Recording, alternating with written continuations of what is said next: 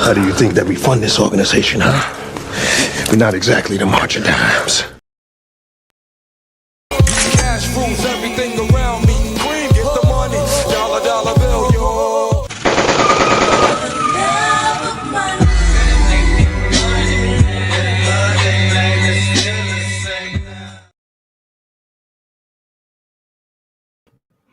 Yo, yo, yo, what up, y'all? It's your boy Rob coming back at you once again with another live stream. So before we get started, you already know what to do. If you're not subscribed to the channel, make sure you hit the bell icon twice. Smash the like button, share this video out to all of your followers, and let's get it cracking. All right, so shout out to everybody who is in the building early. It's good to see each and every one of you. Y'all already know what to do. If you can hear me okay, please give me a thumbs up or a radiation emoji in the chat. If you cannot hear me or things are looking and sounding bad, please give me a thumbs down or an angry face.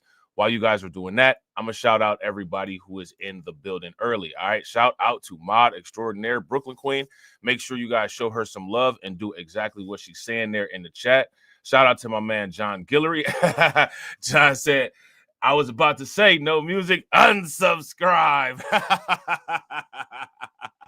That's hilarious. My man dropping bars in the chat. Okay. John said, yo, stacking that Bitcoin, stacking that Bitcoin, stacking that Bitcoin. Can't see you because my vision only sees zeros and ones and I keep stacking. Okay. Shout out to my man, John. Make sure y'all show my man, John, some love. Throw some flames, some radiation emoji, and some ducks in the chat for John for funding the organization and the off-rip ducats. Let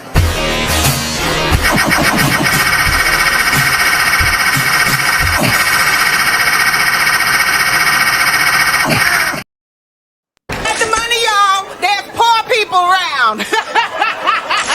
I'm rich, biatch! Shout out to my man Carlton Way. What's good with it, bro? Shout out to my man Fanteezy. What's good with it, bro? We got Caldona in the building. We got Tedra in the house. Shout out to Catsy, my man Win Loser Rug in the building, and my man DC Precise in the house. All right, what is good with y'all, man? Hopefully everything is going well. Hopefully y'all are having a good day. All right, we're going to get into what's going on, man. Your boy Eric Adams is up here lamping like a big willy, man. He lamping like a big willy. He played this situation. I don't know if it was luck, but he just fell into it where all the storm is kind of blowing around him. Do y'all notice that? It's like he walking through the storm and everybody else getting blown away and getting soaked by the rain and everything else. And he just kind of like, yeah, you know, it's kind of nice and sunny over here, over my way. That's hilarious, man. We're going to get into that. You know what I'm saying? We're going to get into some of this other stuff first. All right. We're going to get into some of this other stuff first. And some of this stuff is in Florida, right? DeSantis signed a sweeping immigration bill after a feud with Florida Republicans. So he's fighting with his own party. You know what I'm saying? I don't know what they would be fighting about, but we'll see. All right, let's check it out real quick. Let's see what we got going on over here. Entrepreneurs, you need software that's tailored to your specific business. That's right. We need software that's tailored to our specific business. You know what I'm saying? So, you know, yeah. Fund the organization so your boy can get that. So your boy can get that. Hold on real quick. Let's see what we got. All right. Yeah, there we go. Capitol, Governor Ron DeSantis' immigration overhaul is now law. Today, the Republican-controlled legislature approved several measures aimed at strengthening enforcement of illegal immigration. Part of the plan would create a state board of immigration enforcement made up of the governor, agriculture commissioner, attorney general, and state chief financial officer. The board would coordinate immigration enforcement activities with federal officials and distribute $250 million in grants to local law enforcement agencies to assist federal enforcement efforts. Illegal immigrants who shouldn't have been here in the first place have committed crimes that devastate families and victimize Floridians. It is our job to deal with this issue. They're going to sign this bill and take a victory parade while our immigrant communities are going to continue to be targeted and live in fear. Is that, I mean, it's amazing how you would think that two different situations are being talked about, wouldn't you? The new law also will do away with in-state tuition for undocumented immigrants. Why is there in-state tuition for undocumented immigrants and people that live in the United States can't even get free education? And then, you know, you have people that are not from the United States, like Vivek Ramaswamy and Elon Musk, criticizing the American education system, when people like them can come to the United States and exploit the United States capitalist financial system and the education system that they have here. Why is that? You know what I'm saying? I didn't know that in Florida, you know, they had free, you know, tuition for undocumented people. I wonder, do they undocument the grades too, so you can just pass? The new law also will do away with in-state tuition for undocumented immigrant students. How many people knew that? Shout out to everybody in the chat. If you guys knew that in Florida they had tuition for quote unquote undocumented people, give me a thumbs up. If you didn't know that, then give me a thumbs down. We pay tax. Why are we going into debt? You know what I'm saying? To go to school and to come out to an economy where you can barely get a job, and people that have not contributed to the country on day one are getting, you know, free tuition. Like, that doesn't make sense. Look at this, man. If you go to a job, do you get eligible for insurance on the first day that you have to pay for it? Shout out to Al. What's good with it, bro? No, you got to work a probationary period. You know what I'm saying? Like, this is wild. The new law also will do away with in-state tuition for undocumented immigrant students. It would make it a state crime to be in the country illegally and would impose the death penalty on undocumented immigrants who commit murders or rape. I mean, it's Americans that's getting, you know, the death penalty for particular crimes. Children. What do y'all think about that?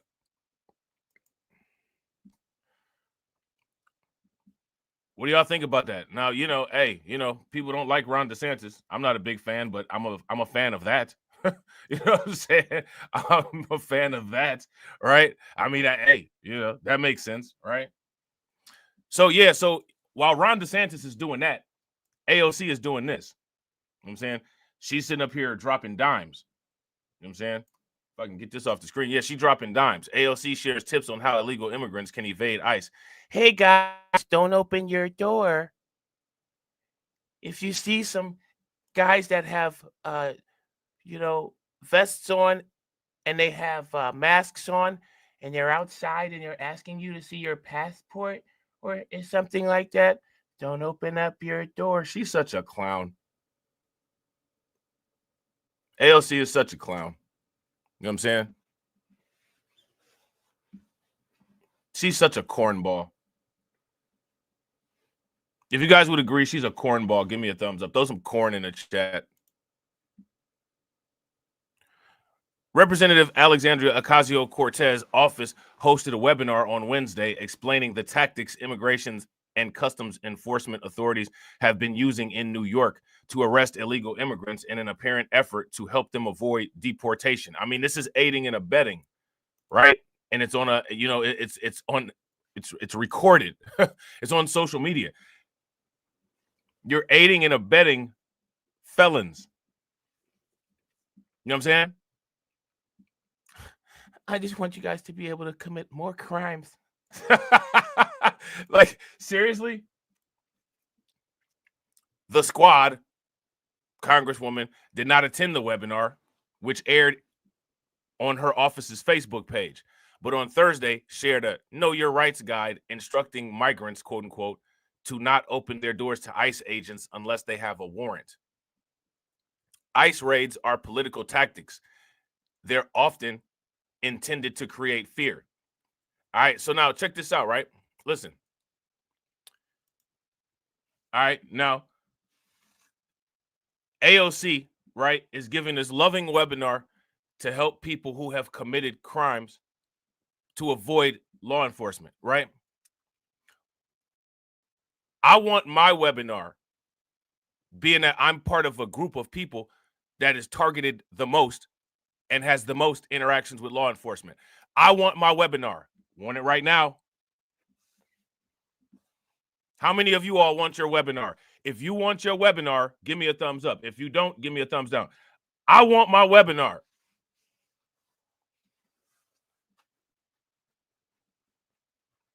Being that I'm not somebody that has voted for the Democrats ever, but since I, you know, unfortunately, right? Since we all, unfortunately, right, share a strong bond with the people who have, right? As a collective, we're responsible, you know what I'm saying, for her being in office. She and her party have a duty to give us our damn webinar. Would you guys agree? If you guys agree, give me a thumbs up. If you guys disagree, give me a thumbs down. And I want the webinar first. I want our webinar first. Whatever day the undocumented webinar is, I want ours the day before. And I want ours to be longer. If theirs is a half hour, ours better be 45 minutes. I don't even care if it's just wait time. Play some music. You know what I'm saying? I'll provide you with a nice little intro while I get stuff together. AOC got way more money than I do. She can get it together, right? If you guys agree, give me a thumbs up. If you disagree, give me a thumbs down. Shout out to DC Precise. DC Precise. DC Precise said, how dare you speak of our African sister that way? I know, right? I know, right? Hey, listen. If she's a sister, then she can definitely, you know, take a little meanness from a brother, right?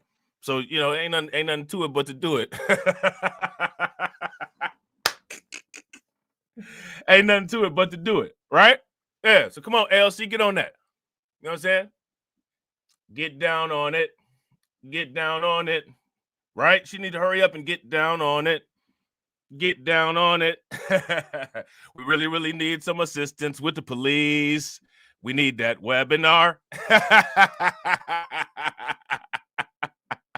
We really, really, really, really need some help with the cops. We need that webinar. Get down on it. Get down on it. Right? She better hurry up and get down on it. You know what I'm saying?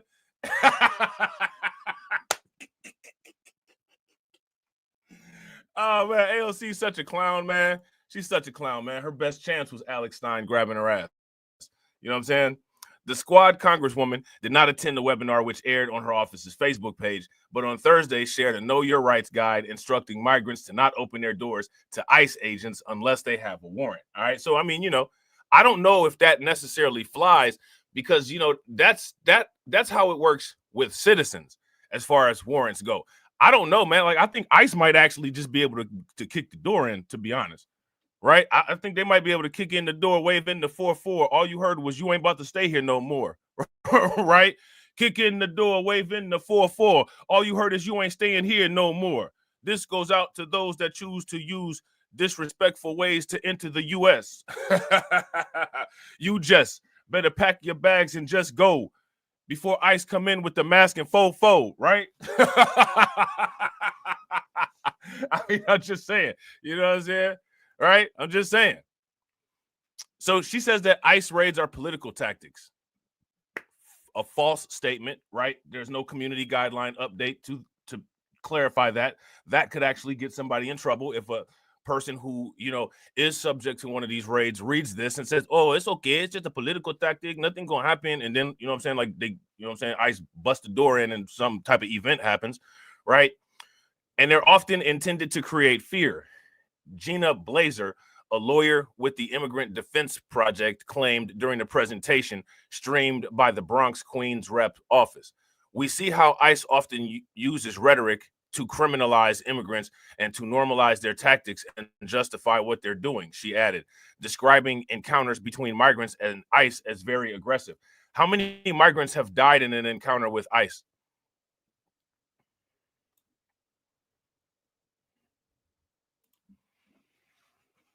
Shout out to Lehman Lucas. What's good with it, bro? Yo, how many migrants have died in an encounter with ICE? Anybody got the numbers? How many unarmed migrants have been deleted by ICE?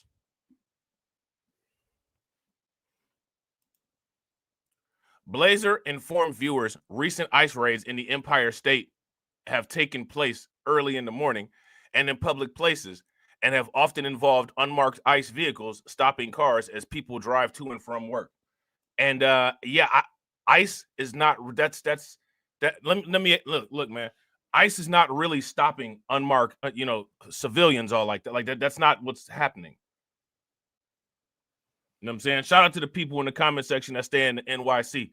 How many of y'all got stopped by an unmarked van? You know what I'm saying?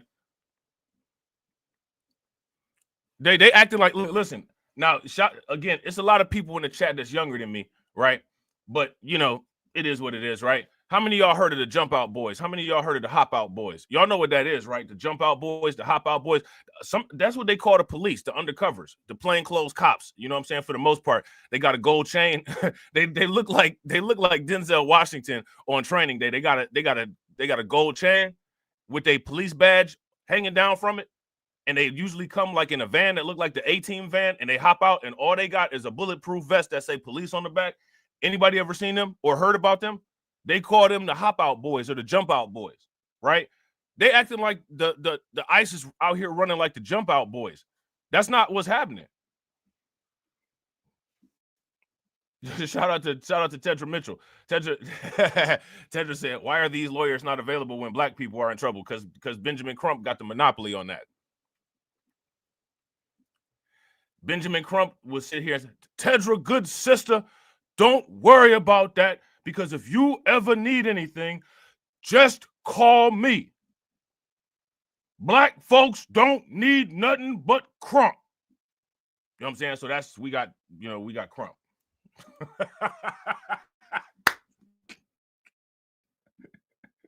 Right? we got Big Ben. You know what I'm saying? So, you know. Yeah, shout out to Carlton. They wear baseball hats and listen, the Hop Out Boys, you can't tell the difference between the police and the drug dealer. You don't know who they are. Like you literally just think it's a fight or a gang war or something going on. You can't tell the difference. You don't know who they are. Like the Hop Out Boys, when the Hop Out Boys is doing a bust, it looks like a dramatic robbery. Like it looked like somebody getting robbed, but it's actually the police robbing someone. You know what I'm saying? So now here it says, she also noted that ICE arrests have taken place during required check-ins with federal immigration authorities and outside of New York City during probation parole appointments when migrants are being transferred from police custody. Now, again, right, as far as this goes, right, how many people have ever heard about people that get arrested when they check in for their probation hearing? That happens all the time, right? That happens all the time. But what people need to pay very close attention to, and this is one of the things that I be telling people, man, look at what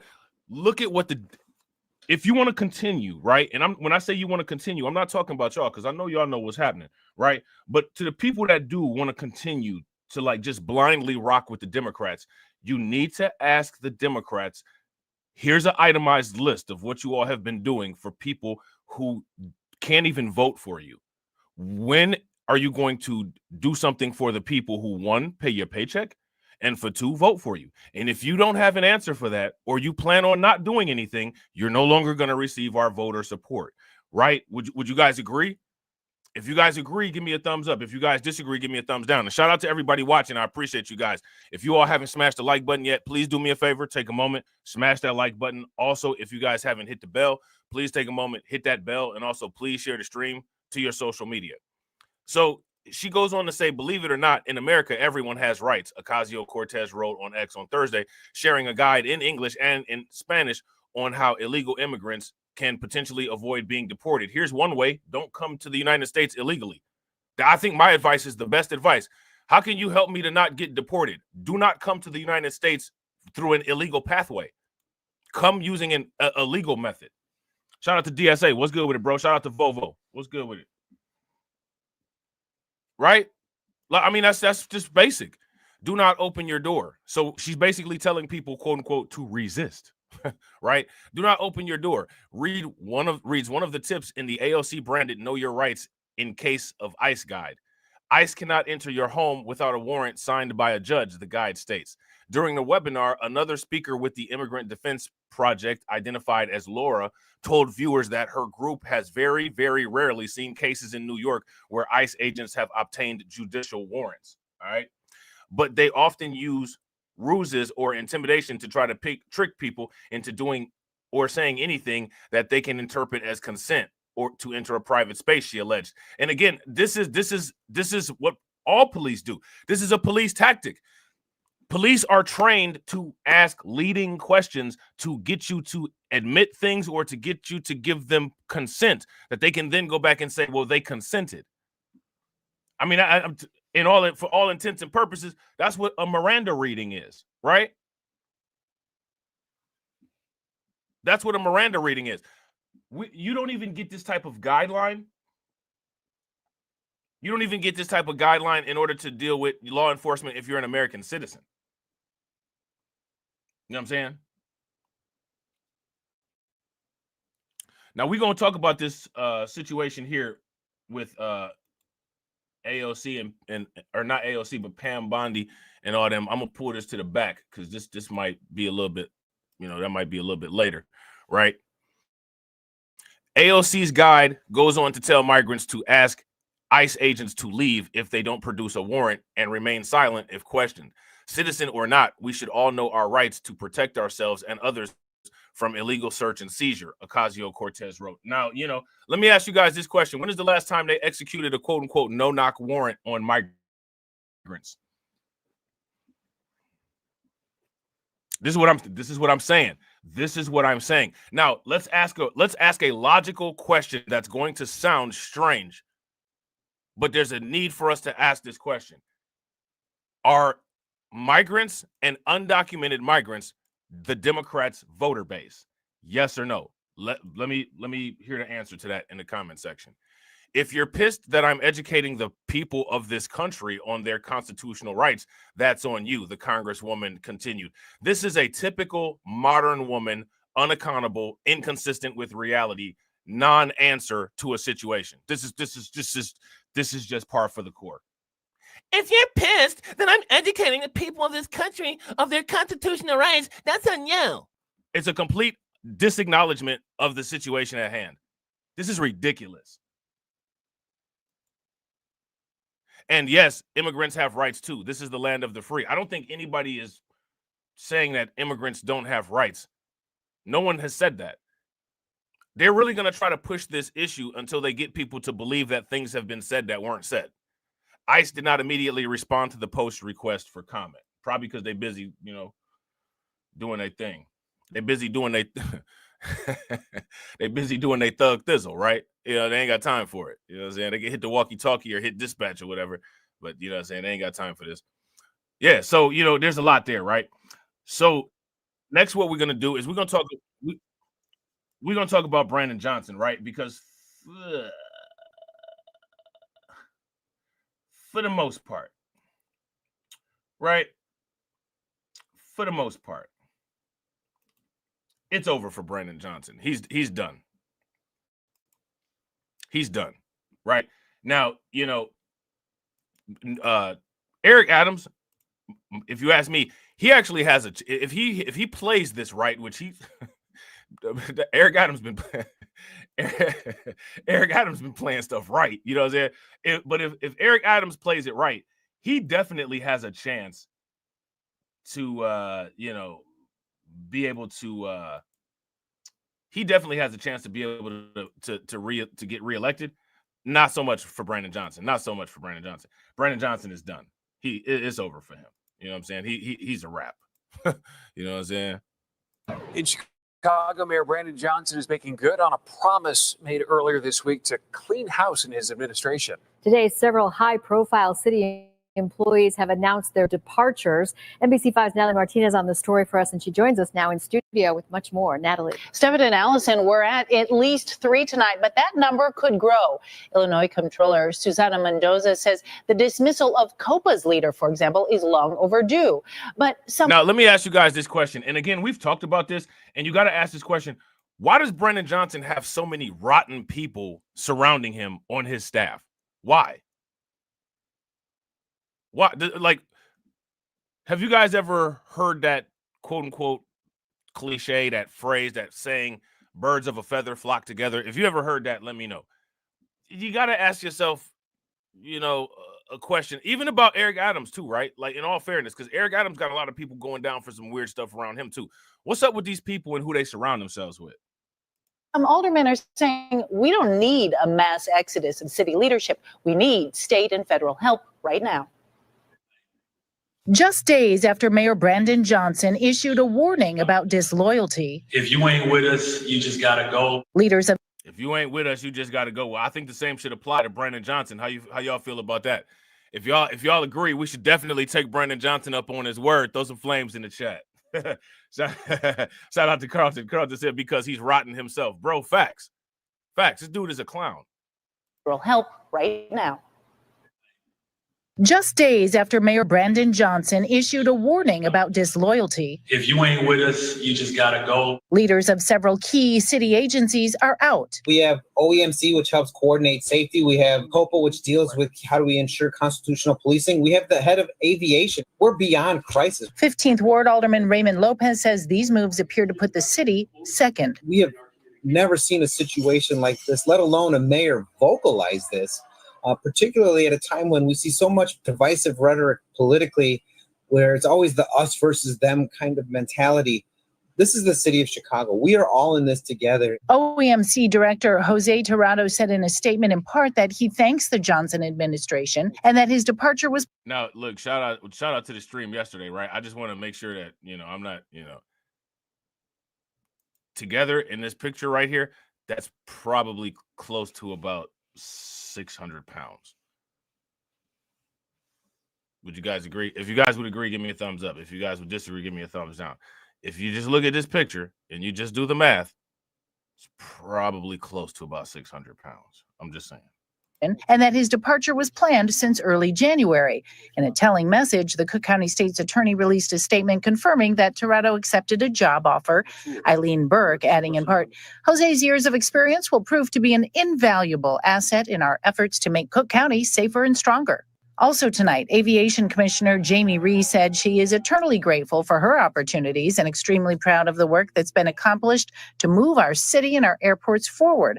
But Secretary of State Alexi Giannoulias posted on X tonight that moving her out creates uncertainty. He writes, pushing out Jamie Rhee is more than unfortunate, it's dangerous. She's a consummate professional. Now, here's the thing, right? I'm telling you guys, this is what's going to happen.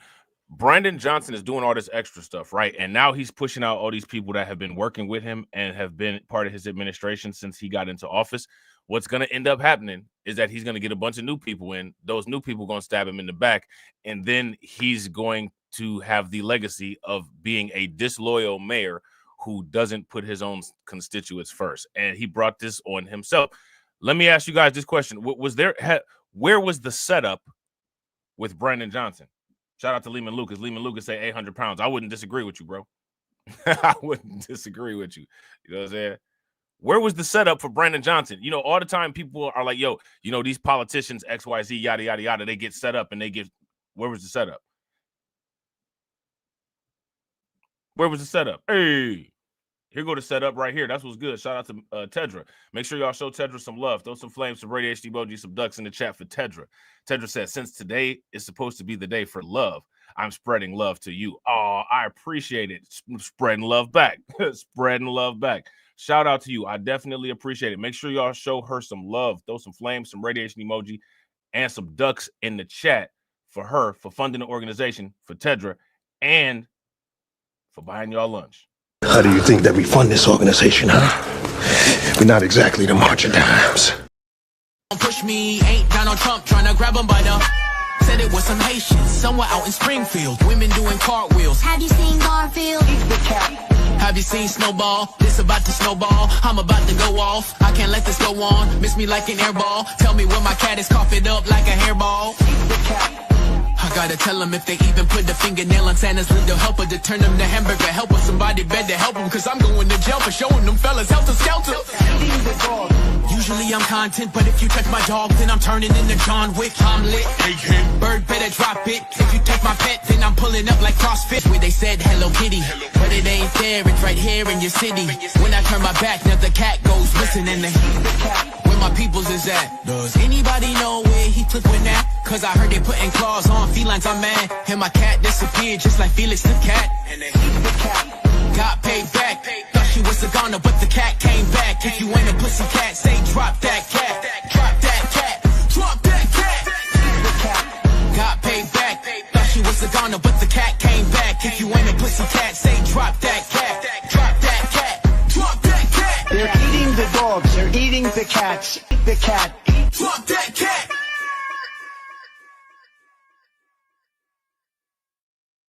Shout out to Tedra. Definitely appreciate it. Shout out to my man AB. Shout out to my man Jada Informant. What's good, fellas? Welcome to the stream. Welcome to the stream. Professional who has served 3 administrations and has decades of institutional knowledge.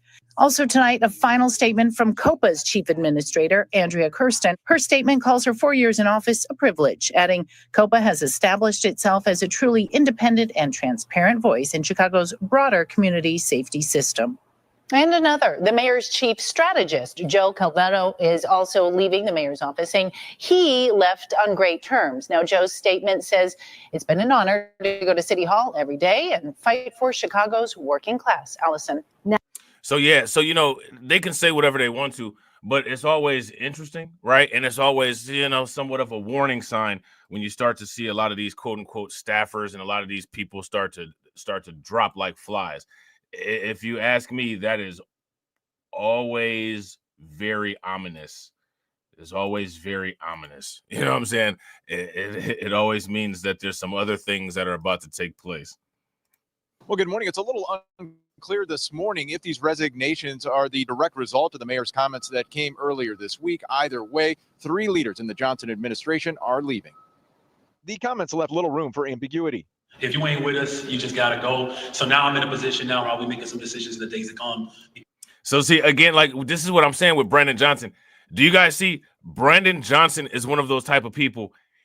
He has no articulation whatsoever. None. He's not able to strategize at all. He thinks that he can say and do anything, and it just doesn't matter. See, and now what's happening is now because he decided to have diarrhea of the mouth, now he's getting held to account for what came out of his big mouth. Well, good morning. It's a little unclear this morning if these resignations are the direct result of the mayor's comments that came earlier this week. Either way, 3 leaders in the Johnson administration are leaving. The comments left little room for ambiguity. If you ain't with us, you just gotta go. So now I'm in a position now where I'll be making some decisions in the days to come because playing nice. So I got a question, right? So people claim that they had an issue with Lori Lightfoot. I disagree with that. I don't believe anyone had an issue with Lori Lightfoot because if people actually had an issue with Lori Lightfoot, a normal, conscious human being would not have voted for her political clone when the option was available. Right? We can all say this with 100% confidence, right? If you guys would agree, give me a thumbs up.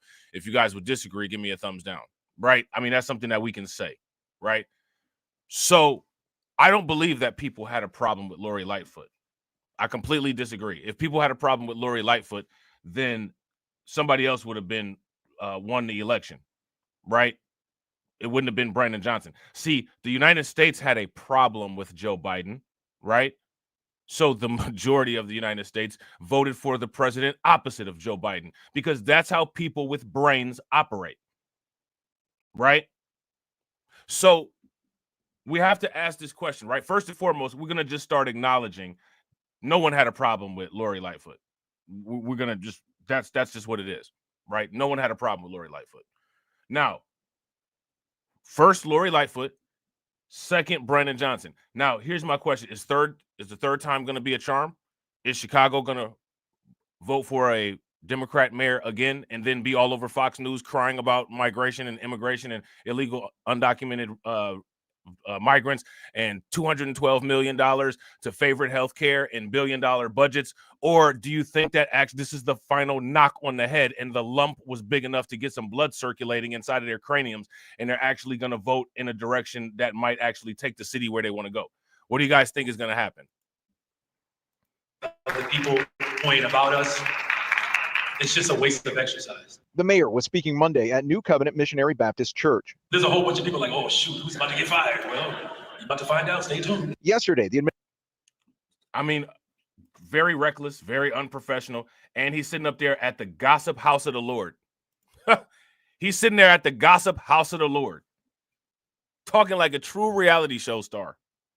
Speaking Monday at New Covenant Missionary Baptist Church. There's a whole bunch of people like, oh, shoot, who's about to get fired? Well, you're about to find out. Stay tuned. Yesterday, the administration announced 3 top city department leaders are leaving.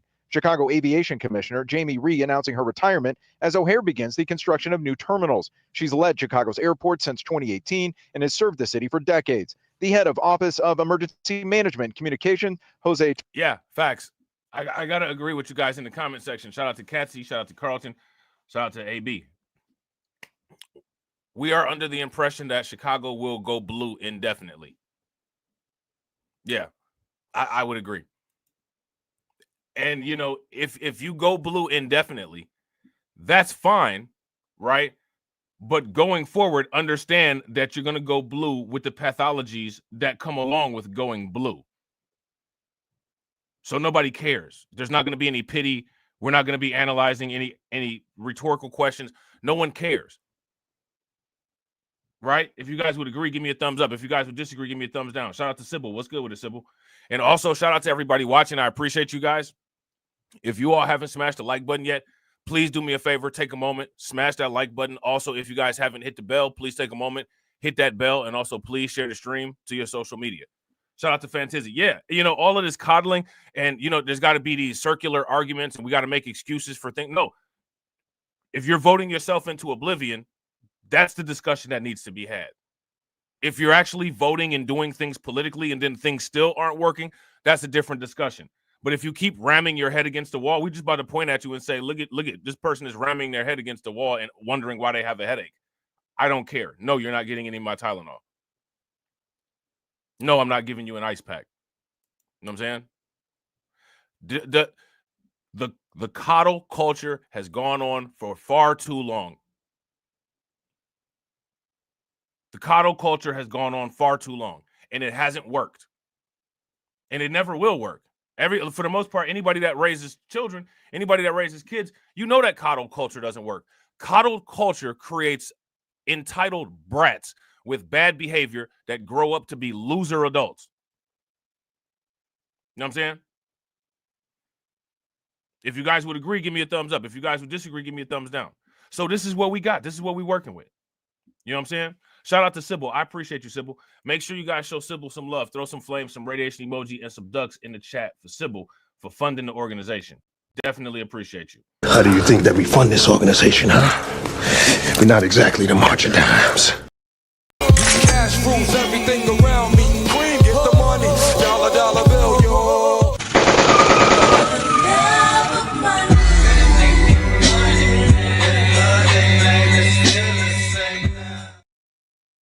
And again, I gotta shout out TD.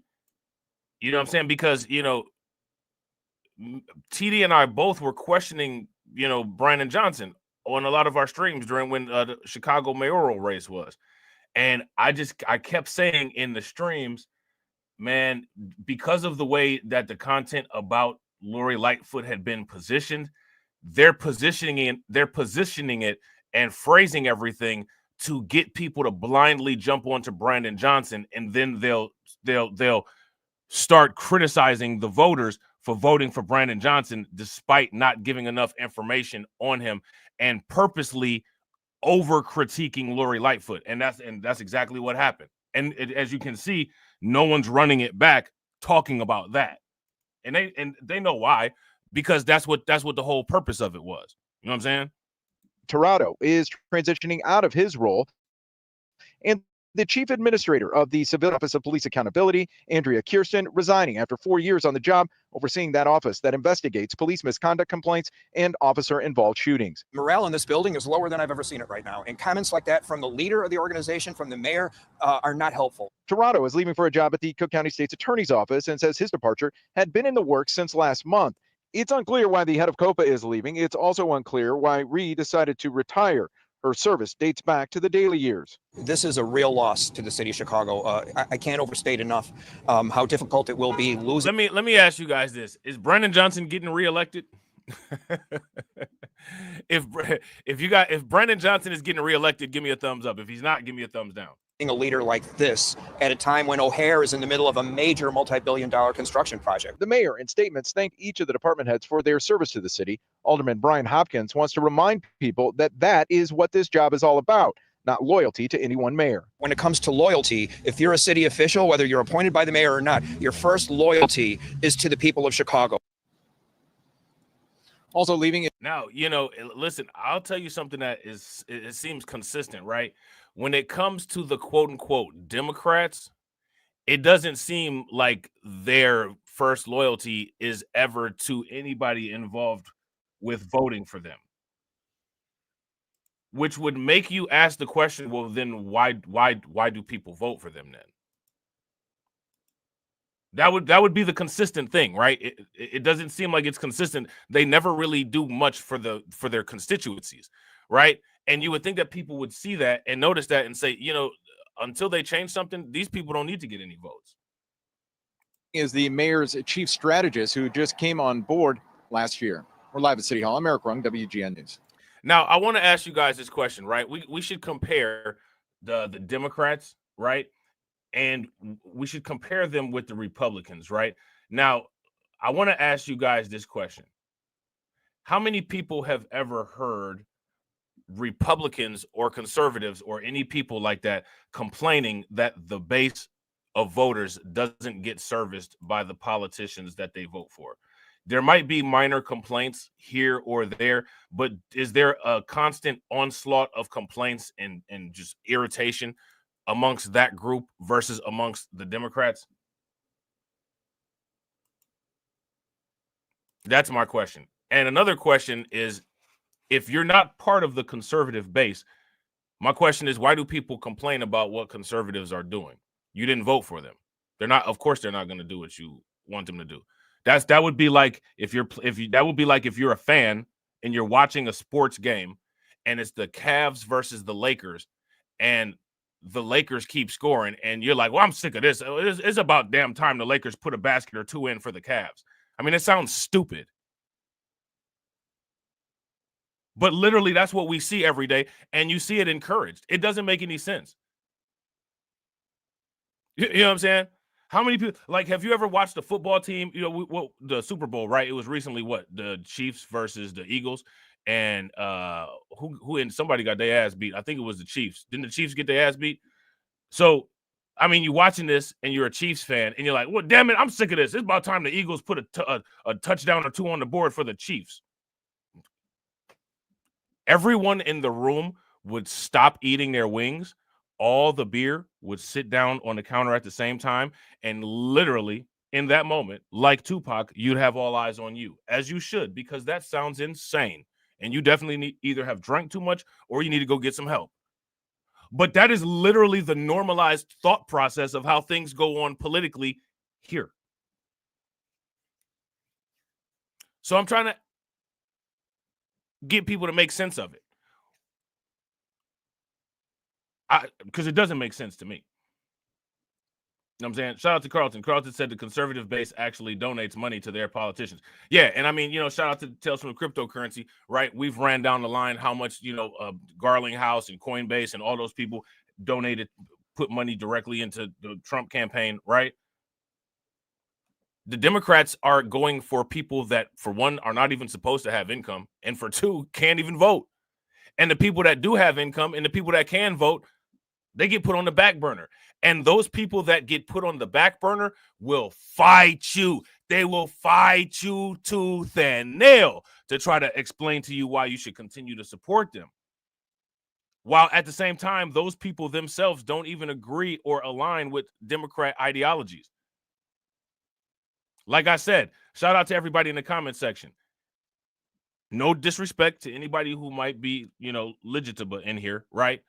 But if you are, a traditional person that's not legitimate, and your family is one of those families that really, they'll disown you if you don't vote a certain way. If you come back home with a same-sex partner, they will disown you, but they'll also disown you for voting for the party that doesn't support that in the way that the Democrats do. I don't understand that. Shout out to Tia. What's good with it, Tia? Somebody make sense of that. Somebody make sense of that. So, again, like I've been saying this for a long time, there has to be a tribunal, right? There has to be a tribunal of what makes sense versus what not, what doesn't make sense. There has to be a judgment on who has been perpetuating nonsense that doesn't make sense, and those people need to be sentenced to a consequence. And then life needs to go on. And shout out to the occult from the ashes of chaos, a new form of thought needs to arise. You know what I'm saying? Will it happen? Who knows? But I tell you what is happening. Kathy Hochul getting sued. Good afternoon. I'm sorry we were a little bit late. I was in the West Wing swearing in Tulsi Gabbard, and so I just came straight back here. So thanks for being patient with us with the delay. We're here today because we have filed charges against the state of New York. We have filed charges against Kathy Hochul. We have filed charges against Letitia James and Mark Schroeder. Bunch of people getting sued. This will expose the simp culture. A lot of dudes will fail. Their bones will turn into jelly. You know what I'm saying? The simp culture, this will expand for a couple months, and the simp culture will thoroughly be exposed here. Right now, here's my question. I want to ask you guys this question: Kathy Hochul, Letitia James, and I don't know about this Schroeder guy. Right? What's going on with this?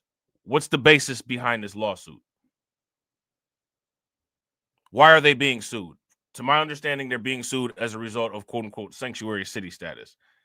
Is that if that's true, give me a thumbs up. If that's not true, give me a thumbs down.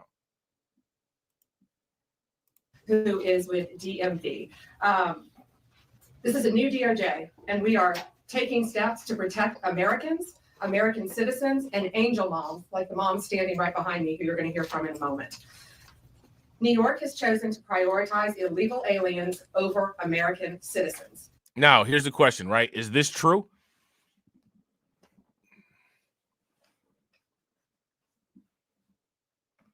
Here's how we can answer this question. Did American citizens get a debit card with grocery money on it? Did Americans get XYZ amount of free rent paid?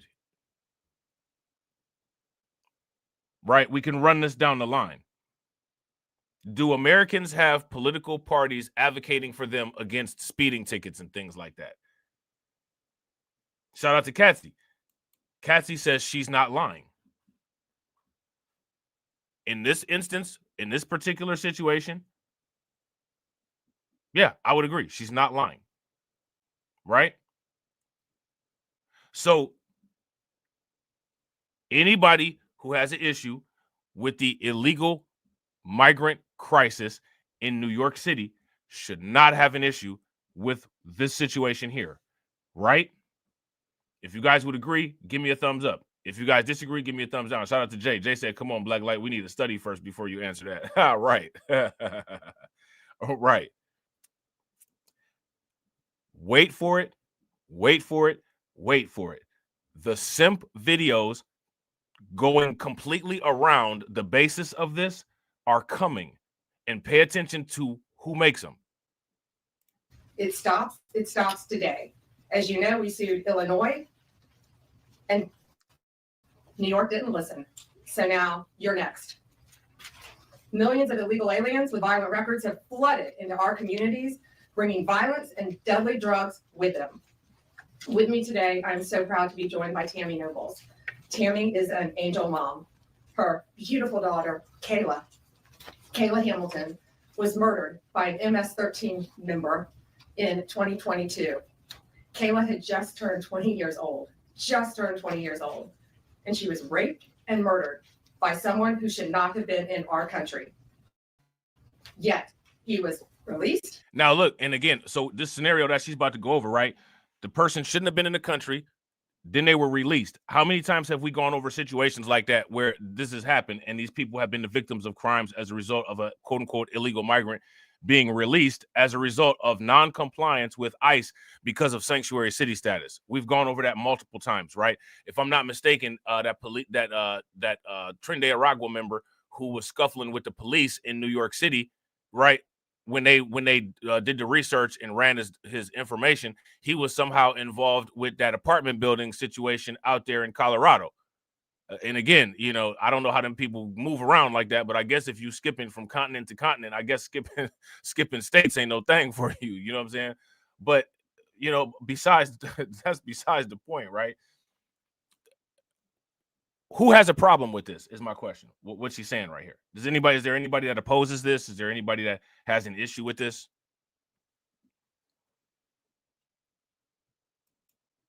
Now,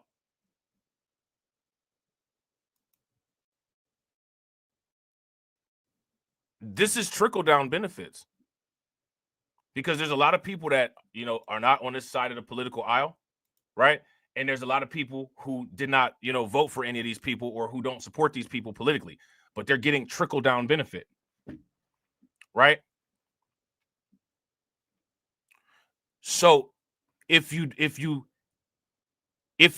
agree with what Pam Bondie is doing here, what is there to say in regards to this? And here's the question: why haven't the political aspirations that have been voted for the last 60 years produced situations where this wouldn't be necessary? That's my question.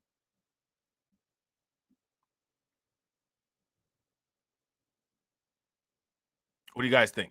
And shout out to everybody watching. I appreciate you guys. If you all haven't smashed the like button yet, please do me a favor. Take a moment, smash that like button.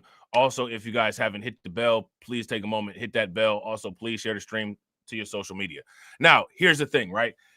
Like I said, there's going to be all these talk arounds, right? And like I said, you know, these talk arounds create information pollution. And they create information pollution because there's a particular pocket of people that need people to be dependent on their nonsense in order for them to be relevant, right? Now, we're going to do a simple thought exercise, right? And you guys are extremely intelligent, which is why there's so few of you here, right? Because there's no such thing as common sense. There's only a such thing as common stupidity. And there's what's called, you know, rare sense, right? And you guys are the representation of rare sense, right? So shout out to y'all, right? How many people eat food on a daily basis? Is there any robots in here that don't eat food? And sometimes, you know, I'm be 100% honest. I do eat, and then other times I don't. You know what I'm saying? Is there anybody that eats food? Everybody eats food, right? Now, let me ask you guys this question. How many people eat food that's 100% nutrient dense? That means that the entire mass of the item of food that you're about to eat is 100% nutritious and beneficial for your metabolism. How many people eat food of that purity? I don't even know if you can get any. You know what I'm saying? Now, for the most part, right, even if you eat something and you might believe that it's of 100% purity, it's not, because your body is going to produce, shout out to the, you know, shout out to the Black Americans, right? Here we go. It's another Black American moment, right? Your body going to make number one and your body going to make number two, right? So that means that it's not 100% pure, even if you think that it's pure, right? You always going to, if you eat anything, it's always going to be some number one, always going to be some number two, right? That doesn't make you stop eating. What that means is that you separate the parts that's not necessary or the parts that's harmful, and you ingest the parts that are vital and good for your metabolism, right?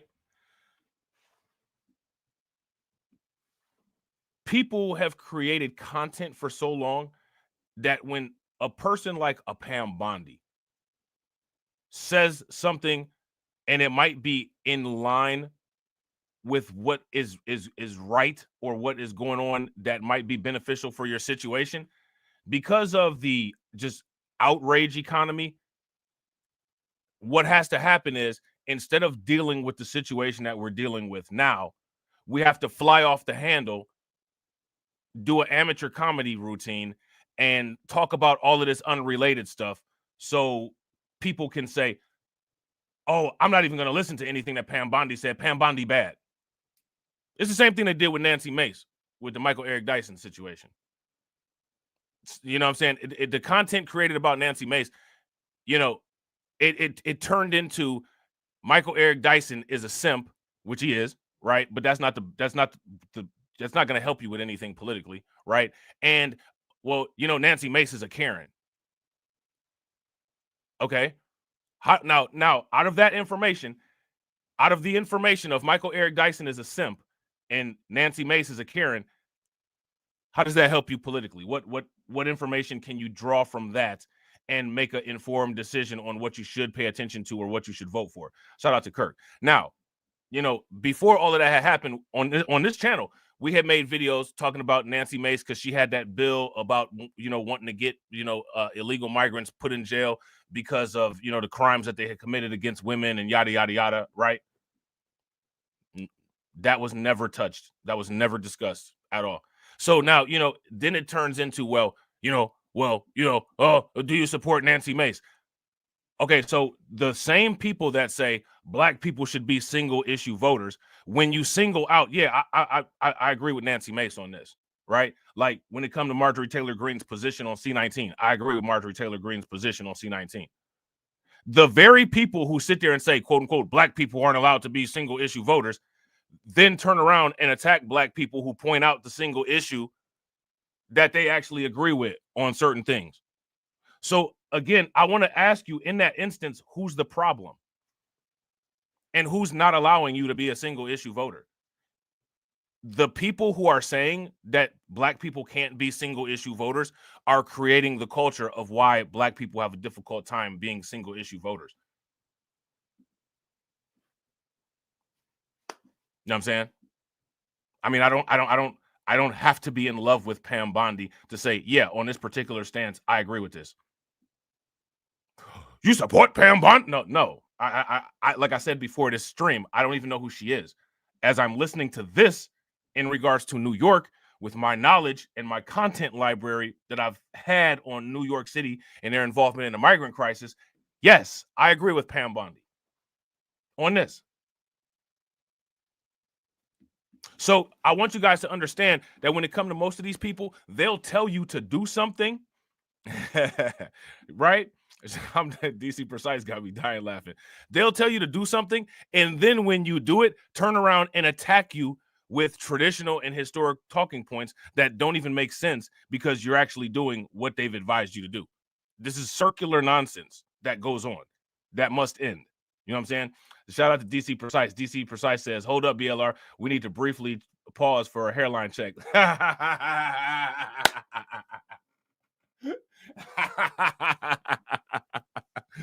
Oh, man. Shout out to DC, man. That's hilarious. Yo, listen, like I said, man, if you've seen Bone Thugs and Harmony, man, you've seen me. And for the most part, like I said, shout out to the Midwest, shout out to the South. When it comes to talking about hip hop and all this hip hop controversy, do you notice how when it comes to the South and when it comes there's no argument. Is Nelly Black American? Is Chingy Black American? You know what I'm saying? Is Bone Thugs and Harmony Black American? Do you notice how? Shout out to the Midwest. Do you notice how when it comes to those of us in the Midwest or in the South, Scarface Black American? Is Twister Black American? Is the Speed Knob Mobsters Black American? Is Crucial Conflict Black American? Is the Brat Black American? This is what I'm saying. The non-hip hop heads, you know what I'm saying? The non-hip hop heads who have turned hip hop historians. You know what I'm saying? Anybody asking about Criss Cross or Bow Wow or you know what I'm saying? You know what I'm saying? I'm just saying. You know what I'm saying? I'm just saying.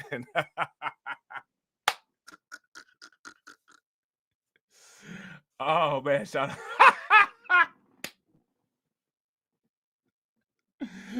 out to AB.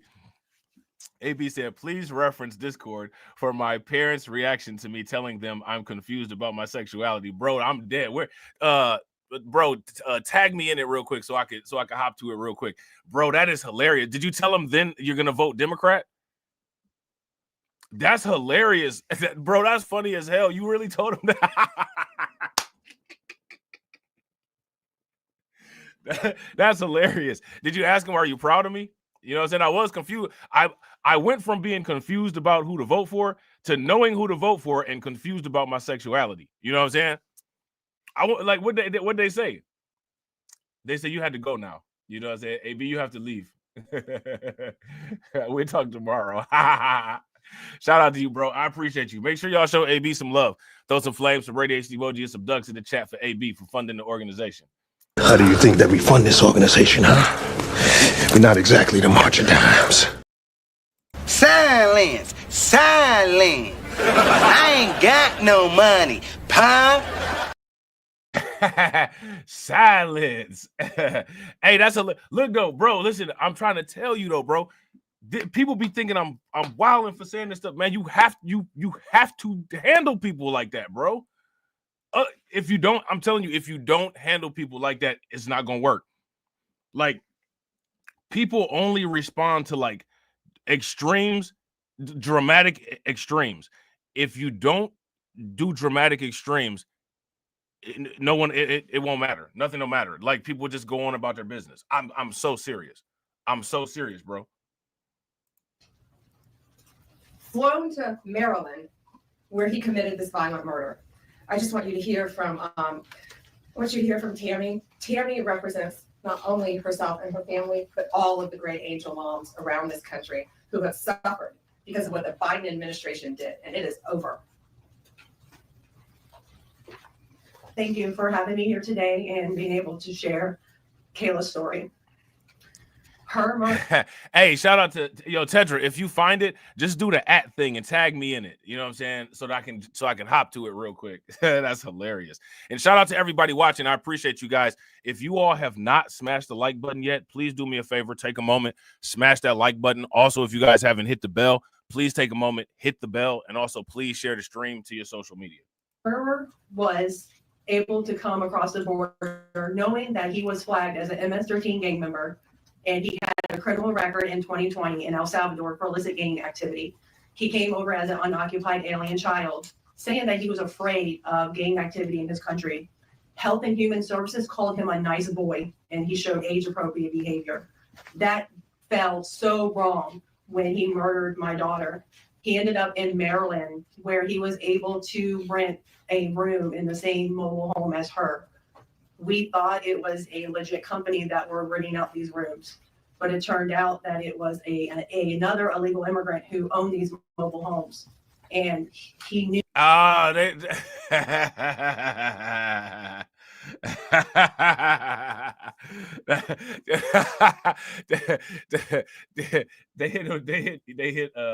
hit AB with the Ugandan goat.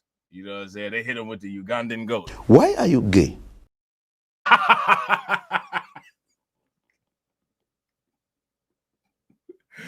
Oh man, they hit him with the Ugandan goat. Wait a minute. What did you say?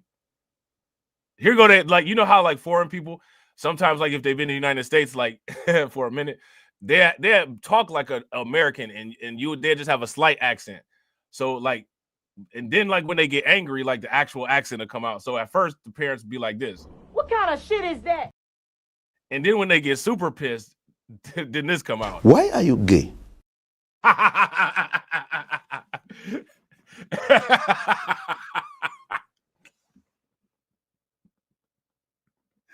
That's hilarious, man. That's wild. Then you gotta tell them, but I know how I'm gonna vote now because of my sexual confusion. I am now not confused about how I'm gonna vote. How do you guys feel about that? You want to go to the dinner parties and brag to everybody about your son? You know what I'm saying? And I'll show up, you know, with my significant other. You know what I'm saying? Do them like that. See what they say. You know what I'm saying? They'll just start ignoring you. Like, you know, we're going to church next Sunday. You want to come with us? They'll do something like that. You know what I'm saying? Shout out to Tedra. I appreciate it, Tedra. That's hilarious, man. Knew Walter from El Salvador. He knew him and allowed him to rent a room with my child. Shout out to Kiko. Kayla What's good with it, bro? 20 years old, 3 days before she was murdered. Her murderer was only living there for 5 days before he viciously strangled her. So I want to ask y'all this question. Do you guys see how the laxed, like the laxed requirements and the laxed analysis, like they just put this dude through and it was just okay. They just put this dude through and it was just okay. This is what they were talking about people not being vetted.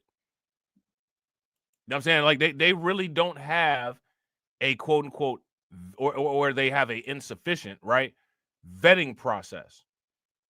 They just let anybody come through. They just let anybody come through and it's just okay.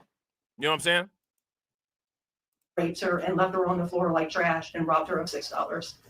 I have been sharing her story for over 2.5 years to bring change, because this should have not have ever happened to Kayla, and it shouldn't be happening to other families being hurt by the border. Homeland Security did not do their jobs. They did not check his background. You know, they did say that he was processed. So it's funny that she's mentioning the vetting part, right? Because this is what I was just mentioning, right?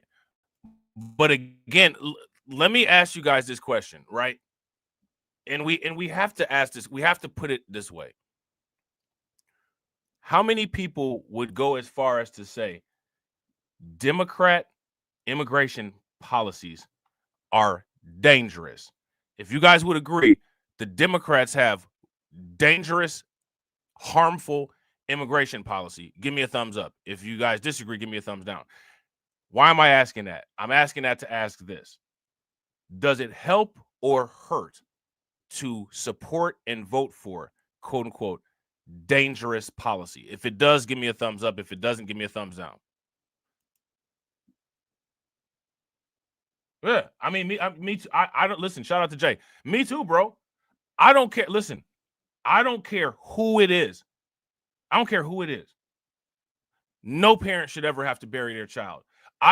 There's not a lot that really kind of, you know, gets me kind of emotionally weird, right? That does. And the reason why that does is because I can't say how I would react if I ever had to deal with that situation. And that's probably one of the few things that I'm actually scared of. You know what I'm saying? I'm actually scared of that. You know what I'm saying? I don't know how I would react to that. I can't give no guarantees. You know what I'm saying? And anybody that's a parent, that's a decent parent that actually loves their children, you know what I'm saying? As a parent, knowing what that would do to me, I wouldn't want anybody else to have to go through that. That would be absurd to go through mentally. I don't know how I give anybody who has lost a child, you know, and I'm not talking about them people that live super long. Like if you've lived to 100 years old, or if you live to 93 years old and your child passed away at 70. And now, mind you, right, I'm not saying I don't feel sorry for you, but that's a different scenario. I'm talking about, you know, like younger people who lose younger children who haven't had a full adult life. That irks me really bad. You know what I'm saying? And I don't like even going and talking about these type of situations. That's why I try to avoid on the Crimecast channel. I avoid those stories where, you know, the parents have done something to like an infant or something, because that puts me in a really dark place. And the fact that if it's a parent and a parent actually has the nerve to do that to their own child, that I can't do that. I'll wind up in jail the next day. Like I can't take a lot of those type of stories. You know what I'm saying? I feel bad for this lady. I feel bad for any parent that loses their child. You know what I'm saying? That's just so unfair. You know what I'm saying? It's just so unfair. You know what I'm saying? if they processed him, they knew that he was a gang member and still allowed him here. Health and Human Services did not verify the sponsor and allowed him to go with the sponsor that they don't even know if it was his cousin or his aunt. And he was able to leave the sponsor's house to go live wherever he wanted. And I am going to continue sharing Kayla's story to help save others and to bring awareness of what was happening under the Biden-Harris administration. And I'm so thankful for Pam having me here today. And I'm so thankful for the opportunities I got from Trump and any other platform, people who allowed me to share her story, because this is going to end. No other parent should suffer by having their child murdered by somebody that shouldn't be here. And I'm gonna continue, sharing it, and for Kayla, and also for others. Thank you. And it's my understanding that he also admitted to other murders, correct? Multiple murders. He wrote a letter and was intercepted in jail that he committed 4 murders and 2 rapes. And that's who we were letting walk into our country. And that's why President Trump has directed this to stop. And if you don't comply with federal law, we will hold you accountable. We did it to Illinois. Strike one. Strike two is New York. And if you are a state not complying with federal law, you're next. Get ready. And the great men and women of law enforcement are standing behind me today. We have FBI, DEA, ATF agents. They put their lives on the line every single day to protect us. And what New York has, they have green light laws, meaning they're giving a green light to any illegal alien in New York where law enforcement officers cannot check their identity if they pull them over. Now, again, here's my question, right? I gotta ask this question, right? And I want you guys to analyze this and make sense of it. Why would people advocate for people in the United States who are unvetted and not American citizens to have more civil rights than they themselves have? It doesn't make any sense. Like all of these things that they're saying that, you know, the migrants don't have to do, these are all things that we all have to do, right? If you guys would agree, give me a thumbs up. If you guys would disagree, give me a thumbs down. We have to do all of this stuff. But you actually have people who are voting for and support this nonsense. You know what I'm saying? Like it doesn't make any sense. The law enforcement officers do not have access to their background. And if these great men and women pull over someone and don't have access to their background, they have no idea who they're dealing with. And it puts their lives on the line every single day. Violent criminals, gang members, drug traffickers, human smugglers will no longer terrorize the American people. And that is why we are here today. You will be held accountable if you do not follow federal law. It's over, it ends, and we're coming after you.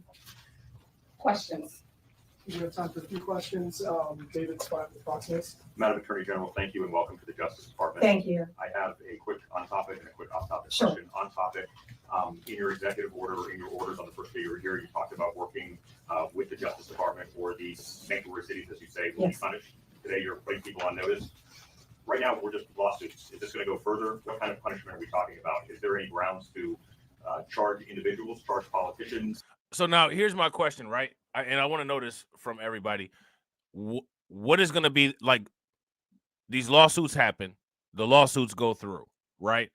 What are the potential results of these lawsuits? What is going to happen as a result of these lawsuits? Shout out to Kirk. Kirk says they be double ghosts. Home country hides info, then sanctuary cities do the same thing. Crazy, right? And if we simply want to know who we're around, we're the bad guys somehow. You know what I'm saying? Like, but again, this is what I'm saying. Now, shout out to Carlton, right? Shout out to DC Precise. Hit the button, right? Does it now make sense about what I'm talking about the parallelism of pro-crime culture with Democrat alignment? Pro-crime culture. On every level of any type of Democrat anything, it's getting people to side with things that are currently illegal and harmful that encourage violence against people or putting people at possible corporal harm. You know what I'm saying? If you guys would agree, give me a thumbs up. If you guys would disagree, give me a thumbs down. The no snitch culture, right? This is politicized international no snitch culture. Tell me I'm lying. We should start calling sanctuary cities no snitch cities. Oh, we can't tell. Now, you know, that's Miss Johnson's son over there. And, you know, I know he went up there in the corner store and caused a ruckus, but he a good boy. We not going to tell on him. We're not going to say anything. We know Emilio came into the country illegally and, you know, he just want to come here. He messing around with Trende Aragua, but, you know, he don't mean no harm. He going to get a job eventually. Pro snitch culture. It's pro snitch culture. Except for the fact that when it comes to the pro snitch culture, as we deal with it, we don't have no sanctuary protection. Somebody going to jail or somebody going to end up dead. You know what I'm saying? We don't have no protection for our quote unquote pro snitch culture. The pro-snitch culture is the only protection when it comes to us. They got a whole government infrastructure that supports their pro-snitch culture. Or anti-snitch culture, I should say. Or pro-snitch culture. Anti-snitch culture. Right? Tell me, prove me wrong. Don't tell. Don't tell. See, AOC, don't tell guys. You know what I'm saying? Yeah. Facts. Shout out to Brooklyn Queen. Make sure y'all show Brooklyn Queen some love. Throw some flames, some radiation emoji, and some ducks in the chat for Brooklyn Queen for funding the organization. Brooklyn Queen says, while they give and get political pardons, and what have they done to earn them? What have they done to earn those political pardons? Listen, let me ask you guys this question. If 60 years of loyalty at an 80% ratio is not enough to get you first priority and on demand what you want politically, what else? There's nothing you can do to exceed that. There's no group of people that will ever exceed black people's political loyalty to the Democrats. And what they've shown is that at a maximum political loyalty, you will get nothing. Why keep doing the most for the lowest pay? Why?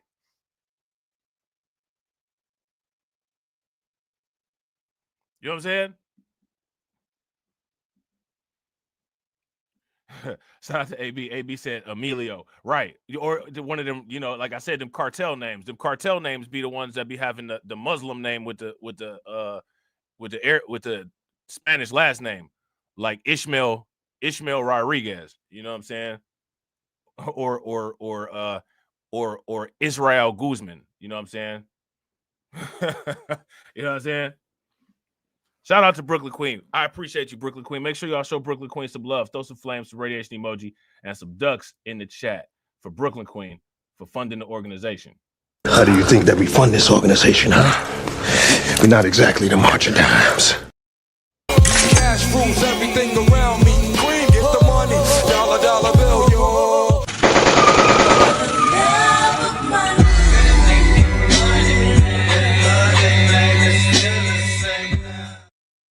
Definitely appreciate it. We getting close to that goal, man. Shout out to y'all, man. Yeah, Ahmed Gonzalez. And y'all be thinking that I'll be joking about this stuff. Shout out to anybody that is like from California or any area where there's actually a lot of Latino people. Those type of names do exist. Like that. This is for real. Like I'm dead serious. Like I'm not joking or making that up. You know what I'm saying? Shout out to Ryan. Ryan says exactly, and the excuse is always we didn't vote enough or they faced opposition, even when they hold majorities. Right? Who is the opposition that they face? Joe Manchin? The opposition that they face is Eric Adams, some moderate Democrat. Like, come on, man. Ain't nobody trying to hear that. I'm not trying to hear a Joe Manchin or Eric Adams excuse. I'm not trying to hear no moderate Democrat excuse. You know what I'm saying? There's liberal Republicans too. You know what I'm saying? I'm not I'm not trying to be funny. But for all intents and purposes, Trump is a liberal Republican. Like, I ain't trying to hear that. You know what I'm saying? Like, I'm not trying to hear that. you know what I mean? So, you know, like these are the questions that people should be asking. They got to put these people to the test. Now, the thing is that you're going to see the same reaction. When you put them to the test, they all going to buck up like Brandon Johnson. They're not going to be able to answer the question. And, you know, as far as I'm concerned, if people don't want to answer the questions, then the answer they give should be the answer, right? Like that should be the answer. So basically your answer is no. Basically your answer is you just want us to do something for free. Got it. Right? If you guys would agree, give me a thumbs up. If you guys would disagree, give me a thumbs down. And that's how people got to move forward. See, like if you ask me, like it's too much debate, you know what I'm saying? It's too much, you know, wheeling and dealing. I'm not going to wheel and deal, you know, and waste my time wheeling and dealing for nothing. Like, nah, we ain't about to do that. You know what I'm saying? How far is this going to go? Well, we're going to see what they do next, David. We have sued them all. We personally sued the governor, the attorney general, Letitia James, and Mark Schroeder with DMV because he has the green light laws. Now, do you notice they talk about New York, right? Did anybody happen to notice who didn't get sued?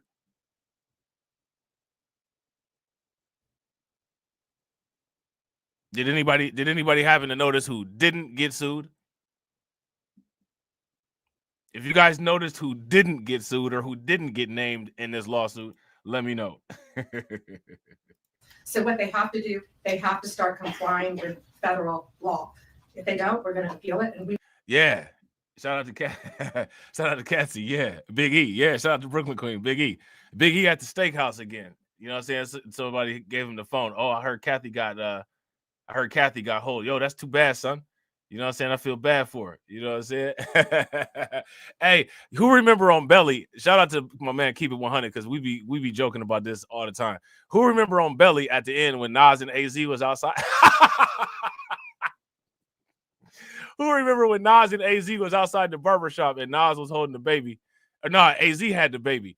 And he seen the dudes pulling up on Nas and he was like, "I ain't about to blow, done." Who remember that? You know what I'm saying?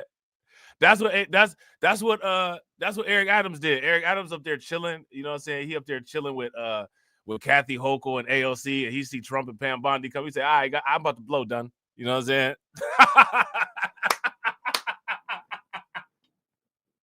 Yeah, shout out to DC. Yo, done. I got to blow. Yeah, I'm about to blow, done.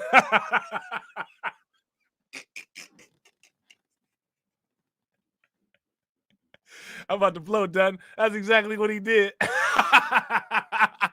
When Trump got elected, Eric Adams told the Democrats, I'm about to blow, done.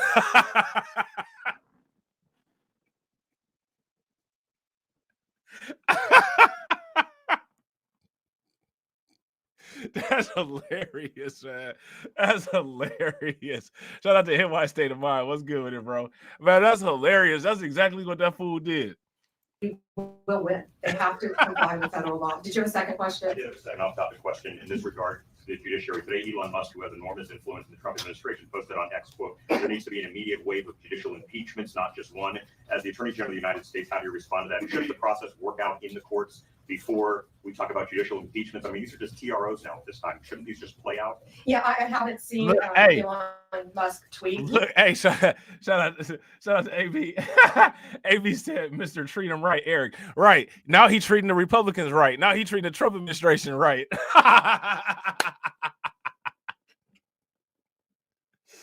Oh, man.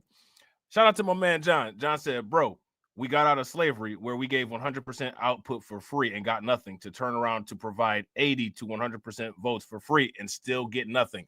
Facts.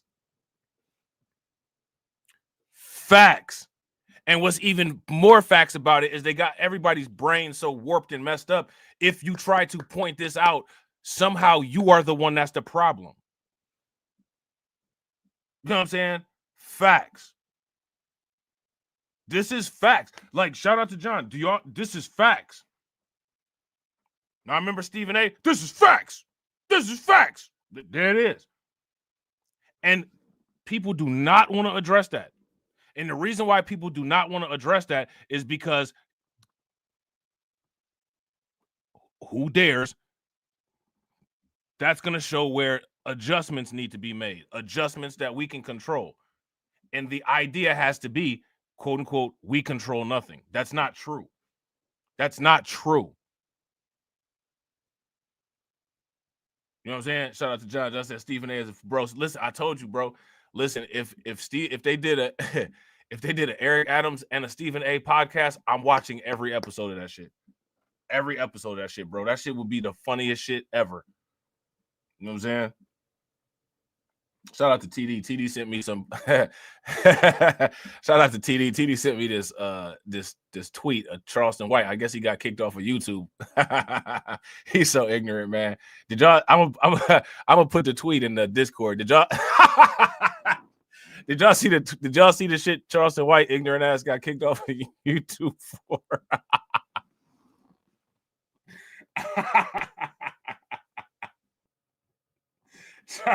Charleston White crazy, man. Shout out to AB. You know that's AB man right there. That's AB homie. You know what I'm saying? But God, man, like Charleston White, man. Like, God, good Lord, man.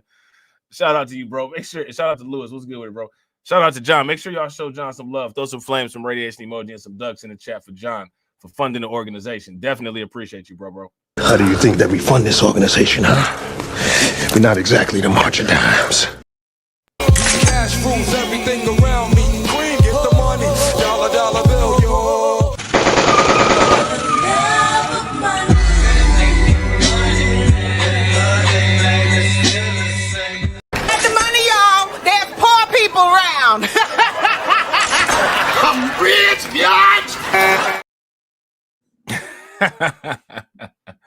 Man, that's hilarious, man.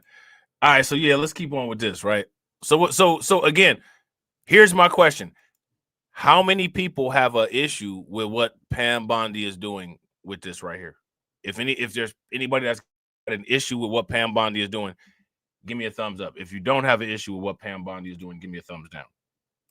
He is a friend of mine. He is a great man. I think he's very frustrated with what's happening in our federal government. You know, at USAID alone, they're giving out billions of dollars that should not be distributed. We're going to back him up.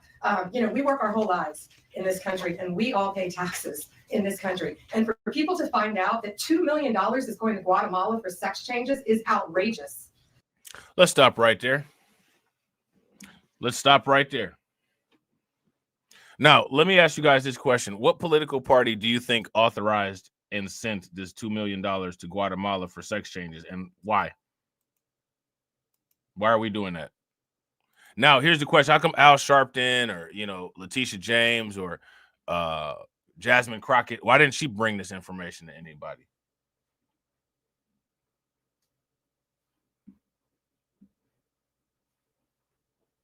Let me ask you guys that question. Let me ask you guys this question. How many people was that $2 million that the United States government provided to Guatemala for sex changes? Do you guys think it was quote unquote undocumented? Musk, who has enormous influence in the Trump administration, posted on X, quote, there needs to be an immediate wave of judicial impeachments, not just one. As the Attorney General of the United States, how do you respond to that? Should the process work out in the courts before we talk about judicial impeachments? I mean, these are just TROs now at this time. Shouldn't these just play out? Yeah, I haven't seen Elon Musk tweet. He is a friend of mine. He is a great man. I think he's very frustrated with what's happening. Yeah, shout out to DSA, right? Shout out to DSA. DSA said Democrats, because they are pushing a fruity agenda. Yeah, I would agree. Now, this is what I find fascinating, right? Amongst the quote unquote alleged independents, there's very few times when they will defend anybody. But when they do defend anybody, don't you guys find it interesting that it's always Democrats that they defend? They never really defend any, you know, conservatives at all, despite the fact that the conservatives' politics on paper line up more with what these alleged independents are on.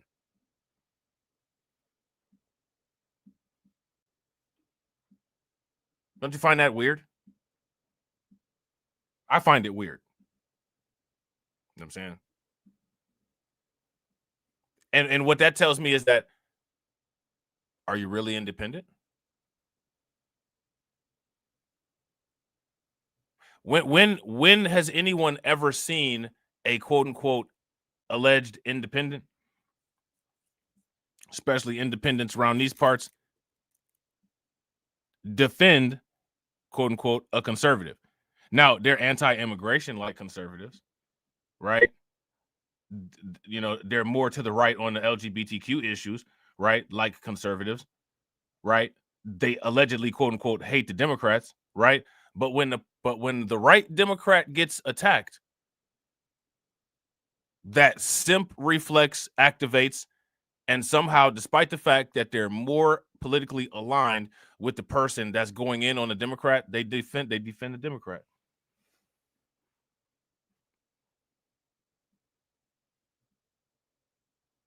Why do you guys think that happens?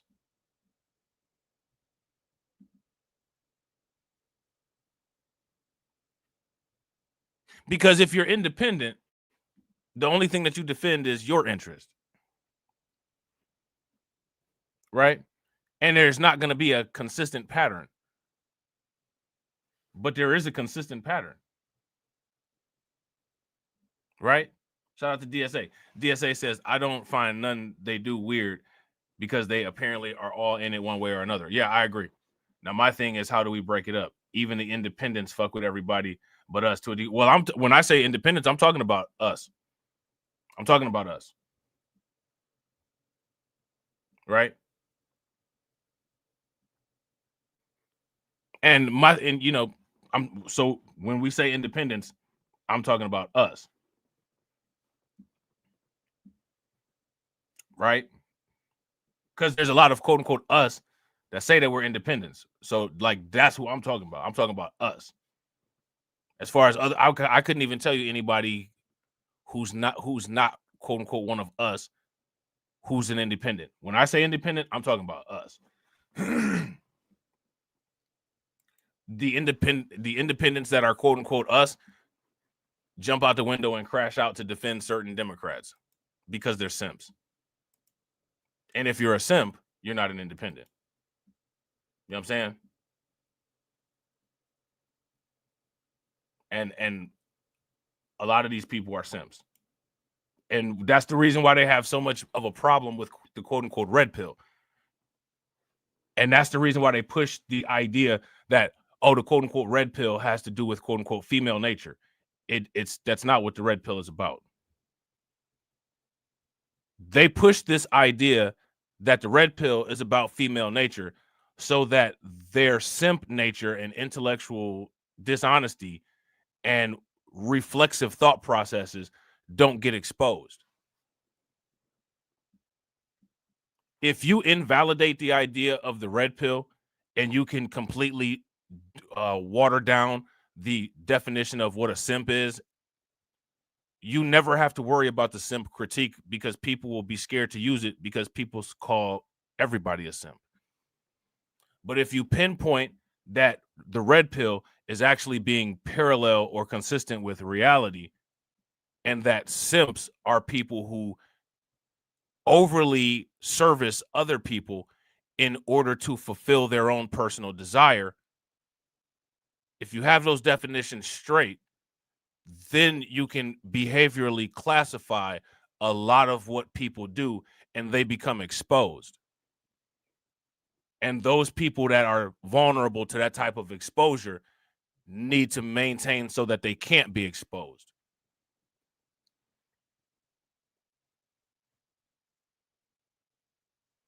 Okay? If you guys would agree, give me a thumbs up. If you guys would disagree, give me a thumbs down. Now, let's test this theory, right? Look up the definition of quote unquote red pill. Now, on the official definition of quote unquote red pill, wherever you get it from, where does it say anything about female nature?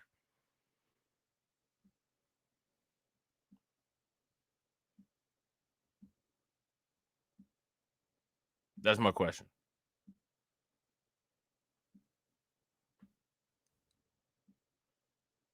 As the primary definition, you won't find it.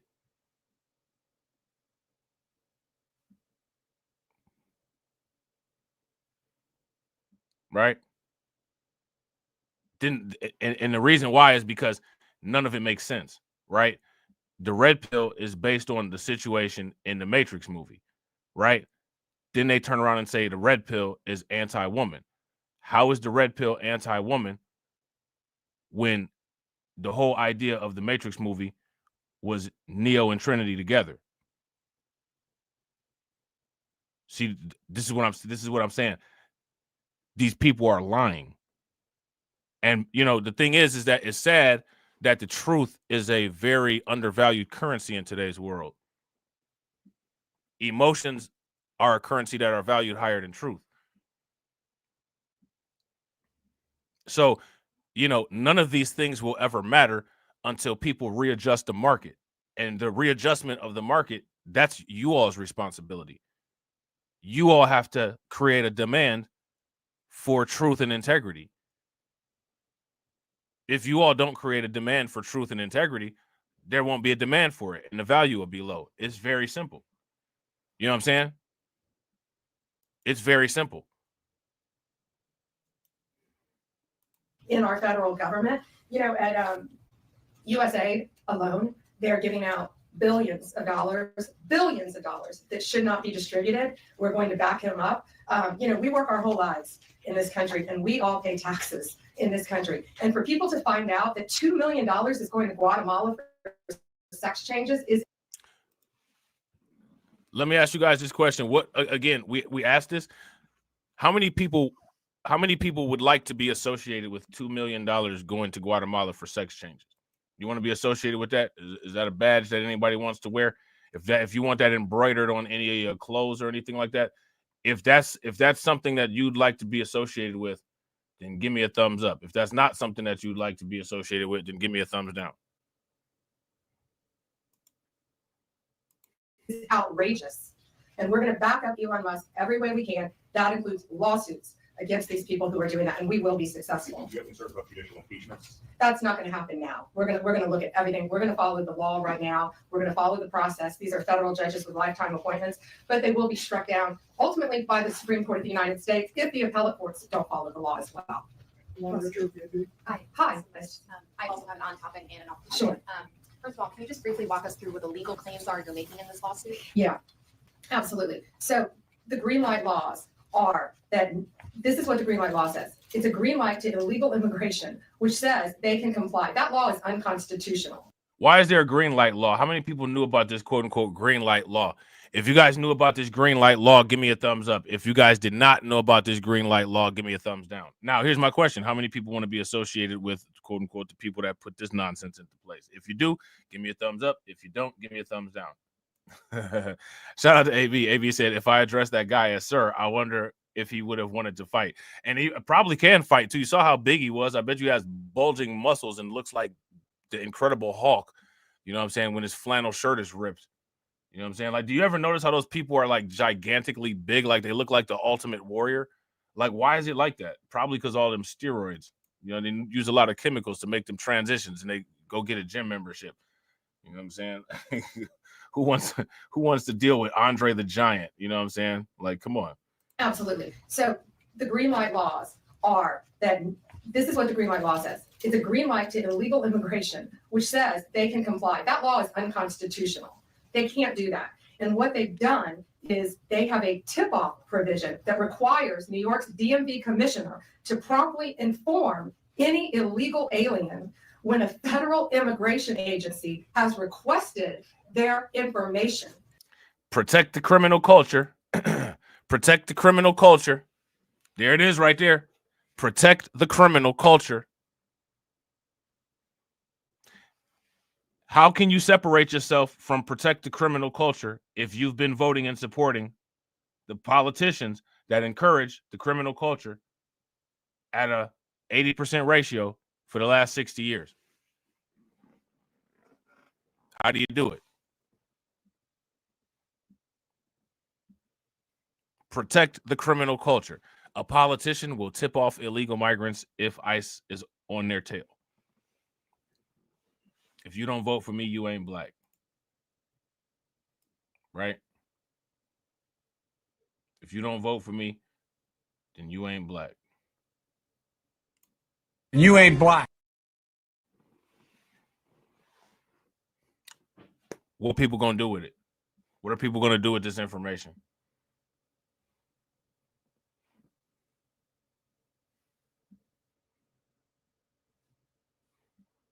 People wonder why they get looked at like they're crazy. I'm looking at people crazy that vote for this type of nonsense.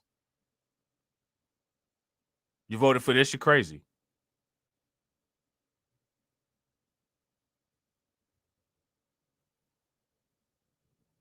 You know what I'm saying? Some crazy looks are warranted.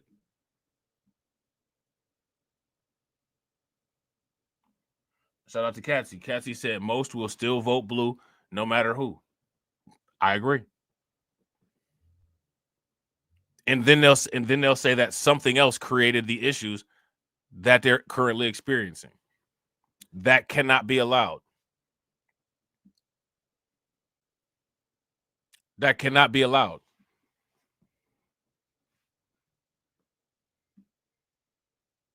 If you guys agree that cannot be allowed, give me a thumbs up. If you disagree and you think that it should be allowed, then give me a thumbs down. Why would anybody vote for politicians that support something this stupid? This is pro-crime culture. Again, how is it not?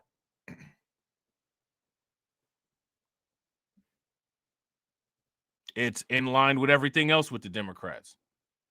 Pro-crime culture. Protect these criminals. Because we value, who else values criminals?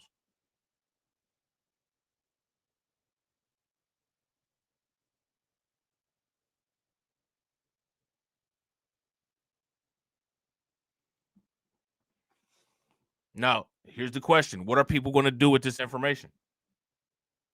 Probably nothing. But people can't say that it's not out there and they weren't told about it. Yeah, I agree. Shout out to Lewis. I agree. This is refusal of reality.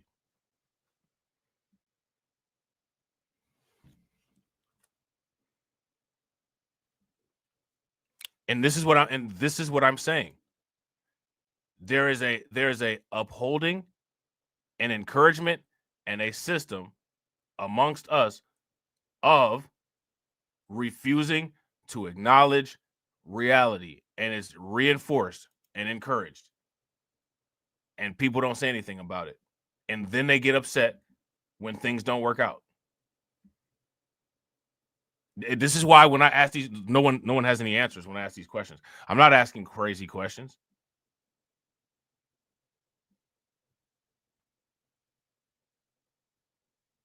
The resistance to answer many of the questions that I ask, the resistance to answer is an answer. That's also an answer. You know what I'm saying? Right? If you guys would agree, give me a thumbs up. If you guys would disagree, give me a thumbs down. That's the resist. That is an answer. The resistance to answer says everything. People may think, oh, I don't want to deal with this question, or I don't want to deal with this situation. You've just told me everything I need to know by not dealing with it. You dealt with it by not dealing with it. You know what I'm saying? So when people deal with things by not dealing with things, what that's usually an indication of is that they have no intention on changing anything in the future.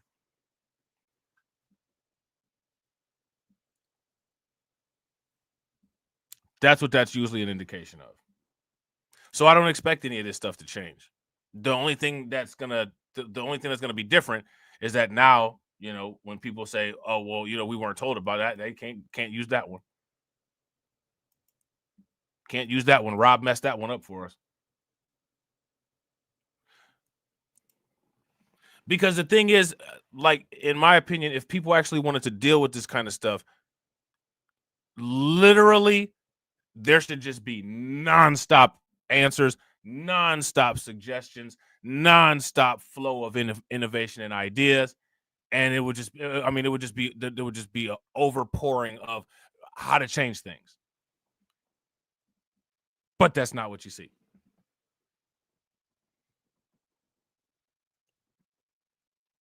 And see, unlike the anti-reality colport, I only base things on what I can see and detect and validate. And I'm not going to make up anything to make people feel, sound, or look better. I'm not doing that. That's if you want to look good, then you need to do things that make you look good. If you want to sound good, you need to say things that make you sound. It's not my responsibility to be your PR. Right? If you guys would agree, give me a thumbs up. It's not my responsibility. I'm not a public relations agent. I'm not an image consultant like Kevin Samuels. I'm not none of that.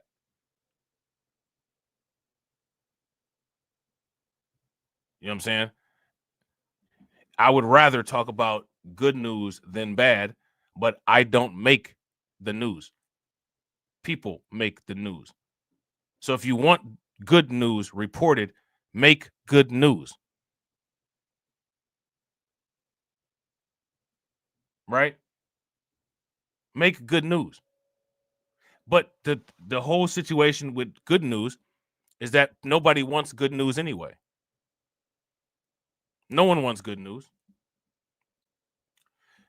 TD had a channel that was called TD News Network. How many people remember it? I bet you Ryan and Fantizzi remember it. You guys remember that channel? If Ryan and Fantizzi are still in here, they probably remember it, but the rest of you guys may not. That was a channel where, for the most part, all he did was talk about good news. And that channel stayed at about between 2,000 and 3,000 subscribers for like for a good 5 years. And then the channel got turned into Terry Time. And then in less than a year,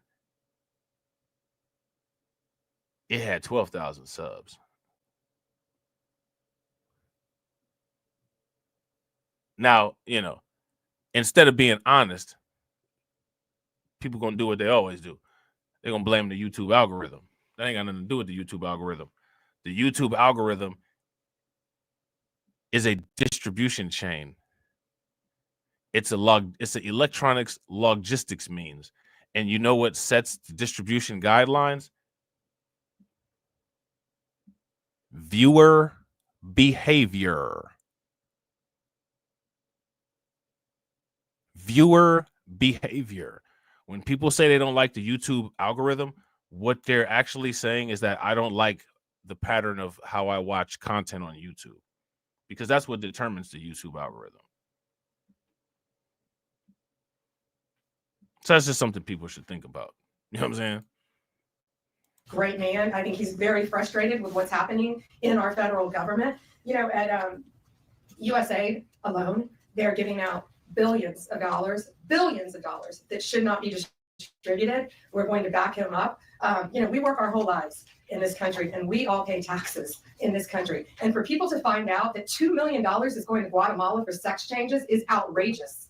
So again, let me ask you guys this question. How many people have gone to their parents and said, hey, you guys know that you voted for some people that supported sex changes in Guatemala? How y'all feel about that? Who did that? Who said that? Yeah, shout out to AB Promotions. AB Promotions said the YouTube algorithm is undeniable. Facts. And the only people that deny the YouTube algorithm are people that can't write one line of programming language. Why would you listen to anybody that can't write a line of programming language about programming? The YouTube algorithm is unfavorable towards me. Okay, well, do you do everything that it says to do on the YouTube Academy? No. Well, there you go. That's one reason why it's unfavorable to you. You know what I'm saying? Like, why are you making the choice to not do what they recommend in the YouTube Academy? That's free. That offers new modules every, week. Anti-education, anti-innovation. Somebody else's fault. Consistent. It's a culture creation. You know what I'm saying? Yeah, shout out to Lewis. $2 million. Now, like I said, how many people have gone and asked their family, hey, I just wanted you guys to, did you know that the people that you voted for approved $2 million for some sex changes, for some meat shaving in Guatemala? Did you know about that? No one's said that though. Why? Here's my question. Why not?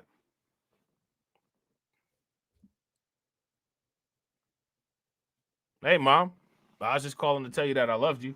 And you know how we was talking about politics the other day? You know, them guys that y'all voted for, they just approved $2 million for meat shaving in Guatemala. What'd you think about it? Did you and Dad talk about that?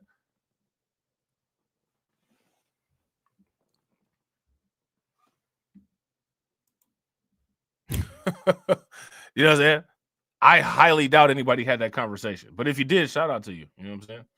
And we're going to back up Elon Musk every way we can. That includes lawsuits against these people who are doing that, and we will be successful. That's not going to happen now. Now again, right now, shout out to everybody, right? Because anytime anybody, like, people have been programmed. The YouTube people have been around for a very long time, and they've done a very good job programming people, right? So immediately, anytime anybody hears any amount of money, what's the first thing that anybody says? Is always comma, but zero for black people, right? And that's what, everybody's favorite YouTubers have programmed them to say and to think, right? That's pretty easy, right? It's pretty, not complicated, pretty simplistic, right? Pretty marble counting, right? Okay, so let's look at this situation, right? $2 million, right? We're going to use the YouTube guidelines of how to do politics. $2 million, comma, but none for black people. Now, let me ask you guys this question. Over the span of 5 years since I've been on YouTube, I've seen multiple bodies of content where there's a quote unquote comma, but none for black people, right? Now, what has anybody done about that? Because there's a lot of commas, right? None for black people, right? There's like all this money that goes to these tribes, comma, none for black people, right? You know, like XYZ group gets XYZ amount of money from the United States, comma, none for black people, right? This is redundant, right? Everybody's watched all these videos over and over and over and over and over again. What's come out of it? Shout out to Kiko. Kiko said meat shaving and not gyros, right? What's come out of it? So then there'll just be more videos with more commas, quote unquote, not for black people. What's come out of it? So the videos are producing the same thing as the government. Nothing, right? The government gave some people some money. Black people didn't get anything. Some videos were produced. You increased your screen time on your device. Still no money. So do people really want money? Because the things that are being done are getting the same results. I'm going to observe the government giving XYZ amount of money out, comma, none for black people. I'm going to waste my life and watch this video, and no money will be produced from the time that I watch this video. Unless, of course, you're a cryptocurrency investor and you got asset staking. You know what I'm saying? Then you're going to be making money. But, you know, a lot of people are anti-cryptocurrency, so you're going to be wasting your life with no money made, right? So what happens?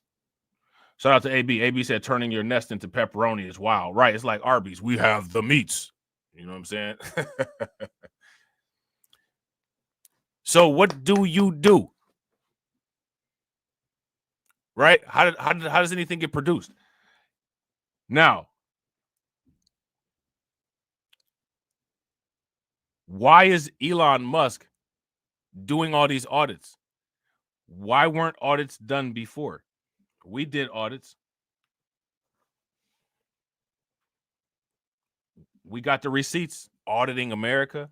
All money ain't good money. How many times have I said this? If you want to make your case about money not being spent properly, you have to itemize current money spent. You have to show whether there was value or where there was negative value. And then you have to make a case of where future expenditures will provide more value. Who did that? So another opportunity passed, and then Elon Musk was given a job. And Elon Musk is not going to do Doge in a way that would benefit you politically the way that you want it to benefit you. Because I'm going to just make this very clear. Understand this clearly. Elon Musk isn't auditing the federal government to find our reparation money. Is everybody clear on that? That's not the purpose of why he's doing that. Now, if somebody actually had a backbone, and if somebody actually had ambition, aggression, and was a type A person that could actually get into the government and do that, it might have some type of political benefit for us. But instead, the content is better spent on YouTube, where no money will be produced from it other than ad revenue for the content creator that created the content. Shout out to my man AJ. What's good with it, bro? And this is what I'm saying. And not everybody, but most people are satisfied with this. So my question is, how can you be satisfied in one instance with zero money production, but there's outrage in another instance of zero money production when I thought the whole idea was money production? Quote unquote, economic empowerment.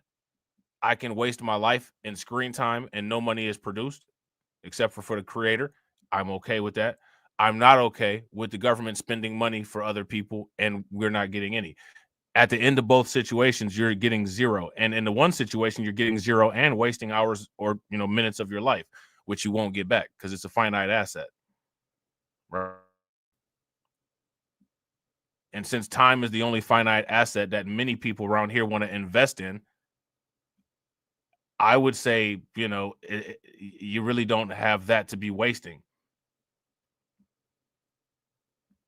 There's other finite assets that, you could invest in, but, people have weird beliefs about them. But they don't have weird beliefs about wasting their time in life. I don't understand. I feel it, bro. Shout out to you. Look, bro, I feel it. I feel it. So my question is, what's the deal with this?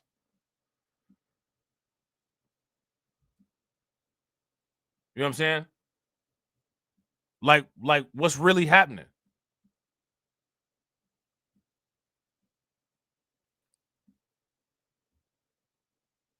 You know what I mean?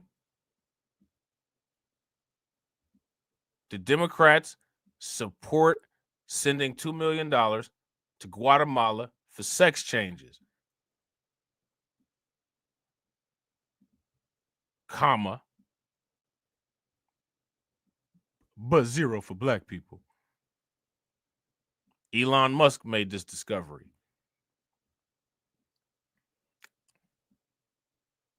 Just like these people right here, barricading off the 14th Amendment.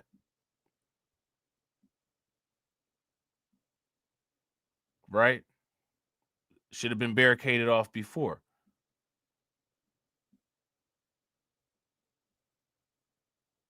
Now, who's the CEO of black people? Because I don't know what's wrong with the investors, but I think a board meeting is way overdue.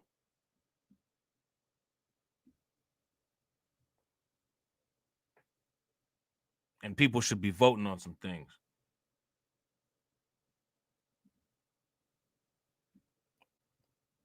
Right? I think it's time for a new CEO. Because I'm going to tell you something. If this was a company, ain't no way in hell I'd invest in it. I'm not investing in no company with negative equity that decreases over time. I'm not investing in that. Let me ask you guys, how many people would invest in a company like that where the equity decreases and there's no dividend paid out over time? Because, whether you like it or not, that's what's happening. That's what the racial wealth gap means. That means negative equity increasing over time. No one will invest in an asset that behaves like that. No one. No one. No one. No one. So, like I said, who's the CEO? Who's the CEO of this sinking, failing ship so that some reorganization can take place and save the business?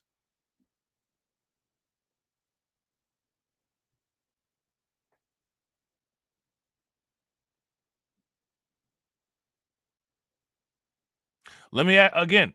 I don't know. You know what I'm saying? Like, I'm just gonna keep asking this question. How many people would invest in an asset that is going to zero in 2053? Hey, listen, y'all. Hey, listen. I'm investing in Bitcoin because Bitcoin is going to $1 million. I'm not investing in assets that are going to zero.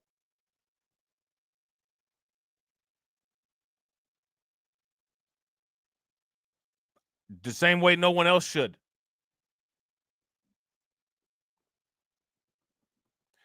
But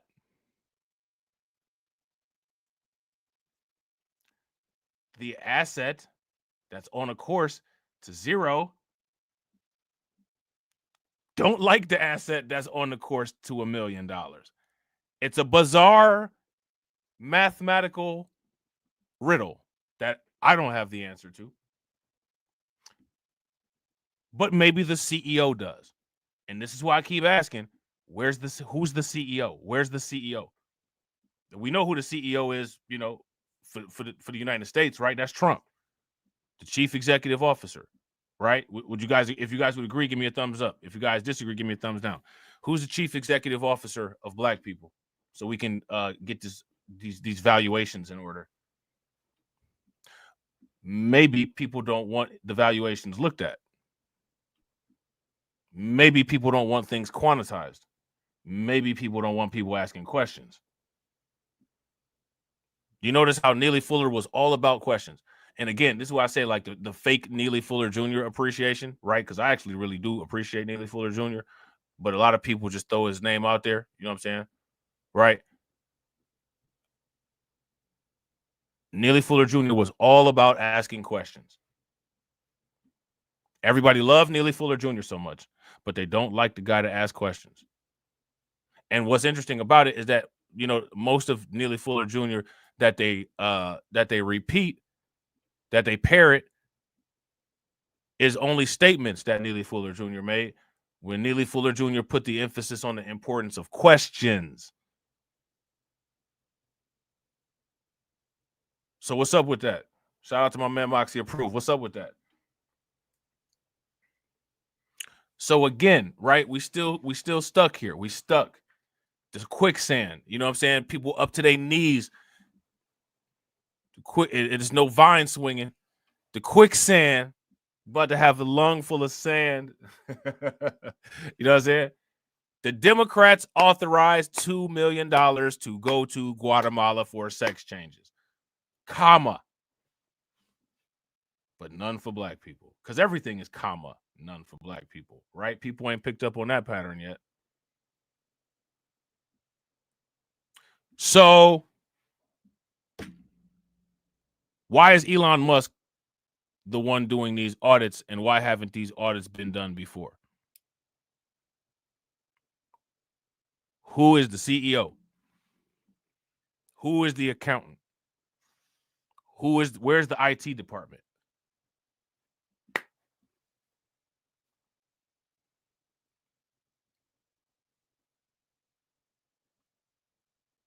Where is any of this stuff? I don't think it would be a bad idea, like I said before, to do a Doge around here.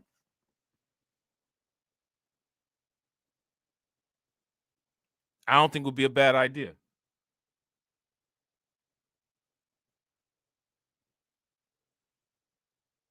You know what I'm saying? Now, I don't know if anybody heard about this, right? I can't remember where it was. I don't know if it was Palestine or if it was the Taliban or what. But the United States government spent a couple $1 million on shipping condoms to some people over there in the Middle East. How many people heard about that? Shout out to my man Kiko. I appreciate you, bro. Make sure y'all show Kiko some love. Throw some flames, some radiation emoji, and some ducks in the chat for Kiko, for funding the organization, and for standing on business. Definitely appreciate you, bro. Make sure y'all show Kiko some love.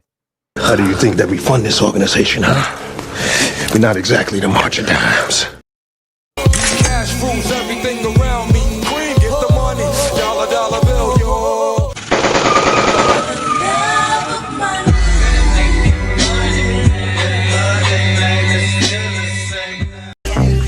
I'm standing on business. I'm standing on business. I'm standing on business. Shout out to you, bro. I appreciate it. Yeah, shout out to Katsy. You see that? Condoms to Afghanistan. How many people heard about the condoms to Afghanistan? If you guys heard about the condoms to Afghanistan, give me a thumbs up. If you guys didn't, give me a thumbs down.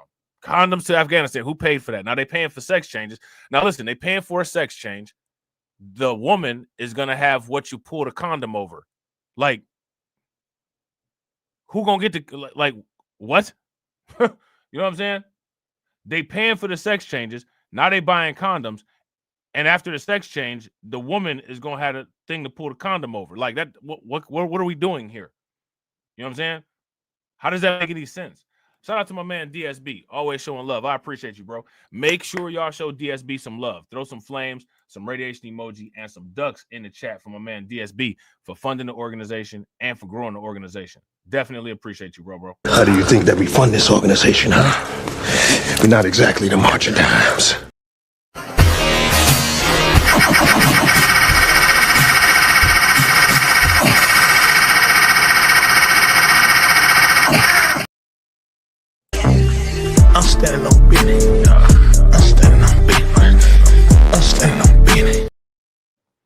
Definitely appreciate you. And shout out to my man Kiko again for dropping the nick.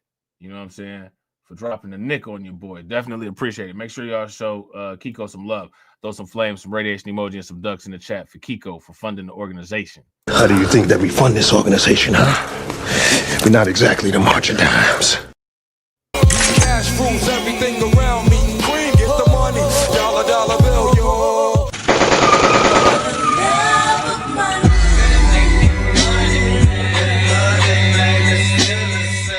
Get the money, y'all. There's poor people around. I'm rich, bitch. Definitely appreciate you, bro. Yeah, shout out to AB. Facts. This is what I'm saying. He said stay in the question lane. Facts. He said, what did he say? He said stay in the question lane and do what else? Use logic. Two things that are never, ever encouraged. Everybody always has the answer and the statement, and everybody has everything to say and nothing to ask. And we have already established how, people are anti-logic. Why call somebody great when you don't do what they say?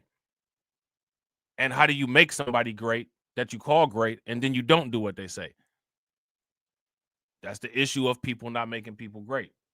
You know what I'm saying? I heard about this. Shout out to DSB.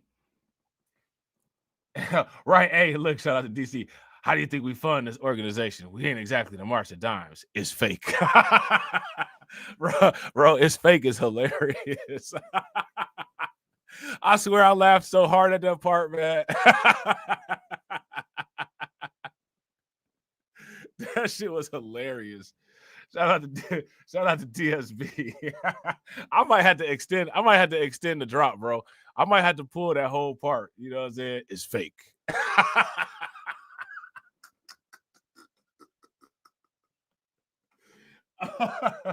Oh man, that is hilarious, man. Shout out to DSB. Make sure y'all show DSB some love. Throw some flames, some radiation emoji, and some ducks in the chat for DSB. DSB said, I see they done brought back out that HR 40 study bill again. Yeah, bro. I was asking about that yesterday. I heard about that. I had said that I had seen like a little video. I think Tim Black had dropped like a little video about it. That's like the first little exposure that I had seen that they was bringing it back. But yeah, man, I'm curious as to what they're saying about it. Honestly, bro, listen, right? Why do you guys think that they're bringing that back? What do you guys think? What do you guys think? I want to actually see what they're talking about with that, and I actually want to kind of go over that. You know what I'm saying? Shout out to you, bro. Make sure you guys show DSB some love. Please throw some flames, some radiation emoji, and some ducks in the chat for DSB for funding the organization. And he bought y'all lunch. Definitely appreciate you, bro. How do you think that we fund this organization, huh? We're not exactly the March of Dimes.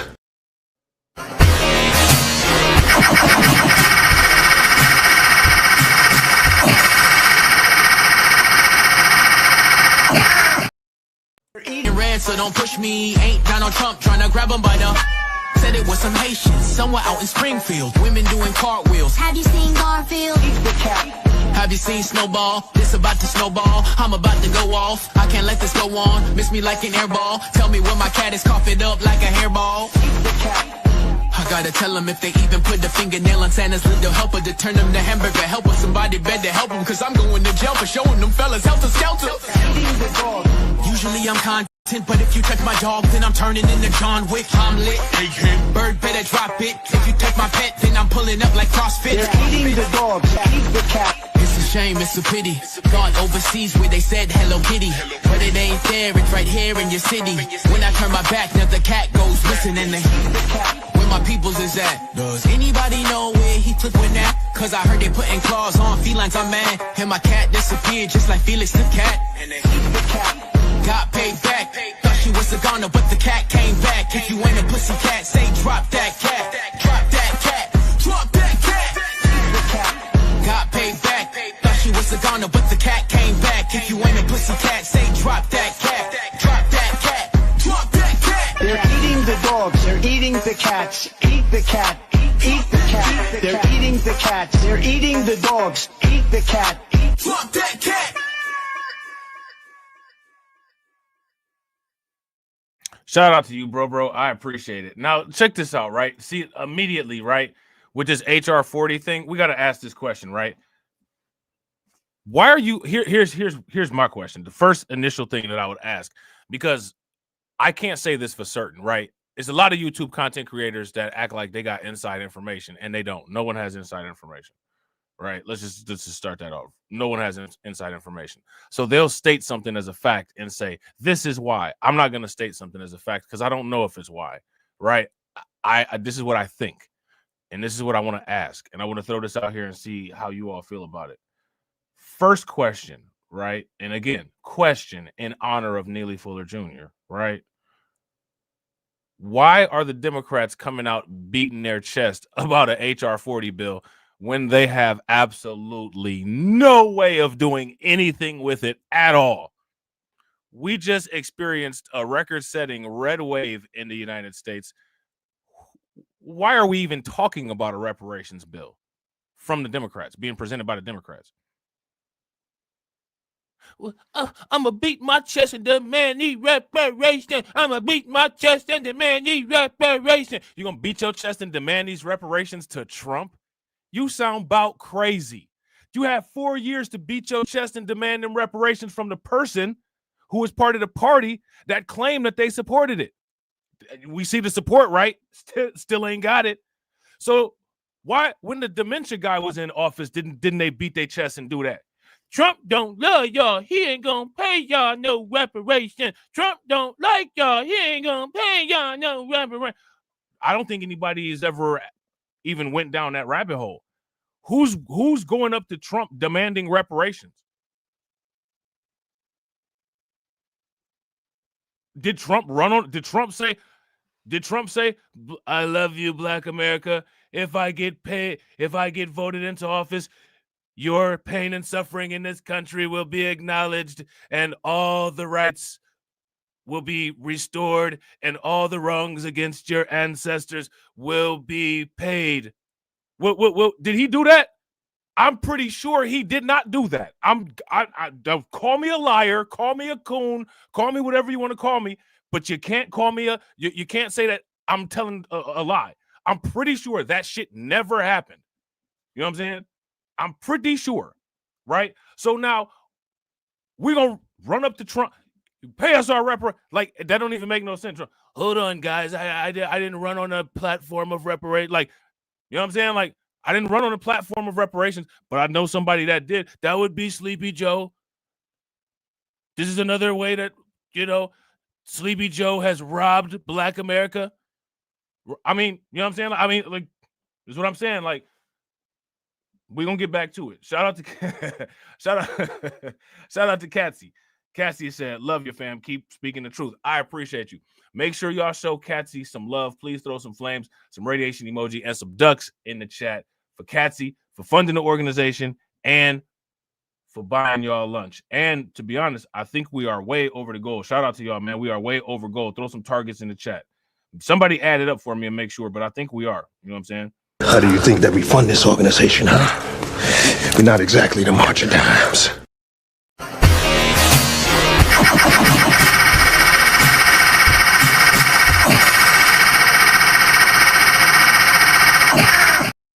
Get the money, y'all. There's poor people around. I'm rich, biatch. Cash rules everything around me. Green, get the money. Dollar bill, yo.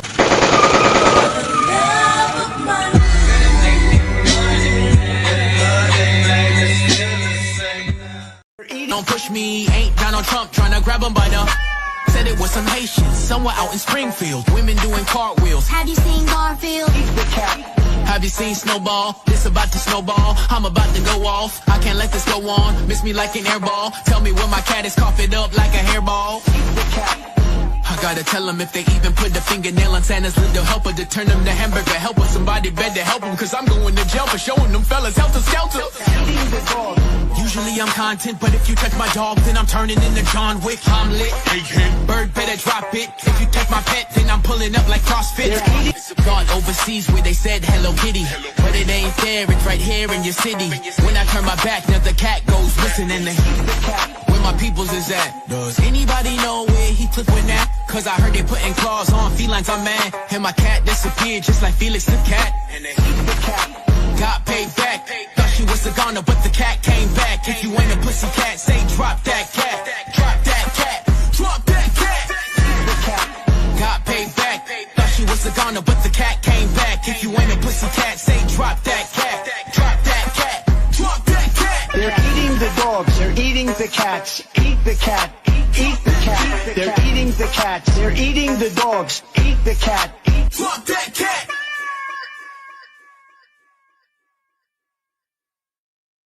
Hey, that song should be #1 on the radio for real, for real. I forget what's the content creator's name that made that song featuring him and D Trump. You know what I'm saying? That would be hilarious. Shout out to my man Kurt. I appreciate you, bro. Make sure y'all show Kurt some love. Throw some flames, some radiation emoji, and some ducks in the chat for Kirk for funding the organization. Kirk says, "You know why, bro? It's an ever-living distraction tactic to dangle that carrot." Mumra, right? It's an ever-living tactic. You know what I'm saying? Shout out to you, bro. Make sure y'all show Kirk some love. Throw some flames, some radiation emoji, and some ducks in the chat for Kirk for funding the organization. How do you think that we fund this organization, huh? We're not exactly the March of Dimes. Ancient spirits of evil, transform this decayed form to Mumra, the ever-living.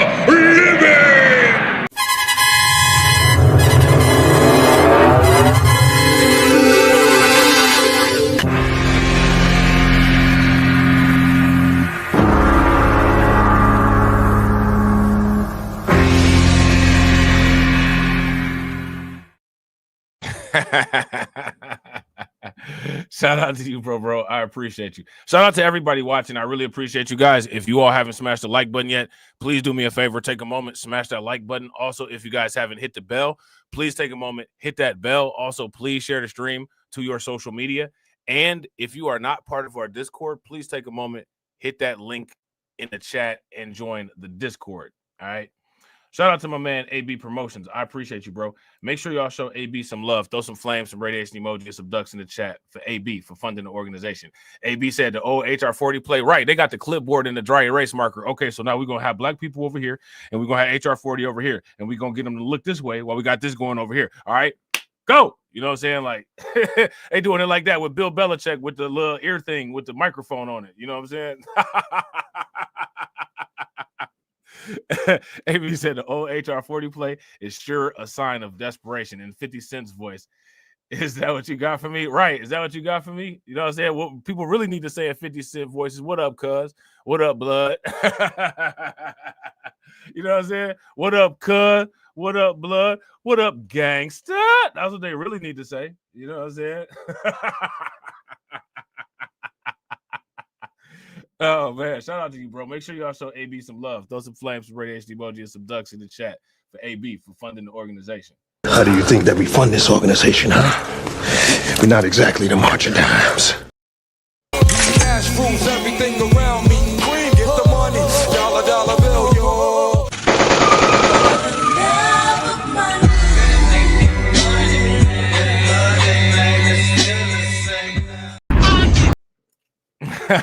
Is that what you got for me? Right. It's time to go politician shopping because the Democrats don't do shit for us. It's time to go politician shopping. Forget the Democrats, give them on up. You know what I'm saying? For real, it's time to go politician shopping. You know what I'm saying? Or we need to hit them with some piggy bank. Click good D, clank, click good D, clank. The Democrats got nothing but skanks. Click good D, clank, click good D, clank. The Democrats got nothing but skanks. I get at you We ain't gonna vote for you. I get at you, right? My vote go for him. I get at you, right? They keep screaming, please vote for me, dog. You know?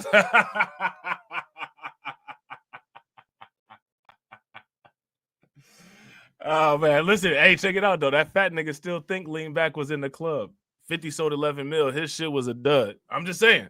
You know what I'm saying? As far as that shit go, that fat nigga still think Lean Back was the club.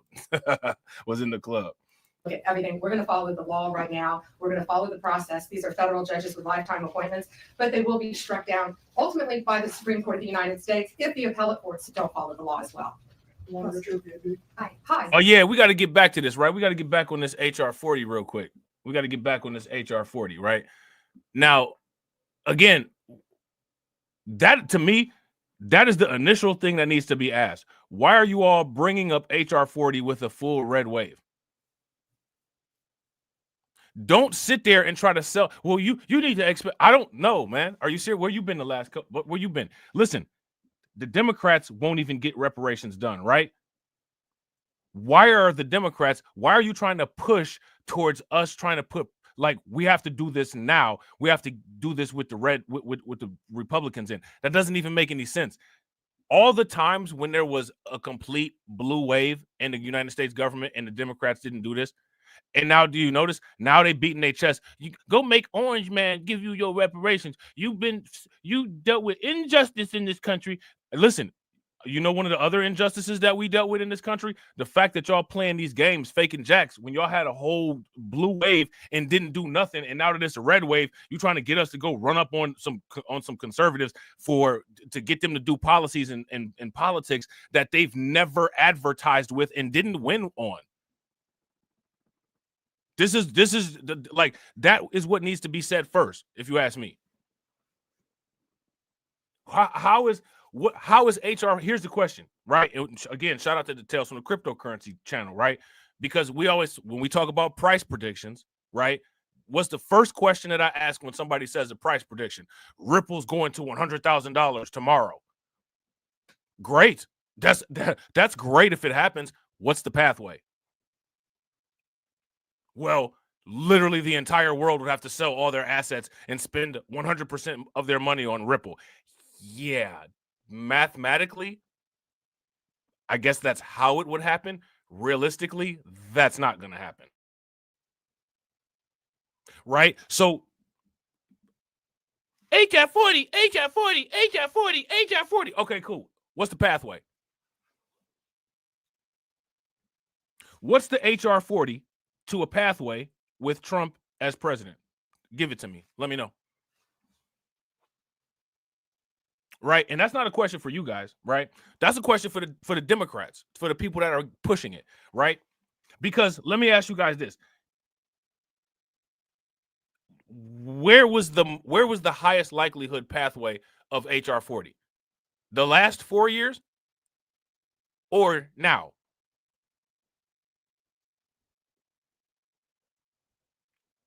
And then it'll be the taking of both sides, right? Because as much as people say that they hate HR 40, they actually really like HR 40 because HR 40 presents a unique opportunity to where people can just, they can just, I don't know, they can be weird. You know what I'm saying? Like they can get on, all the stuff that they want to say about Trump and go in on the Democrats, and it gives them a unique opportunity to try to position themselves as a fake independent, right? But we're gonna actually hammer this out, right? We're gonna hammer it out, right? So, in regards to HR 40, I don't think anything needs to be said as far as Trump in regards to quote unquote reparations.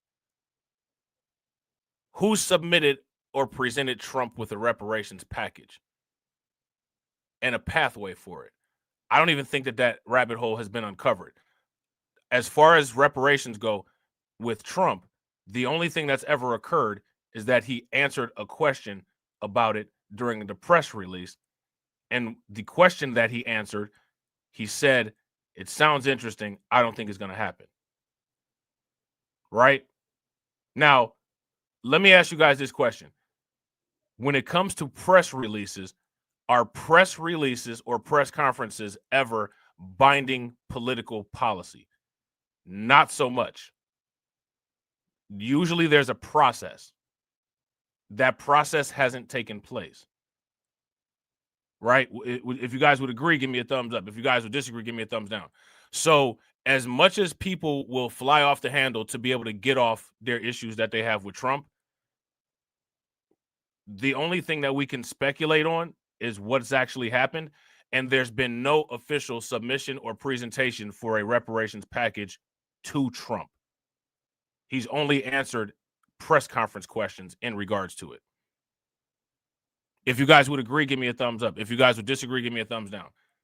Now, as much as somebody will be upset, sweating, angry, mad about that, that's fine. You know what I'm saying? Like, once you get over yourself, is this true or false? Right?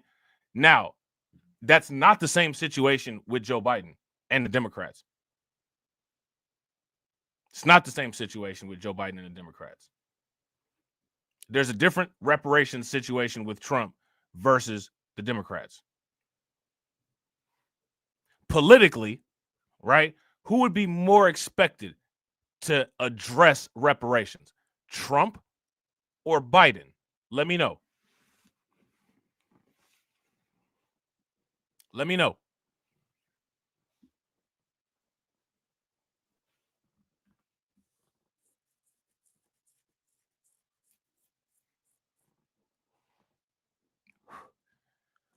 Now, see, people are not going to like this discussion because it just doesn't blurt out. Everybody owes us everything right now, which is what everybody's been trained to think by YouTube content creators. I don't do that. I don't do blurting. I do strategy, right? So we're going to look at this strategically, right? When it comes to politics, who would be more politically obligated to address reparations? Donald J. Trump or Biden? Shout out to DSA. DSA says Trump. Shout out to DSB. Make sure y'all show DSB some love. Throw some flames, some radiation emojis, some ducks in the chat. DSB says Trump. If you guys agree, give me a thumbs up. If you guys disagree, give me a thumbs down. And shout out to you, bro. Make sure y'all show DSB some love. Throw some flames, some radiation emojis, some ducks in the chat for DSB for funding the organization. How do you think that we fund this organization, huh? We're not exactly the March of Dimes. Cash rules everything around me. Green, get the money. Dollar, dollar bill, yo.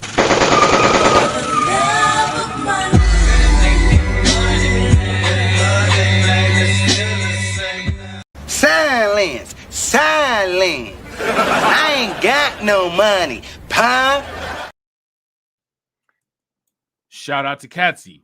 Katsy says Biden more obligated. I agree 100%. Shout out to Kurt. Kurt says Democrats the one dangling the carrot. I agree 100%. The Democrats have run on a campaign and a pattern of breaking promises to black people for 60 years. Now, mind you, you know that it is what it is, right? I don't feel sorry for anybody as a result of that, because if somebody slaps you in the face one time and you just continuously let them slap you, I got to start looking at you kind of funny. You know what I'm saying? But, you know, regardless, they've put these things out there, so they can't be taken back, right? You know, so there's quote unquote proof of work there, right? Proof of work there is that, you know, they've run on these things. They haven't even, listen, as far as HR 40 goes, they haven't even actually done the study. Like, we can't even say like, oh, well, you know, we're talking about a study. They ain't even get the study done. This is just a bill to initiate the study. They haven't even initiated it yet. They don't even have a finished work in process. You see what I'm saying? Shout out to DSB. Make sure y'all show DSB some love. Throw some flames, some radiation emoji, and some ducks in the chat for DSB for funding the organization and growing the organization. Definitely appreciate you, bro. How do you think that we fund this organization, huh? We're not exactly the March of Dimes. I'm standing on business. I'm standing on business. I'm standing on business. Shout out to DC Precise. DC Precise says, look at one African American over there. Shout out to Kirk. Kirk says Republicans will tell you to kick rocks. Here's the thing, right? Let's just say that they might. Let's just say that they might, right? Let's just say that they might. Now, you know, what I would rather say is a package hasn't been presented.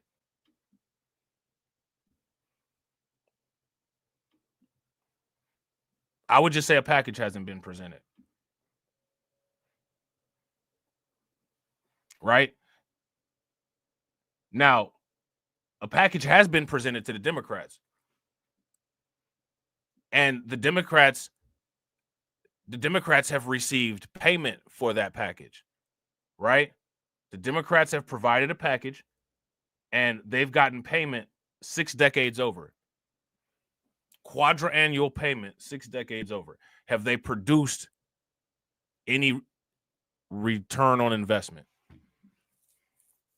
Now, let me ask you this question. Now, how do you calculate the return on investment of Black America to the Conservative Party? What's the calculation? How much has Black America invested in the Conservative Party?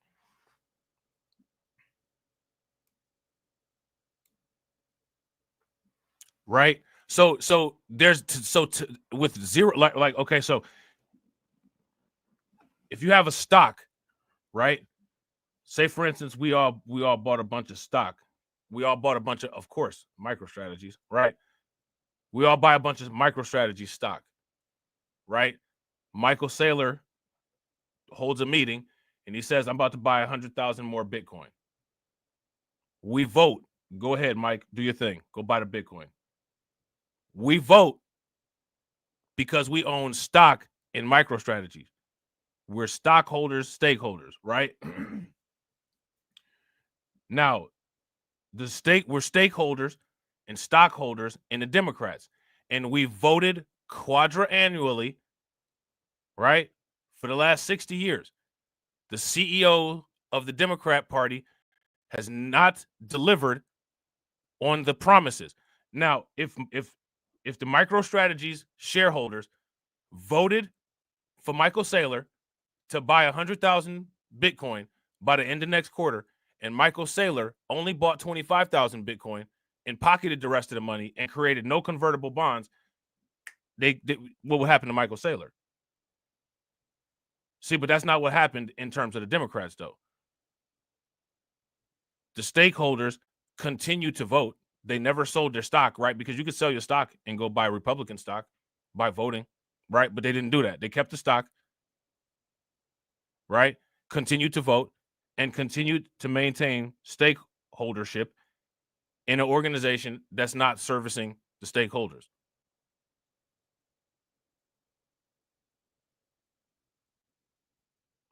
This is what happened, right?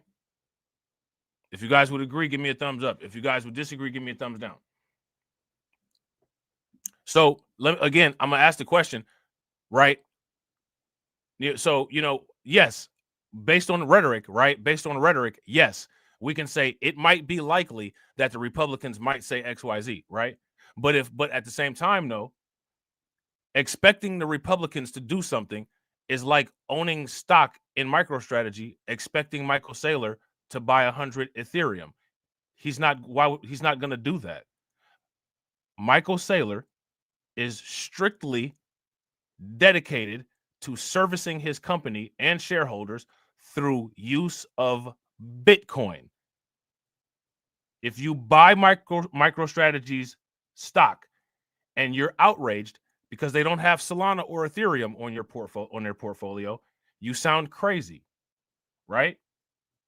We have not invested anything at all in the Conservative Party. So, as far as conservatives are concerned, we're just extensions of Democrats.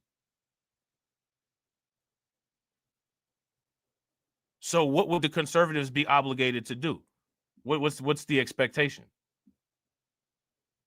Now, why am I saying that? I'm saying that to say this. They never made that promise. I don't even think it makes sense to even have any outrage about conservatives servicing those ideas. They never made those promises. They're clearly against those things. They have issues with them, right? But the Republicans or the Democrats are the ones that claim that they're not. They claim, give us your vote and you'll get these things, right? However, despite no investment in the conservatives and despite 80% investment in the Democrats over 60 years, both have produced the same amount for black people, 0. One is obligated, the other is not. Why then does the one who is obligated bring forth a proposal about, HR 40 when the non-obligated party is in power? Yeah, exactly. Shout out to Kirk. That's it. Exactly. I agree 100%. That's like going to Target to complain about your Walmart refund. All right. That's like going to Burger King to complain about a taco. Hey, look, man, they didn't put, what I'm saying?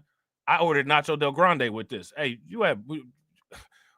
we serve Whoppers here. I don't know what you're talking about. We got the Baconator here. I don't know what you're talking about. You're talking about some Nacho Del Grande.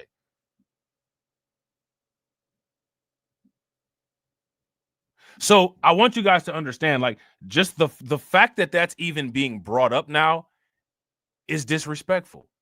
It's an attack on people's, like, they're literally attacking people's political intelligence. And they're blatantly doing this in front of the world and saying, this is a last-ditch effort, but even within our last-ditch effort, we're going to service these stupid people in a stupid way. That's what they're saying. What are we? What's going to happen? Again, seriously, what's the expectation of an HR 40 right now?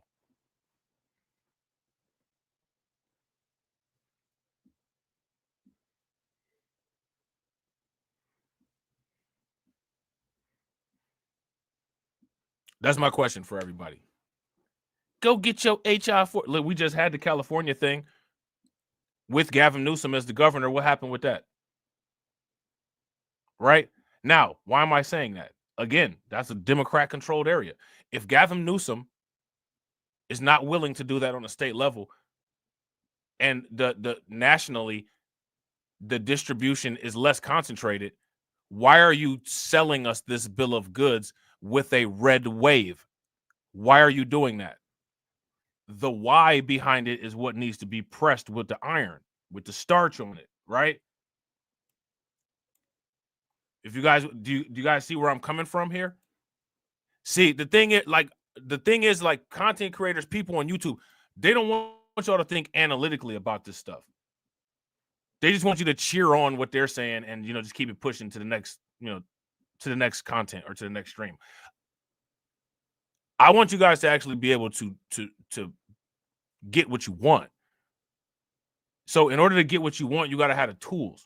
You got to have the ability to be able to navigate and get what you want.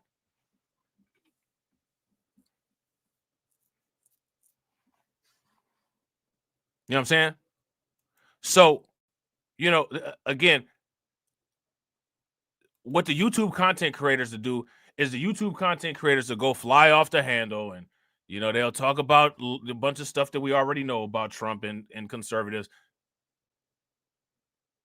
And then they'll turn around and say, well, the Democrats ain't nothing either, and yada, yada, yada. And as you listen to it, you'll be like, yeah, screw these people. And then at the end of the day, after the video, it'll be the same as after Democrats and Republicans. You still don't have anything.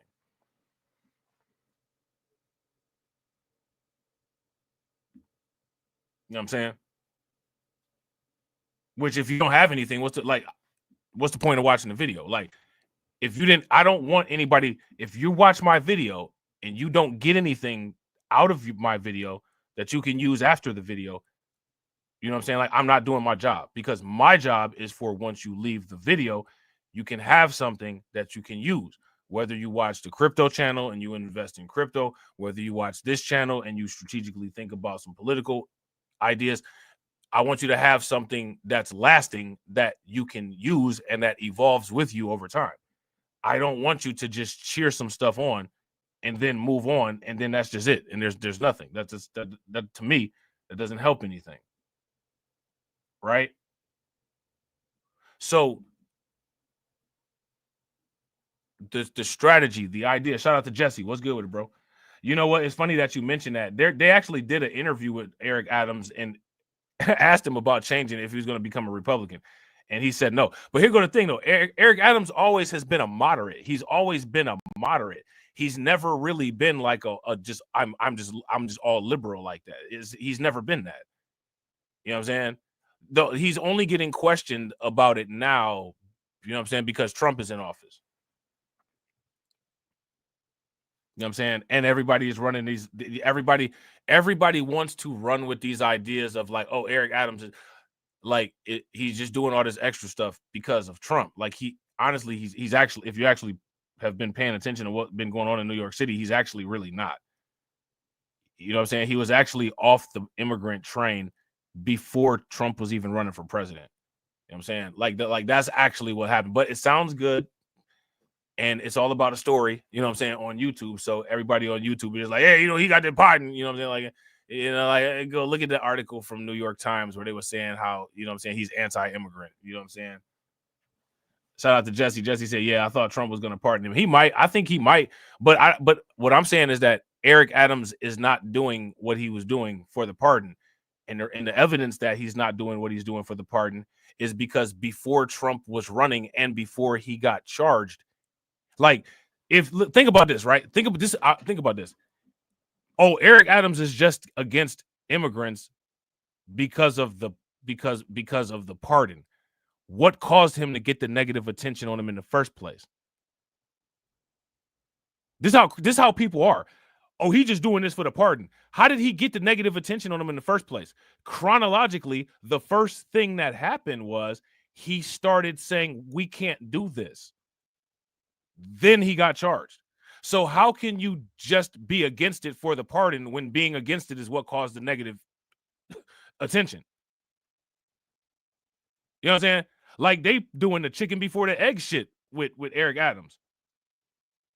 Well, which one happened? The chicken or the egg? Which one happened? The pardon or the against immigration? Like, you know what I'm saying? Like, if a tree fell in the forest and ain't nobody there, did the shit actually happen? Like, they doing that shit. You know what I'm saying? You know what I'm saying? Shout out to Jesse. That's what I'm saying, bro. Facts. And they like, oh, he doing this shit for the no, like him doing this was what caused all the issue. Like I'm trying to, they're doing the chicken before the egg shit. You know what I'm saying? Well, which one happened? Not the chicken or the egg? You know what I'm saying? I don't know. They all expensive now because of the bird flu. You know what I'm saying? I don't know. We back to beef because the chicken too expensive. You know what I'm saying? Yeah, right. Shout out to DC. DC said Grandpa Joe made him wait in the lobby for hours while the feds ran up on his day. Yeah, they did Eric Adams like a drug kingpin sting. Like they had him out there waiting, and you know what I'm saying, like all kind of like, and then like just people getting their doors kicked in and busted in by the feds in New York City while he in DC. Like they did him like some movie type shit.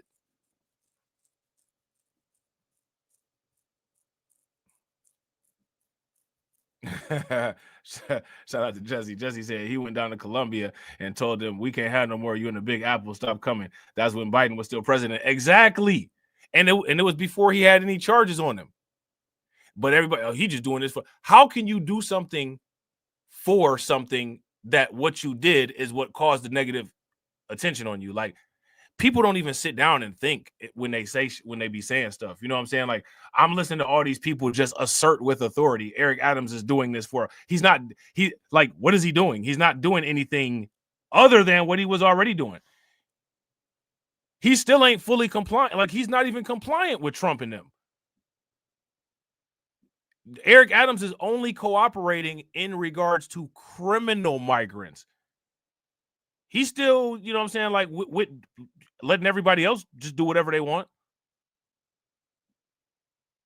He's only compliant with the criminal shit. And the thing is that as much as unreasonable as they saying Trump is,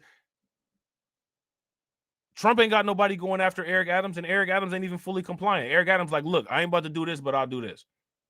And they like, bet. We're gonna send ICE through here. We're gonna get everybody. Now, if we do get some collaterals, we get the collaterals, but we ain't going after the collaterals. You know what I'm saying? Like that, like that's literally actually what's happening. Shout out to AB. AB said you should hear the local New York tri-state area news. They are kicking his back end as if he committed some type of heinous crime. Liberal media is the word. Like, bro, like this is what this is. And on YouTube, the way that the content creators on YouTube have talked about Eric Adams, they did the same thing that they always did. They set up the situation to where everybody hates a black man so much that they just hop on to anything that's happening with him while sitting there saying that, you know what I'm saying? Like they're all about us and all this shit. You know what I'm saying? They did it like they did the same thing that they always do. They, you know what I'm saying? At first they was trying to cheer on, like we're going to cheer on, you know what I'm saying? Like Eric Adams getting prosecuted and all that. I'm not about to cheer on somebody that, you know what I'm saying, about to get 40 years in jail that I don't think that did 40 years in prison. I don't think they deserve 40 years in prison. You know what I'm saying? Whether I like them or not, I don't, you know what I'm saying? Like, that's not funny. I wouldn't want to get 40 years in prison for some nonsense that I didn't do or that, you know what I'm saying, didn't deserve 40 years in prison. You know what I'm saying? But now they're sitting here looking stupid, and now they got to circle the block and try to come with this pardon nonsense. Right? Oh, well, he just did this to get a pardon. Anybody can go and check the track record and see that, you know, what happened was he was doing what he's doing now, and that's what caused the pardon. Yeah, I don't think it. Yeah, shout out to Jesse. I don't think it's funny either. Like, I don't, you know what I'm saying? Like I've been said, I don't agree with all of Eric Adams' politics, and I think he do some stupid stuff sometimes. But at the same, I don't think that anything that he's done deserves go to jail and throw away the key. Sorry. You know what I'm saying? Like, I'll be the lone person saying that. Like, and then listen, that's another thing. I'm glad y'all brought this up, man. I'm so tired of these YouTube content creators. And listen, I don't even like a lot of the black politicians, right? Because I do think that they do certain type of things. But we're going to put it into perspective, and we're going to keep it real with these people, man. Fuck these other YouTube content creating fake ass motherfuckers, man. First and foremost, right? Fuck these motherfuckers. I want to see any one of these bitch ass niggas go to their job and start banging on their boss door for reparations and all this black shit. These same motherfuckers be sitting up there laughing and joking, talking about code switching, and then you're going to make a whole fucking content video and whole fucking content about other motherfuckers while they're code switching. This shit that Eric Adams and them be doing is code switching. Get the fuck out of here. Don't nobody go to their job and be banging on their white coworkers about motherfucking reparations. The United States government is their job. It's their employer. You know what I'm saying? Like, if you work at the energy company, these motherfuckers work at the government. You expect different shit from them at the government than you expect from your own sorry ass at your job. Get the fuck out of here with that fake ass shit. These motherfuckers fake, man. Shout out to Blade. It's fake. Shout out to my man, Deformed Pretty Boy. What's good with it, bro? These motherfuckers fake, bro. Oh, you got to go to work and start banging. Like, okay, I guess. But who does that? Who does that? No one does it. No one does it. No one goes to the office on Monday morning and in the cubicle next to him. You got my reparations? The cubicle next to him. No one does that. But in the YouTube fantasy world, the content creators will try to sit there and tell you, you know, that's what you need to be doing. I mean, I guess. I mean, I guess. But who does it, though? Like, where's the case study of somebody doing that shit so we can see how that shit works? Shout out to Jesse. Shout out to Jesse. Not if you want to keep your job. Right. Now, listen, and here go the thing, right? You could even have an all-black job, right, with all black managers and all black staff, corporate still white, and you and some of the people are gonna be like, man, listen, I'm just trying to work. I look, man, you know, I'm just trying to work, man. But they're supposed to do that shit. You're supposed to put on a cape and be some type of superhero. That's impossible to be. You don't, that's not how that works. First and foremost, we should own the employment so that we can employ ourselves. Then we can use that money from our businesses to pour large amounts of money into a legal fund that goes after that type of stuff for us, for the government. Then we get black politicians in office to not worry about that shit, and they can do that shit by collaborating with the businesses. Shout out to AB. AB said right now on the radio they pushing Andrew Cuomo. I know Trump don't want Andrew Cuomo. And listen, honestly, I don't know if I've seen that. I don't know if Andrew Cuomo has said that he's going to run or not. I don't know how Andrew Cuomo will work. And the reason why I don't know how Andrew Cuomo will work is because New York kind of turned a little bit purple. And the fact that Eric Adams is flexible on the purple issue or on the red issues that people are okay with, he might be able to edge that out. I think that Eric Adams I don't think Eric Adams is out of the realms of re-electability. You know what I'm saying? Shout out to DJ Elmo. So here go my question, right? What's the expectation that people have for these politicians? Now, I understand that a lot of them are fake as hell, right? But at the same time, the people with the expectations is fake as hell too, because they're expecting these politicians to do shit that they're not doing on a daily basis. Anybody that makes a content creation video banging on these politicians, saying that these politicians should be doing X, Y, Z, you're not doing that. You're not doing none of what you're saying. You're not doing none of what you're saying. You're not knocking at your office, at your boss's door, throwing your hand down on the desk saying, give me my rep. You're not doing any of that. Shut the hell up. Shut your dumb ass up. You know what I'm saying? You're lying. Fuck out of here. You know what I'm saying? You know what I'm saying? No one's doing that. Show me where they are. Man, listen, I push the envelope at work. Right? With shit that I be saying and shit that I do. And I don't do that. You know what I'm saying? I know nobody else. I know no one else is doing that. Who's standing at the time clock punking they white coworkers or they non-black coworkers? You ain't touching this time. The only way you get into this time clock is if you make sure my reparations. Ain't nobody doing that shit. And we're going to sit here and act like the government ain't the employer of these people. Man, no one, everybody got the little dainty little jokes. Oh, you know, like when I be answering the phone and shit, you know what I'm saying? Like I be answering the phone like, hi, how you doing? If you answering the phone like, hi, how you doing? You definitely ain't banging on nobody for no reparations at your job. Shut the fuck up with that shit. You answering the phone customer service like your name is Mallory and shit. And then you about to turn around after that and go bang on somebody about reparations. Man, shut the fuck up with that shit. These motherfuckers need to shut the fuck up with that shit. Shut it up. Shut it up and shut it down. You know, I be doing my little customer service. No, the fuck you don't.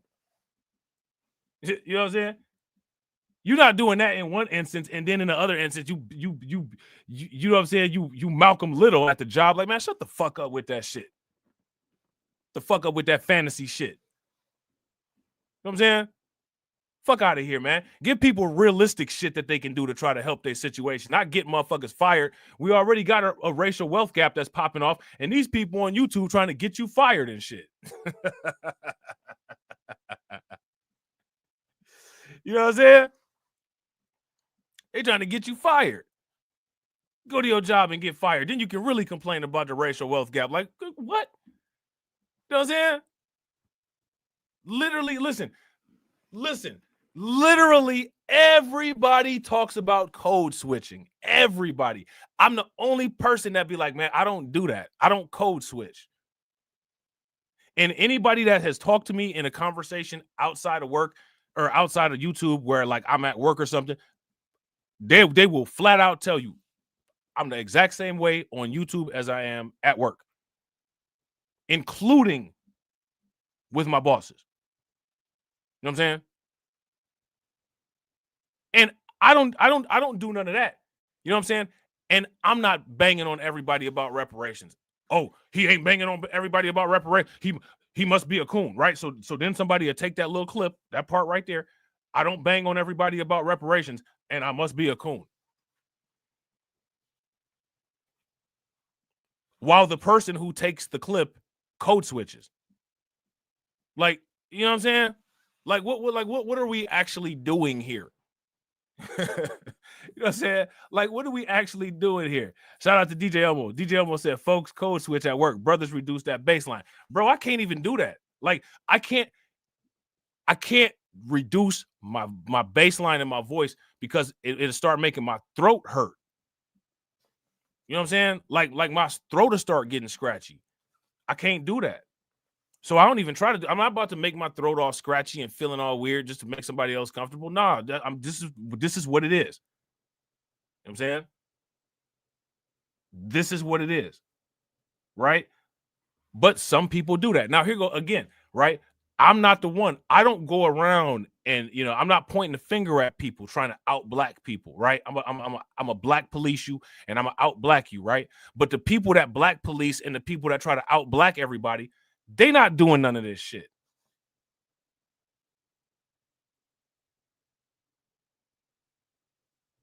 They don't listen, man. Listen. All these people them got, you know, channel strikes and stuff like that. None of these people in any of their appeals to YouTube, you better take this strike off my channel and give me reparations. No one does that. People be nice as hell in their appeal letters. Oh, yes, hi, Mr. and Mrs. YouTube. I think there's been a misunderstanding. You know, I didn't violate copyright principle. I added, you know, differentiating commentary to the existing content.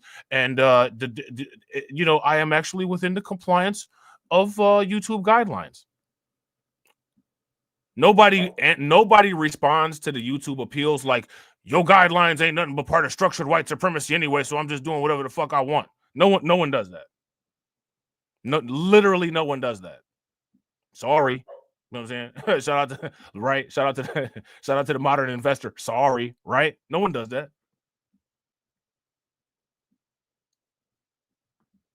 Shout out to Jesse. Yeah, I don't hit him up with some choice words too. Sometimes when I hit him up with choice words, them be the ones that they take off. You know what I'm saying? Sometimes I hit him with the one-liner. You know you full of shit on this one, and then they'll take it off. You know what I'm saying?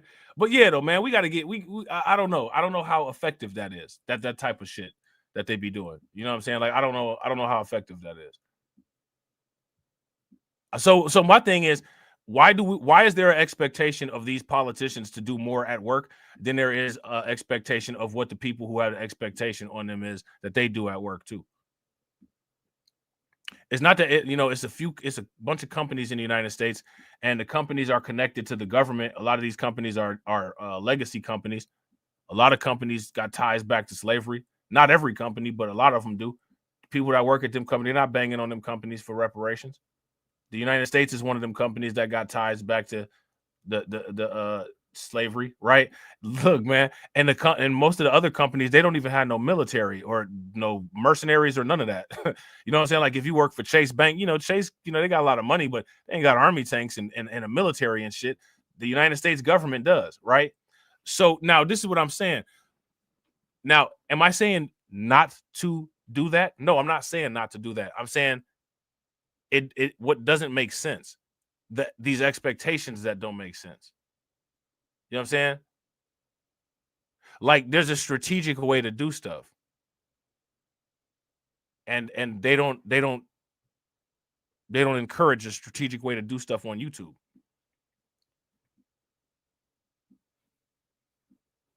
Shout out to Jesse, right? Wells Fargo and JP Chase, for instance. Facts. Right? And then, of course, right, they're all housed inside of the United States Corporation of America, which is the capital of all that shit, right? And some of these people work for the United States Corporation of America. Now, if you're not willing to do anything and you're a teller at Wells Fargo and JP Morgan Chase, why are you trying to force the people that work where they got the army tanks and the mercenaries at to do something? Direct, right? Like, then somebody would be like, oh, well, That's being scared. It's using strategy is not being scared. See, like this is how you get this stupid shit. Somebody will sit there and say that like using strategy is being scared. Like you don't have to directly come up to somebody and be direct all the time. You know what I'm saying? Like you can do indirect stuff. That's like saying somebody is scared if they box for using head movement and putting up a guard. You know what I'm saying? Like if I'm southpaw and I got good head movement. Oh, you just scared to take a punch. What's wrong with you, boy? You soft. You just scared to take a punch. Why would I just sit there and take a punch? Yes, I'm using head movement. Yes, I have a guard up. It's called defense. It's called strategy. It's called setting myself up so I can counter. I want you guys to understand, like, do you all see how, like, when we run this stuff down the line, literally none of what anybody says ever makes sense?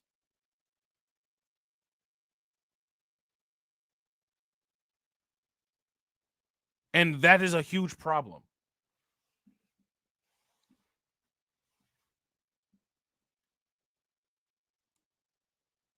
That's a huge problem. Shout out to DC Precise. You are so articulate. Yeah, people be saying that. Listen, last time somebody said that to me, they said, somebody said, you are so articulate. I said, do you be around a bunch of people with English as a second language or something? Where you be at where people don't know how to talk at? Look, hey, they didn't know what to say. Bro, they didn't know what to say. They was like, oh, you are so articulate. I was like, do you like have a second job teaching like foreign people English or something? Like, do you teach English as a second language? I mean, where do you be at where people don't really know how to talk all like that? You work for one of them after school programs or something? You know what I'm saying? They didn't know what to say, bro. They was like, I was like, yeah, because where I be at, you know, for the most part, you know, everybody can talk and spell, but I mean, I guess, you know what I'm saying? Like, I'll take the compliment. I'll take your money too if you got any. You know what I'm saying? Look, man, I swear they ain't know what to say. Bro, I be talking shit, man. I be talking shit. I love talking shit. It's hilarious. You know what I'm saying? Right. Shout out to Catsy. Catsy said, why would anyone take a punch when you can dodge? Right.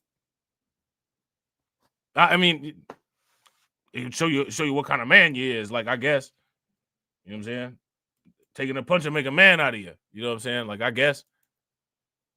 That's what that dude on Dodgeball said. He said he drank urine because it's sterile. I mean, I guess. You know what I'm saying? Like, you could boil water too and not drink urine, but he chose to drink urine. You know what I'm saying? Like, I guess. You know what I'm saying? Like, I don't know. I don't know, like, a lot of these things. And to me, right, they need to get looked at. This is what I'm saying. Like, I'm not mad at the idea of that Doge thing because, like, a lot of stuff needs to get looked at. Like I said, where's the CEO? Who's the CEO? Where's the CEO? Shout out to everybody watching, man. I appreciate you guys. If you all haven't smashed the like button yet, please do me a favor. Take a moment, smash that like button. Also, if you guys haven't hit the bell, please take a moment, hit that bell, and also please share the stream to your social media. So, yeah, man, we need to run that HR 40 thing down the line because there's going to be a bunch of people that actually be confused by that. They're going to think like something supposed to happen right now. And the content creators on YouTube are going to opportunize on that and falsely say, yes, something should happen, and then turn around and go back on it. Shout out to Catsy. Catsy said, I would have the how fucking dumb are you look on my face. I have that look, like, that's almost damn near my regular face. You know what I'm saying? That's damn near my regular face nowadays. Shout out to Lewis. Lewis said, then get knocked out and start complaining that you lost. That's just like people voting a certain way and then asking why there's a bunch of migrants running around in their neighborhood, right? There it is right there. Shout out to Lewis. Right. That's what I'm saying. You know what I'm saying? Shout out to DJ Elmo. DJ Elmo says, will Doge audit the Federal Reserve? I believe so. And I believe they're trying to. And I believe that they're trying to access some type of payment systems now, and the government is trying to block them. So I think that will come if they're able to get it through. You know what I'm saying? I also have it on Talkin and off. Sure. First of all, can you just briefly walk us through what the legal claims are you're making in this lawsuit? Yeah, absolutely. So the green light laws are that this is what the green light law says. It's a green light to illegal immigration, which says they can comply. That law is unconstitutional. They can't do that. And what they've done is they have a tip-off provision that requires New York's DMV commissioner to promptly inform any illegal alien when a federal immigration agency has requested their information. So think about the men and women in law enforcement behind me. That's basically, that's not a basic, it's tipping off an illegal alien, and it's unconstitutional. And that's why we filed this lawsuit. And that's why we charged Mark Schroeder too, because he runs DMV. Now, let me ask you guys this question. How many people agree that there should be policies in place that encourage people to quote unquote tip off undocumented migrants? Now, you know, and again, right, this is not just undocumented migrants. For any criminal, right? There should be policies. Do you all agree or disagree that there should be policies that encourage civilians to protect any criminal, right? Not just an undocumented migrant, just you know what I'm saying, any criminal. I don't think that there should be any. It's bad enough that the politicians is criminals, and then the other criminals, like, you know what I'm saying, like, bad enough. You know what I'm saying? Oh, I'm sorry. You have a second question. My off-topic question. I wanted to ask about Mayor Yes. Adams' case. As of at least a few moments ago, SDNY still has not dropped that case. Have you or other DOJ leadership spoken to the acting U.S. attorney and SDNY since the memo was sent earlier this week? And what will you do if she refuses to drop the case? I have not spoken to her. I know our acting DAG, Emil Bove, has spoken to her, and Chad Mizell may have spoken to her. Now, if I'm not mistaken, this woman that they're talking about here, this individual, she has resigned from her current position. Her name is, I believe, Danielle Sassoon. She's resigned from her current position. You know what I'm saying? But that case should be dropped. It was done at the directive of Emil, so that case should be dropped. I did not know that it had not been dropped yet, but I'll certainly look into that. Look, there it is.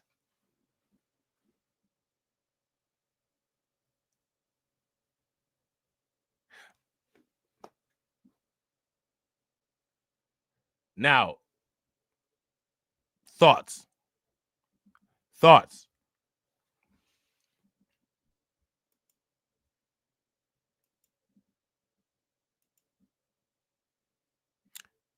Again, this is it. Right? So what's going on with this? Hi, how are you? Tom Homan suggested this week that someone from within the FBI may be leaking information about the ICE raids, and that such could be putting officers' lives at risk.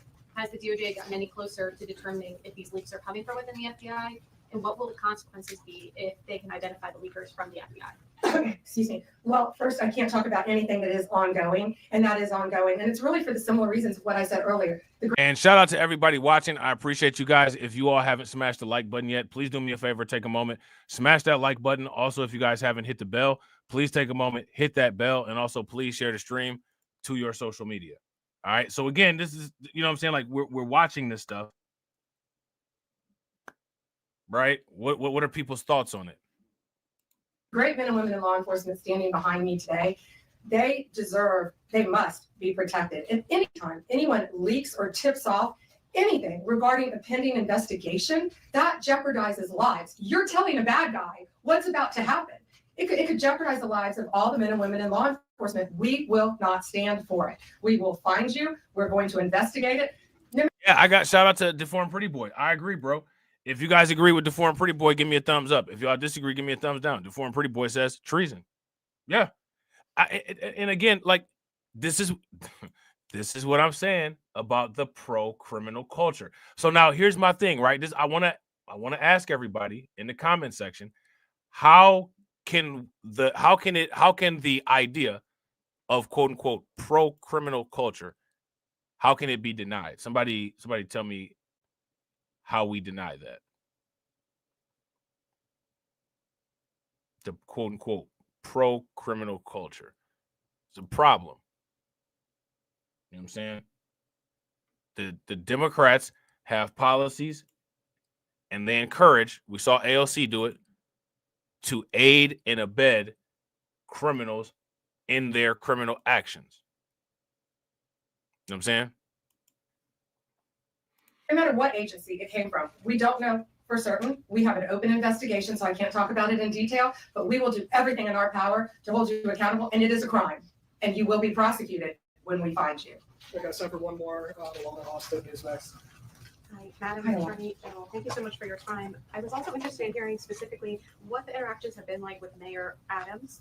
And I know he has a little bit of a different tone than some of the other Democrats. See how they keep doing the Eric Adams? You see how they keep bringing Eric? Why? Like, they keep bringing up Eric Adams, which is wild. It's amazing how, like, why didn't anybody bring up Eric Adams when he was saying how, like, New York can't sustain the migrant crisis and they need help, and, like, just nobody listened. No one brought him up then. You know what I'm saying? Like, that's just, that's crazy. Shout out to Deformed Pretty Boy. Deformed Pretty Boy said, because they're not even citizens, they are actually considered enemies of the state, especially if they committed violent crimes against U.S. citizens. Yeah, facts. If y'all agree with Deformed Pretty Boy, give me a thumbs up. If y'all disagree, give me a thumbs down. That's facts. The Empire State. And then also Denver Mayor Mike Johnston, because before President Trump went back into office, he had issued some words about a potential standoff and then walked that back. So I was curious to see what things have been like as New York City and Denver officials. Yeah, well, we're hoping that in New York, Mayor Adams is going to cooperate with us with the sanctuary cities and the illegal aliens. And has the mayor of Colorado been cooperating? Do we know? I believe he might have now. Yeah, I believe Colorado. Shit. Pam Bondie is wicked, man. This chick is wicked. Is now cooperating. That's what we want. We don't want to sue you. We don't want to prosecute people. We want people to comply with the law. This is very simple. An MS-13 member murdered her daughter. That's happening throughout this country. We have one angel mom is too many. And we have angel moms throughout this country who should not be going through this. Comply with the law. This is the last thing we want to be doing. We want to be out there, all of us, fighting violent crime. Yet we're fighting illegal aliens, and that ends, and it's going to end today. That's hilarious, man. Man. You know Pam Bondie is one of them type of women that is a problem when she is in a bad mood, man. She's a menace to society when she's in a bad mood, man. So we're going anyway. This is see, they're doing a lot. They're doing a lot. We're gonna take a look at this situation here with Eric Adams. Your boy Eric Adams is lamping like a big willy. You know what I'm saying? Your boy Eric Adams is lamping like a big willy. He's sitting back at the steakhouse, counting bitcoins, eating filet mignon. You know what I'm saying? With Jay-Z playing H to the Izzo, y'all not guilty. Y'all got to feel me. And everybody talking about him. On the job, the interim U.S. attorney for the Southern District of New York has stepped down. Danielle Sassoon is accusing the Department of Justice of quid pro quo after she refused to. Again, how can it be? This ain't gonna stick either. This quid pro quo shit. You know what I'm saying? Like, unless we're just allowed to operate outside of reality, this quid pro quo shit ain't gonna stick. If you guys agree the quid pro quo shit ain't gonna stick, give me a thumbs up. If you disagree, give me a thumbs down. The quid pro quo shit's not gonna stick. It's not. I'm sorry, anybody that wants it to stick. Bad news for you. It's not gonna stick. You know what I'm saying? Because there's no quid pro quo there. There's no evidence of quid pro quo. You know what I'm saying? If we're gonna say what is going on is quid pro quo, right? That's the same type of accusation as what he was facing already. It's a stretch. Right. Shout out to Kirk. Kirk says they say quid pro quo just so it sounds bad, but it's non-descriptive, right? They have nothing. Facts. Now, if I'm not mistaken, right, you know, they like to use a lot of these Latin terms in law, you know, and if I'm not mistaken, quid pro quo means like a favor for a favor, right? Would you guys agree? If you guys would agree, give me a thumbs up. If you disagree, give me a thumbs down. We got any Latin experts in the chat? If that's Latin for a favor, give me a thumbs up. If it's not, give me a thumbs down.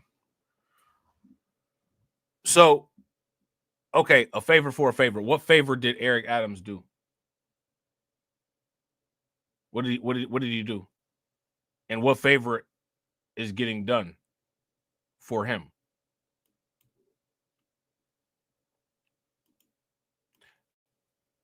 Eric Adams is not taking the stance on immigration that he has currently in order to receive anything other than federal aid.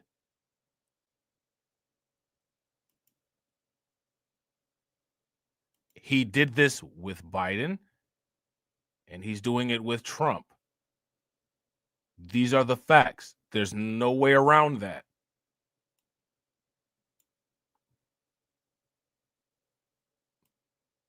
Everything that Eric Adams has been doing, he's been doing it to get help. Because the federal government said, we're not helping you anymore.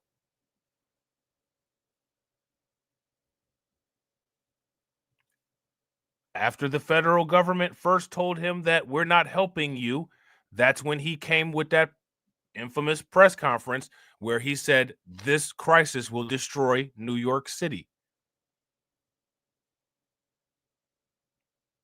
What's changed is my question.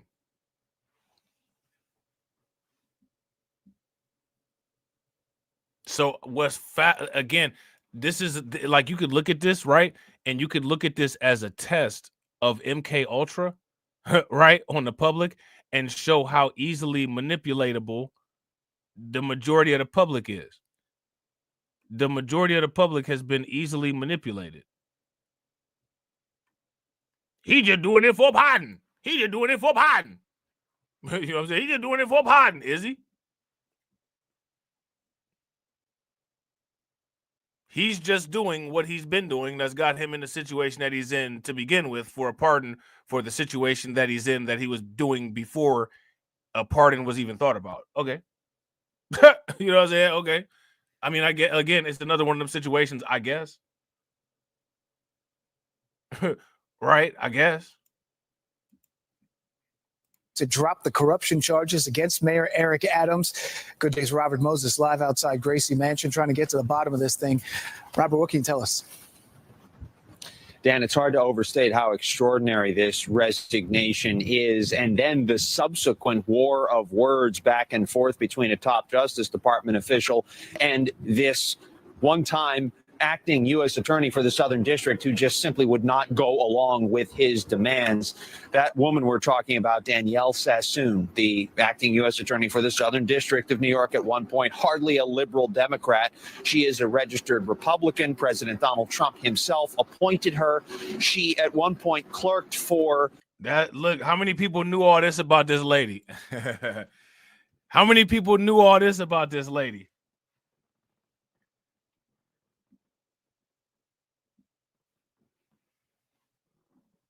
How many people knew all this about this lady? She's a Republican, Trump appointed.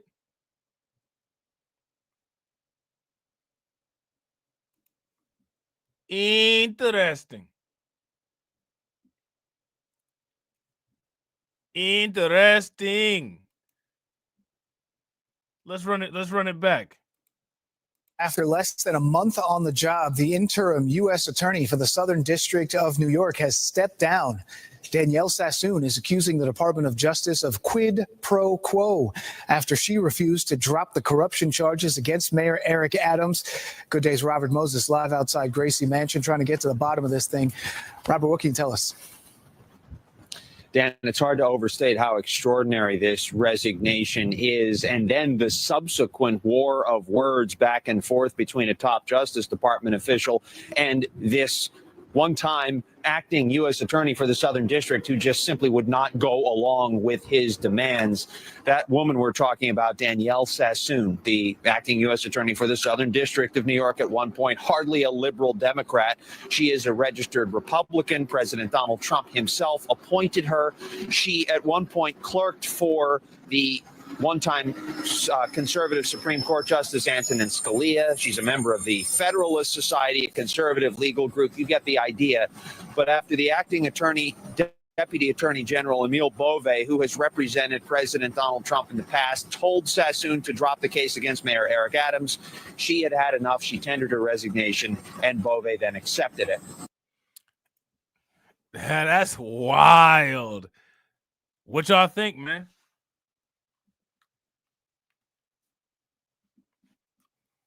Now she was this chick here, far right. This chick is far right. Federalist Society chick.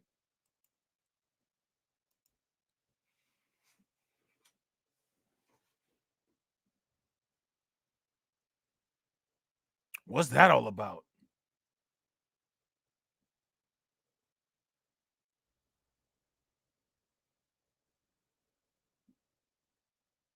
What's that all about?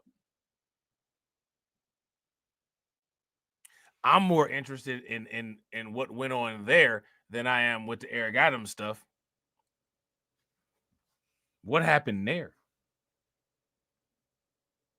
Shout out to DJ Elmo. DJ Elmo said the Federalist Society sounds like some secret society fraternity. It's a think tank like the Manhattan Institute.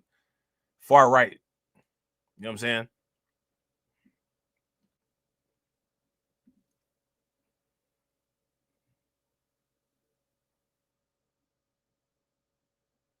Now I want to know what this rift here was. What was the rift? You know what I'm saying? What was the rift? Now, because look, hey, listen, right? We gotta go. We gotta run it down the line, right? We gotta run it down the line. We gotta run it down. We gotta run a line of code down. We gotta run down a line of code, right? Because if we run down the line of code, running down the line of code says she stays and Eric Adams goes to jail. Right? Because she checks off all the code boxes. Trump picked her. She's far right. She's part of the Federalist Society. All right? So, running down the code, right? We know, right? They be on code. That's what people be saying. Okay, they be on code. All right. So if they be on code, right? We got a problem here.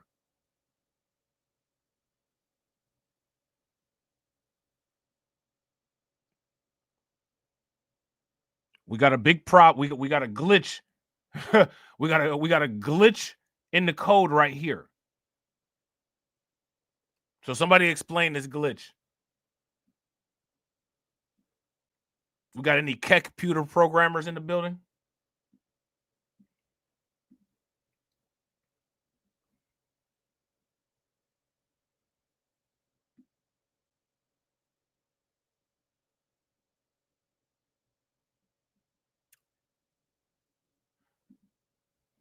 We got any computer programmers that can iron this glitch out?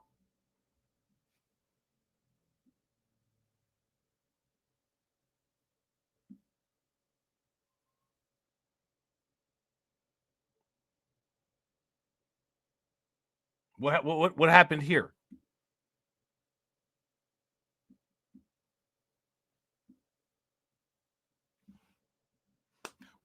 Well,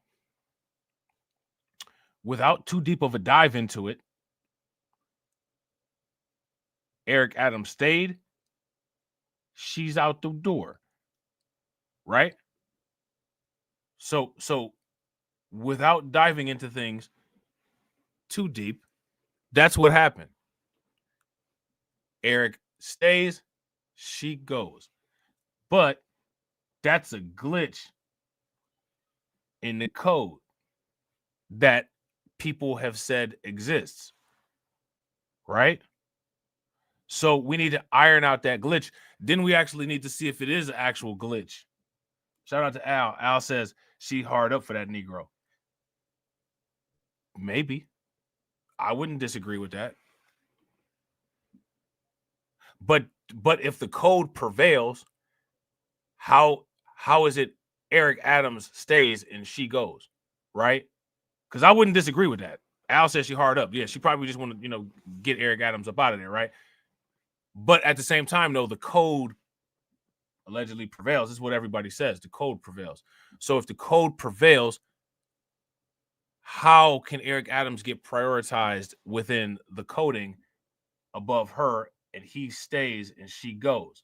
See, we got a glitch there, or either some undefined, what do they say, line 1 syntax error or 404 error. We got a 404 error here. We got a syntax error here.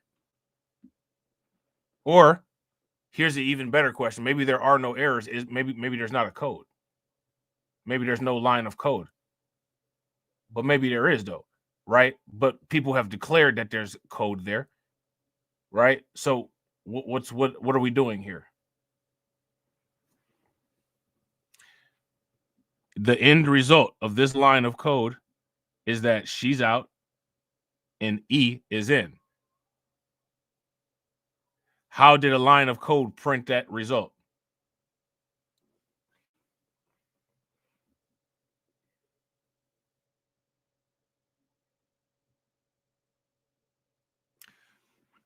Shout out to Katsy. Katsy said not a glitch. She went against what Trump wanted. Maybe. Possibly. I mean, that's a true statement, right? Well, actually, maybe it's not a true statement. She didn't get a chance to go against what Trump wanted. She just resigned, right? So she didn't necessarily go against what Trump wanted. She just resigned.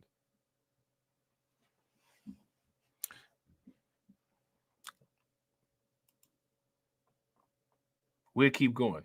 A liberal Democrat. She is a registered Republican. President Donald Trump himself appointed her.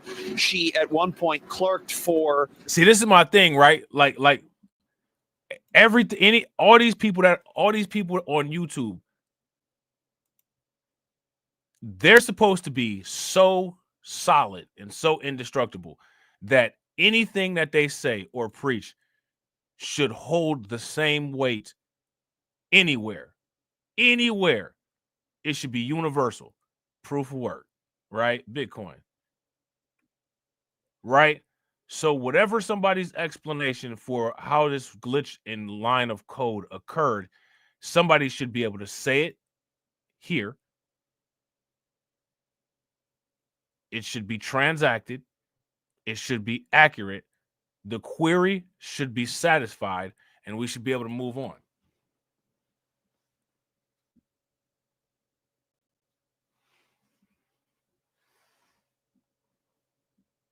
If you guys would agree, give me a thumbs up. If you guys would disagree, give me a thumbs down. But as you guys can see, in many cases, that doesn't happen. The one-time conservative Supreme Court Justice Antonin Scalia. She's a member of the Federalist Society, a conservative legal group. You get the idea. Hey, I just want to run this back. Do y'all see running across the screen at the bottom? 30-degree conditions near Portland lead to over 100 vehicle pileup. A 100 vehicle pileup is crazy. A 100 vehicle pileup is wild. Conservative legal group. You get the idea. But after the acting Deputy Attorney General Emil Bove, who has represented President Donald Trump in the past, told Sassoon to drop the case against Mayor Eric Adams, she had had enough. She tendered her resignation, and Bove then accepted it. And then she had enough what?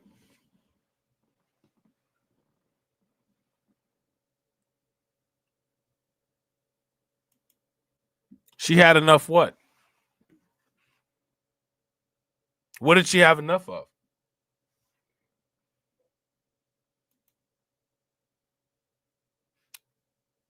5 officials who work in the public integrity section of the Justice Department in Washington also resigned. Yeah, so this is what I'm saying. Shout out to Jesse, right? Shout out to Jesse. Jesse said, good question, or a glitch in the matrix. Right, we got to figure out which one it is. I have my ideas, right? I have my ideas, but we've gotten 3 hours and 38 minutes of my ideas. I want to hear you guys' ideas. In her 8-page letter to the new Attorney General, Pam Bondie, Sassoon wrote, rather than be rewarded, Adams's advocacy should be called out for what it is, an improper offer of immigration enforcement assistance in exchange for a dismissal of his case. Is that what's happening? Rather than be rewarded, Adams' advocacy should be called out for what it is, an improper offer of immigration enforcement assistance in exchange for dismissal of his case. Is that what's happening? I don't necessarily know if this is an accurate comment.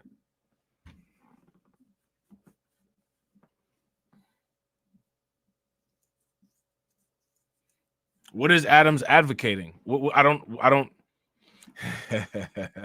Shout out to DC. It's not a glitch. It's the smell. You know what I'm saying? I have to get out of here. I need the codes. Look, hey, he start flipping out. I have to get out of here. I need the codes. The 99-second music started playing like it was Super Mario Brothers. I have to get out of here. I need the codes. You know what I'm saying? Shout out to Leonard. What's good with it, bro? I have to get out of here. I need the codes. Hey, we need to make a compilation video of all like the most hilarious like 5-second parts of the video. Shout out to AW1. What's good with it, bro? We need to have that part with Blade where he's like, it's fake. Hey, what you think about this chick right here? She's fake. You know what I'm saying?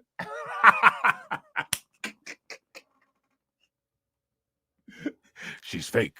You know what I'm saying?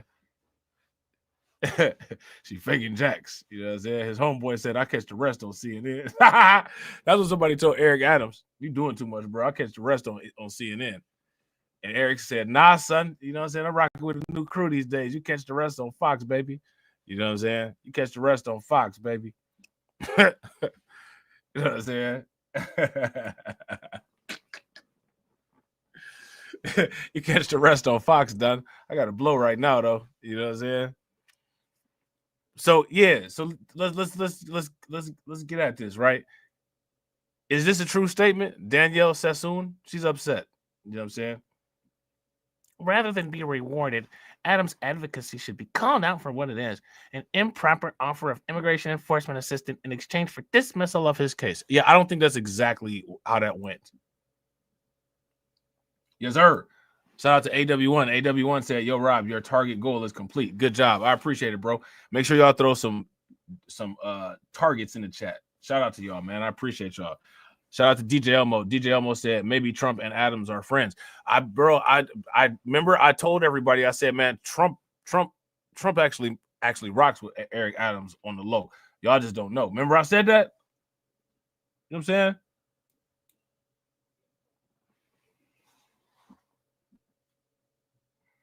Shout out to Cassie. Cassie said, I don't think she's being genuine. Let me stop, man. Let's go. Now, the mayor's attorney, Alex Spiro, denies any kind of quid pro quo here. In a letter responding to Sassoon, Bove wrote, in no valid sense do you uphold the Constitution by disobeying direct orders implementing the policy of a duly elected president, and anyone romanticizing that behavior does a disservice to the nature of this work and the public's perception of our efforts. Man, he went nuclear. He went nuclear on her. And shout out to everybody watching, man. I appreciate you guys. If you all haven't smashed the like button, please do me a favor. Take a moment, smash that like button. Also, if you guys haven't hit the bell, please take a moment, hit that bell. And also, please share the stream to your social media. Really extraordinary back and forth here. So where does all of this leave the mayor? Well, criminally, it looks like he's in the clear. Politically, that's harder to tell. The only person... Yes, son, I'm all right. They just wanted to ask a few questions. You know, I'm all good. I ain't got nothing to worry about. Now, let's get back to work. I'm good, son. Let's go. politically, that's harder to tell. The only person who has the power to remove him from office is Governor Kathy Hochul. She spoke last night on. And now, you know, I don't know if anybody is aware of this, right? I don't know if anybody is aware of this, but, you know,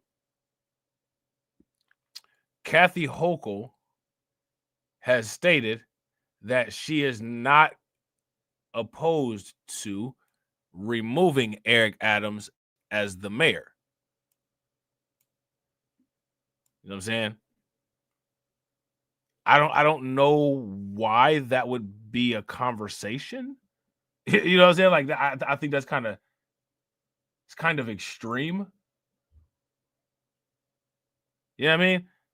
But I guess that's currently in discussion. So I'm going to show you guys this headline real quick, and then we're going to get back to that. All right. Now, I want to ask you guys this question. Why would a removal of Eric Adams as mayor by Kathy Hochul be justified?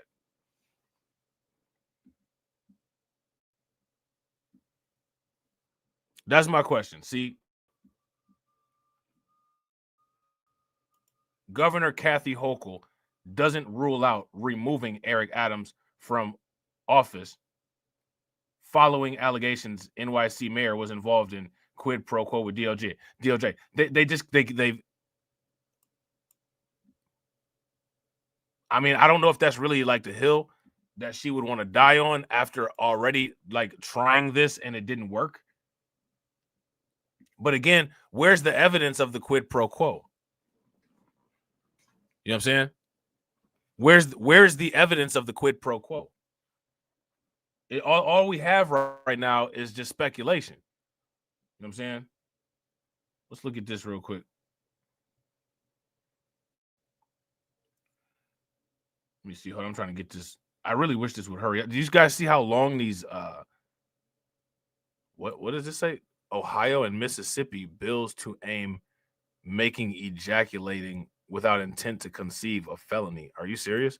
So they finna make busting a nut illegal, a $10,000 offense. It's ridiculous.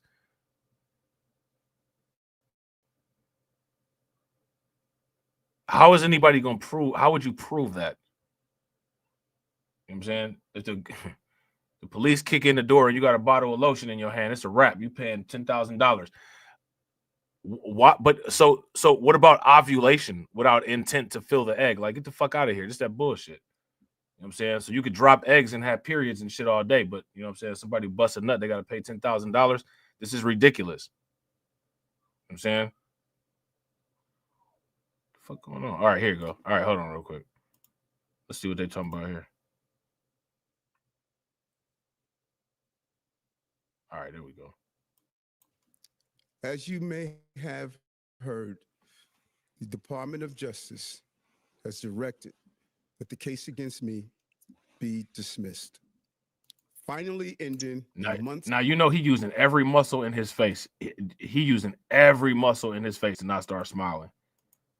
My fellow New Yorkers, as you may have heard, the Department of Justice has directed that the case against me be dismissed, finally ending a months-long saga that put me, my family, and this city through an unnecessary ordeal. As I said from the outset, I never broke the law, and I never would. I would never put any personal benefit above my solemn responsibility as your mayor. So let me be clear. I never ask anyone to break the law on my behalf or on behalf of my campaign. Never. And I absolutely never traded my power as an elected official for any personal benefit. No witness ever came forward publicly to make claims against me. None of the baseless threats from prosecutors of new charges and new evidence ever materialized. And this case will no longer continue. So I thank the Justice Department for its honesty. Now, we can put this cruel episode behind us and focus entirely on the future of our city. It's time to move forward. But despite the fact that I am no longer facing legal questions, I also understand that many New Yorkers will still question my character. The real news is that the women and men of my administration have delivered for the working people of New York, just like I promised we would. Those are the facts. Many people continue to feed whatever false narratives they want, but no one can dispute the numbers.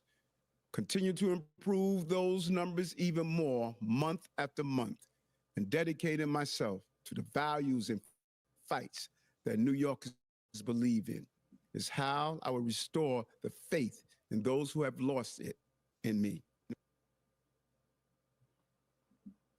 This has been the most difficult 15 months of my life, but my inspiration was knowing I was fighting for the people of this city. So many of those people are still facing their own difficult challenges every day, just like my own mother did when she worked 3 jobs to raise 6 children. If you work hard enough, New York City should give you a chance. Eric Adams' side stories be having me dying laughing. Eric Adams always got an unrelated side story that he just throw in. Like, bro, what that got to do with anything? To succeed. Oh man, Eric Adams, wow, man. Yeah, we're gonna get into this later, but first we gotta just check this headline, man, so y'all could see that I ain't bullshitting here. Hold on real quick. Throw this back here. Yeah, we're gonna throw that back there. All right. Oh, you know what? Wait a minute. Wait a minute. Yeah, look at this, man. This right here. This is doing too much.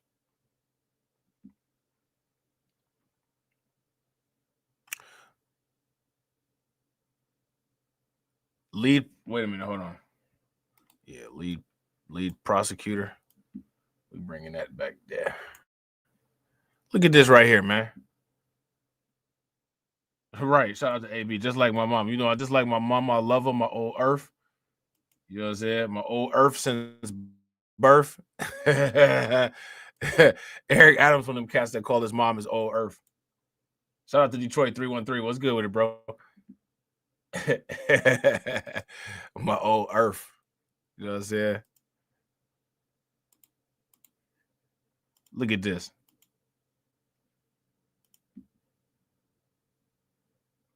Yeah, shout out to Tedra. The way he was enunciating his words, you want to make sure that we heard it. Do y'all understand the words that's coming out of my mouth?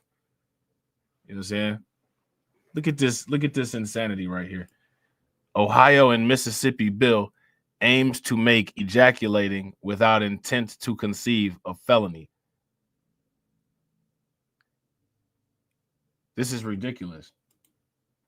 Is spilling semen outside of a woman's vagina a sin? First sentence of the article. You know this shit about to be lit. Who cares if it's a sin or not? What that got to do with the legal system? You know what I'm saying? Like, I'm not trying to be funny, man. Who cares if it's a sin or not? What did that got to do with the legal system?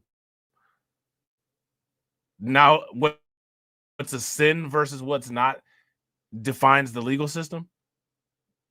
Legislators in Ohio and Mississippi want to fine men up to around $10,000 if they're caught doing so. I'm not trying to be. Listen, man. They birth rates really down that bad where they got to do this shit. They're gonna outlaw condoms then if this is the case. That's the next step. Condoms are illegal. You know what I'm saying?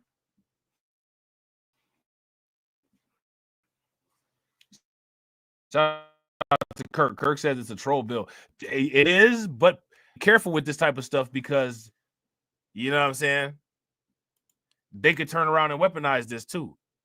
A draft bill was released in Ohio this week seeking to make ejaculation without the intent of conceiving a baby a felony offense. Its advocates say the intent is to spur up public debate over reproductive rights and the interpretation of application of biblical law. I don't understand why biblical law has a place in society. You know what I'm saying? That right there is an immediate issue. I'm saying, I don't, where in the, does it say in the Bible that you have to, you know what I'm saying? Like, I don't know, I guess ejaculate inside of a woman, is that, you know what I'm saying? Like, the Bible don't say, you know, if you can't get none, you ain't allowed to jack off or you going to hell. Like, I feel bad for a lot of people in the United States. Then this the MGTOW era. A lot of motherfuckers buying lotion. You know what I'm saying? Like, the lotion stock price is up because, you know, motherfuckers ain't really getting access to wet all like that these days, at least according to social media. You know what I'm saying? People ain't really getting access to wet all like that. So if you ain't getting access to wet all like that, and they got a no-knock warrant and they catch you in the bathroom, you know what I'm saying? You might have some problems on your hand.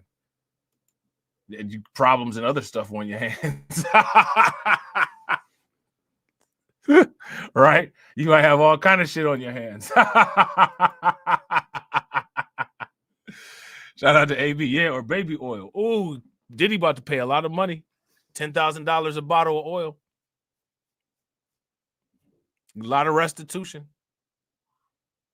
How do you prove like intent though? But shout out to Kurt. Kurt said it's a response to the abortion laws. They're trying to be sarcastic and be more conservative than the conservatives. That's we're gonna see how it go. Shout out to Bronze. What's good with it, bro? We're gonna see how it go. Shout out to DeFore Pretty Boy. DeFore Pretty Boy said all these women that like raw dog and cheap liquor, it's not gonna be many people going to jail for that. Yeah. They're gonna be singing this. This is gonna be, they call this the Brandon Jamal bill. You let him hit it raw. You didn't have second thoughts. Now you're a single mom. Now you're a single mom. That's the single mom bill. You know what I'm saying? MSNBC, and she did not rule out using her power. As governor, I also represent the city. These are my constituents as well. Now, we didn't get this finished yesterday. All right, we got to get Kathy's eyes like that. All right, now, again, I had asked this question yesterday, and y'all didn't answer, so we're going to hit it again today. Does Kathy look like Jigsaw from the Saw series? I think she does. You know what I'm saying? He did. Shout out to Bronze. Bronze said he actually did a video about that bill the other day. Did he? I bet you that shit was hilarious. Brandon Jamal be funny, man. He be cracking me up sometimes. He got a sense of humor, man. You know what I'm saying? Make sure they're protected here. So this just happened. I need some time to process this and figure out the right approach. So as she processes and tries to figure out in words the right approach, the mayor is expected to speak more today. We'll have to wait and see what he has to say. All along, though, he has been adamant in denying any wrongdoing. He'll have to convince New York City voters that he deserves another term at City Hall, with the Democratic primary looming in about 4.5 months. We're live at Gracie Mansion this morning. Dan, back to you. All right. So yeah, that's gonna be interesting, man. I wonder how that's gonna turn out for Big E. You know what I'm saying? I wonder if he's gonna win that race or not. I don't know, man. I don't think Cuomo will, though. I don't think Cuomo will. Now check this out. Do y'all remember that taco truck that we talked about that got raided? We talked about it. That's so stereotypical and wild. Like, I'm not trying to like, somebody would think that we was trolling. You know what I'm saying? Like, if we like, yo, remember that taco truck that got raided? Like, nah, but that's actually what we're talking about, though. You know what I'm saying? A taco truck that had got raided. Y'all remember that yesterday, the taco truck? So the owner came out and said some things. So we're gonna see what the owner of the taco truck had to say. You know what I'm saying? He probably like, man, y'all killed my workforce with that. I don't appreciate that shit. I don't appreciate these raids. You know what I'm saying? You took two of my best chefs. Shout out to Patrick. What's good with it, bro? You took two of my best chefs. You know what I'm saying? I need them.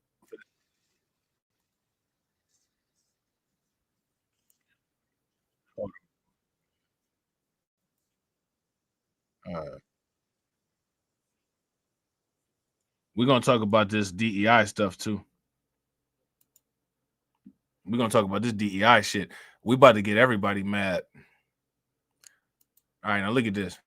Here go the taco truck owner right here. Hold on. Oh, goddamn. Wait a minute. All right. Yeah, there we go. All right, real quick. Shout out to everybody watching. I appreciate you guys. Y'all already know. If y'all haven't smashed the like button yet, please help me out. Take a moment. Smash that like button. Also, if you guys haven't hit the bell, please take a moment. Hit that bell. Also, please share the stream to your social media. So there you go. He got the taco shirt on. The little young ass hoodie and shit. You know what I'm saying? Don't look like that hoodie will fit up over his head, but you know. You do what you got. You do what you can, right? Had an ID. None of them had a uniform, nor did they have a badge. They didn't have a court order. They didn't identify themselves, and they just jumped into the private property of my truck and apprehended. The owner of Taco and Ganas is speaking out after ICE agents arrested 3 of his employees Monday.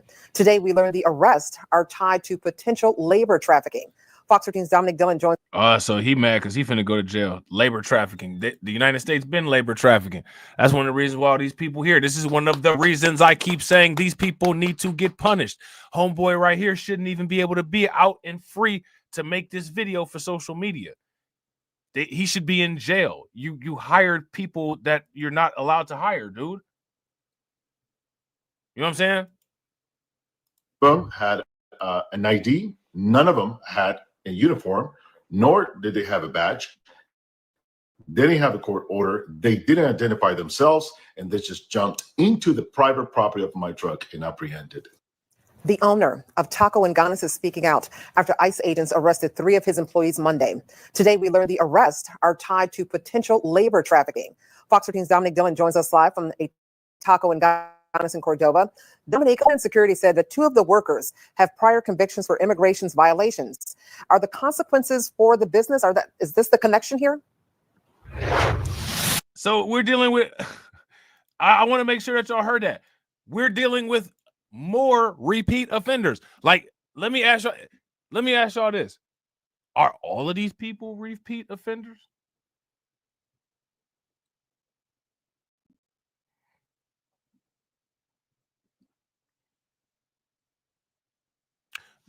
Are all of these people repeat offenders?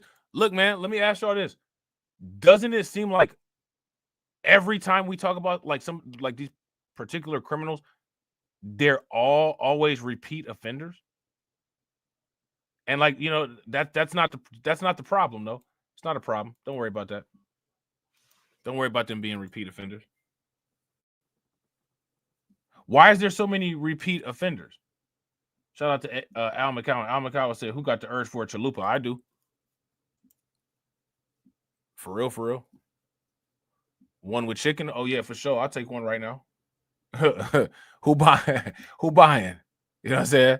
Hell yeah, I'll take a chalupa from an actual look, from an actual Mexican restaurant. Look, you ain't got to worry. I'm not going to tell neither. You know what I'm saying? If you got somebody that's undocumented that's working, I ain't got, hey, look, whatever, man. Give me my food and you'll get your money. You know what I'm saying? Everybody gonna be mad at me. You supposed to tell on the migrants. I'm not gonna be able to get my chalupa then if I do that. So sorry to disappoint y'all. I'm not about to send the ICE to the Mexican restaurant. I'm about to take myself to the Mexican restaurant. You know what I'm saying? I'm gonna get some of that shrimp with salsa on it and a damn chalupa.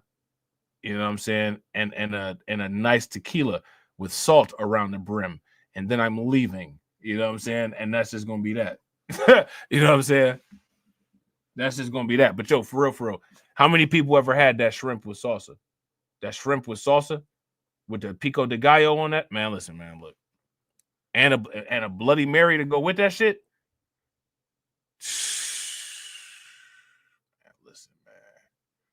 Man, listen.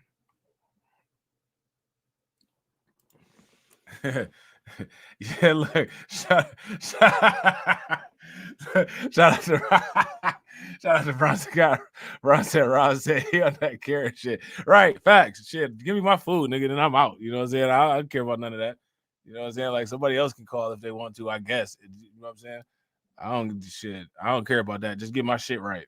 Now, you know, I ain't gonna lie, I might have some reflex irritation. Don't put the wrong shit in my bag and I DoorDash it and they done messed up, because you might accidentally get, that might be some overkill. I might get that mad that I turn around. I'm not even calling customer service. I'm calling ICE. Fuck this shit. So just make sure the order is right. You know what I'm saying? But on regular circumstances, though, if I go up there and get some takeout, sorry to disappoint y'all. Sorry to disappoint y'all. I'm not about to jump out the window and call ICE on every damn Mexican restaurant because everybody decided to vote Democrat for the last 60 years. And now we got this situation. I'm getting my motherfucking food and I'm out. You know what I'm saying? I'm just giving it a buck. You know what I'm saying? The best y'all get is another video tomorrow as far as that go. Fox 13's Dominic Dillon joins us live from a taco in Gunnison, Cordova. Dominic, Homeland Security said that 2 of the workers have prior convictions for immigration's violations. Are the consequences for the business? Is this the connection here?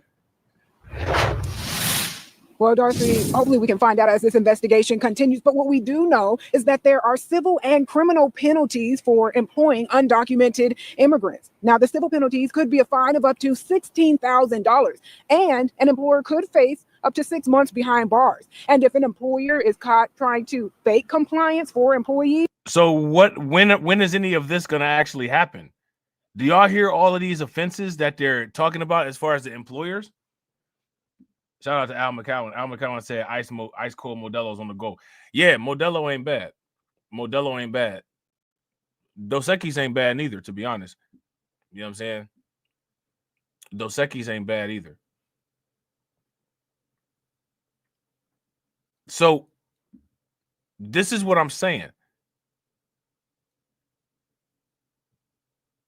We're hearing, like, we're listening to this report and they're listing all of these consequences, you know, for the non-compliance with the employment laws for hiring, you know, citizens and illegal migrants.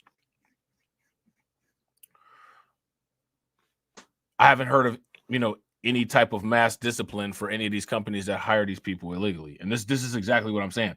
These people incentivize these people to come here. The employers that hire these people are a direct contributor to the migrant crisis. If you guys would agree, give me a thumbs up. If you guys would disagree, give me a thumbs down.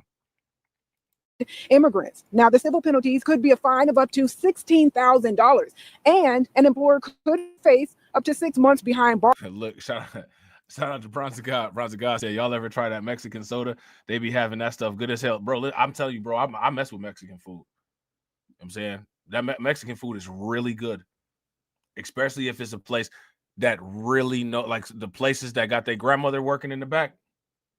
Listen, they got a boiler working back there. That shit be on point. And the drink, I'm telling you, the drinks, the Mexican restaurants make the best Bloody Marys. And Top Golf makes some good Bloody Marys too, though. I ain't even gonna lie. Whoever been to Top Golf?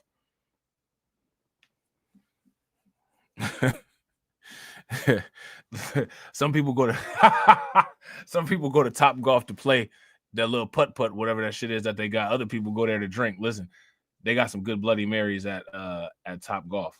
I think they use like spicy V8 and they put like some a lot of pepper in it.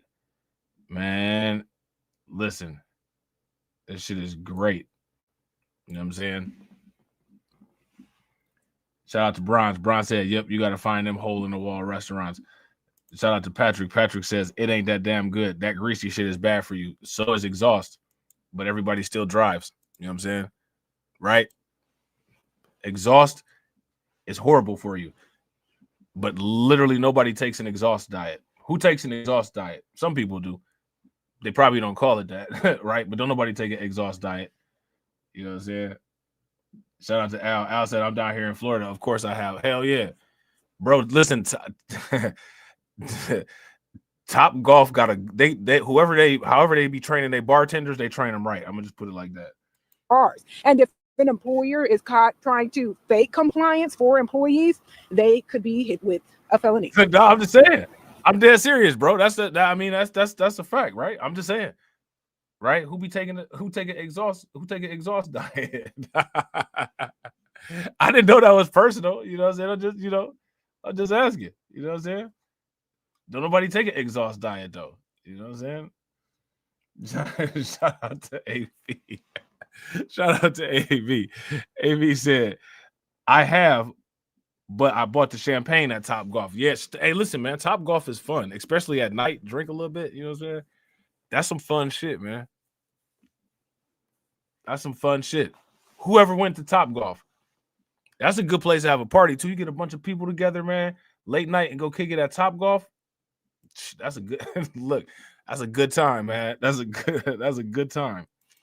We thought it was the best way to address the situation with the statement and let the video tell the story. The owner of Taco and Ghana's is speaking out after releasing this video on the company's social media platform Monday. The video shows what we have now learned from the Department of Homeland Security are ICE agents arresting 3 Mexican nationals while they were working as part of a... Yo, listen, I'm telling this, here go the best night. Listen, man, this is the best night right here.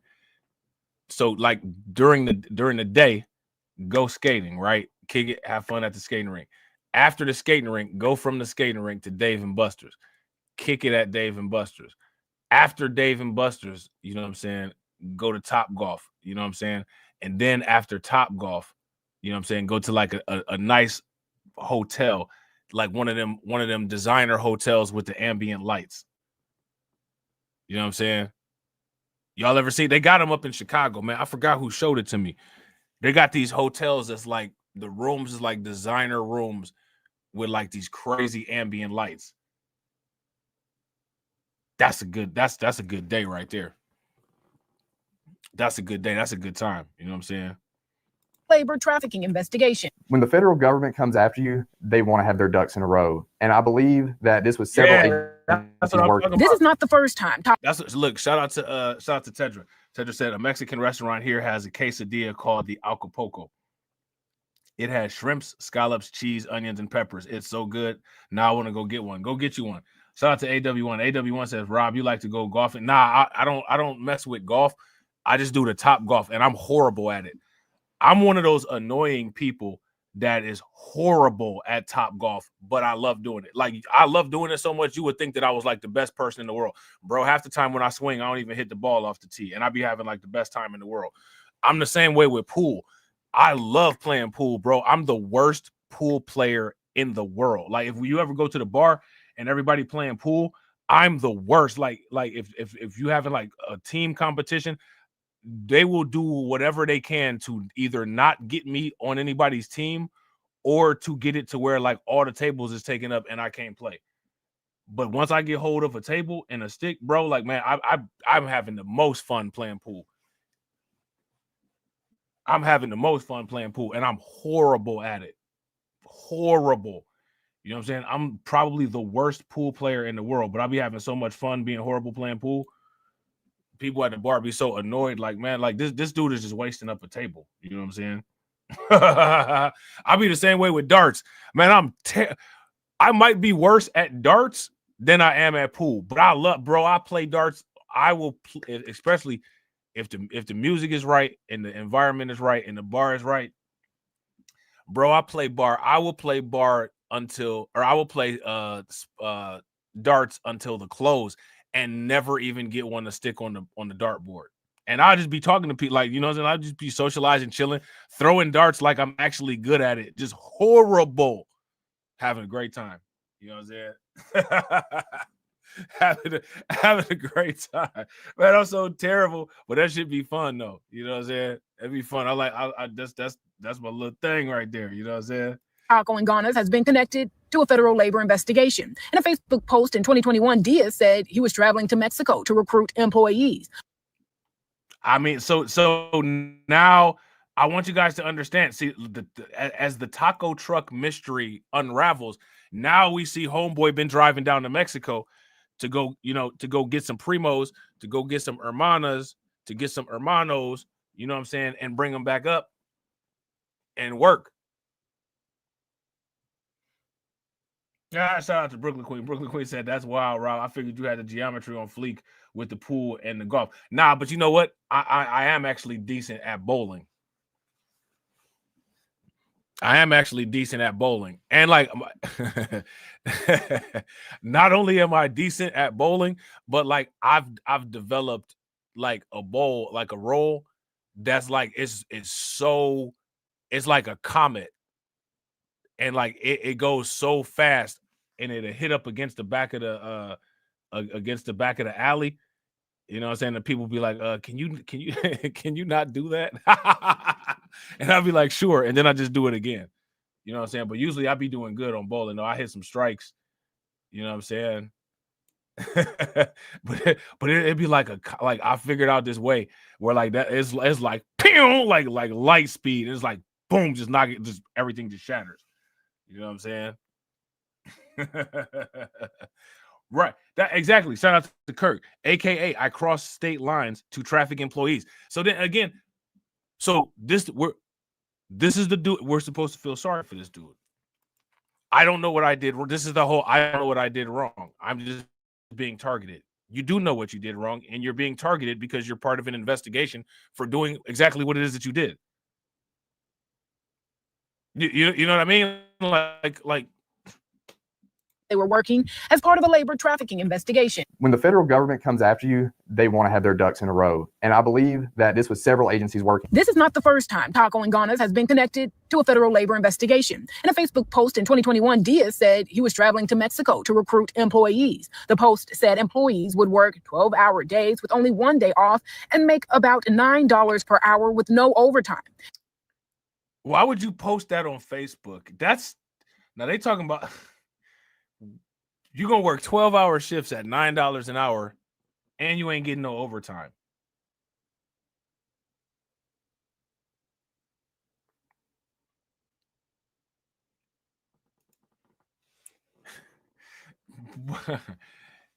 Man, listen, man. In 2022, the U.S. Department of Labor's Wage and Hour Division opened an investigation into the company. It's unclear if the investigation that led to Monday's arrest is related to the investigation from 2022. If you are being mistreated by your employer, this would include situations of... Right. I was about to say, while he's sitting up here crying about getting these migrants getting arrested, he needs to be prosecuted. Like, listen, you know what I'm saying? He ain't even treating the migrant. Like, why are you acting like a migrant advocate? You're not even treating the migrants, you know what I'm saying, that you have good. You're doing them like a sweatshop. You know what I'm saying? You're doing them like a sweatshop. You know what I'm saying? And then look, check this out, right?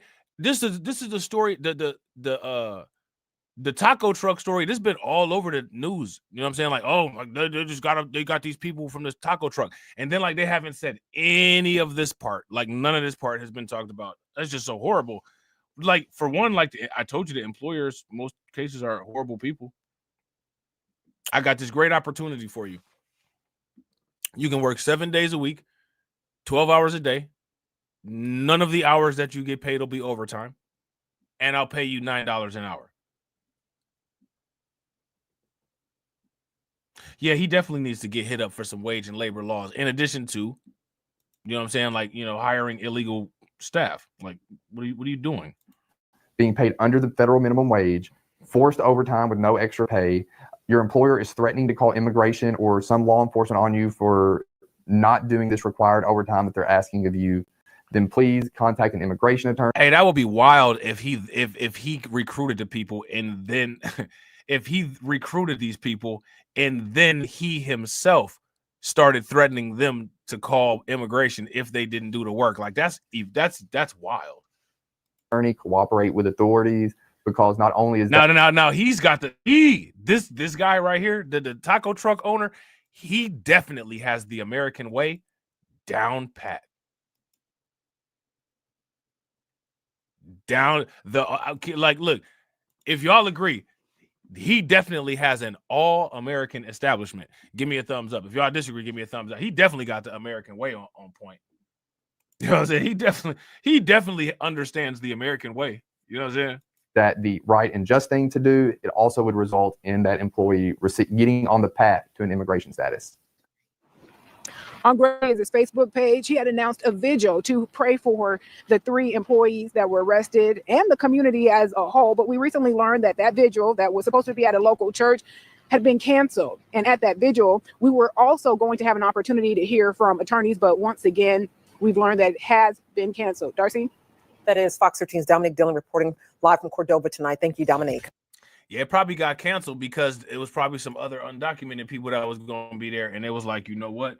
Now that we got hip to this, you know what I'm saying? Tom Homan and Ice and all them probably going to show up, and a whole bunch of people going to get arrested at this vigil, and then we're going to have more vigils for the other homies that got arrested. You know what I'm saying? So we're going to have to kind of shut that down. Now, you know what I'm saying? We're going to close this out with this. How many people heard about this quote-unquote Latino freeze as it relates to quote-unquote DEI rollback outrage? DEI rollback outrage. I don't know what this Latino quote-unquote freeze means. I don't know what this is. I don't know what's going on here. Latino freeze grows as part of backlash against companies rolling back DEI programs.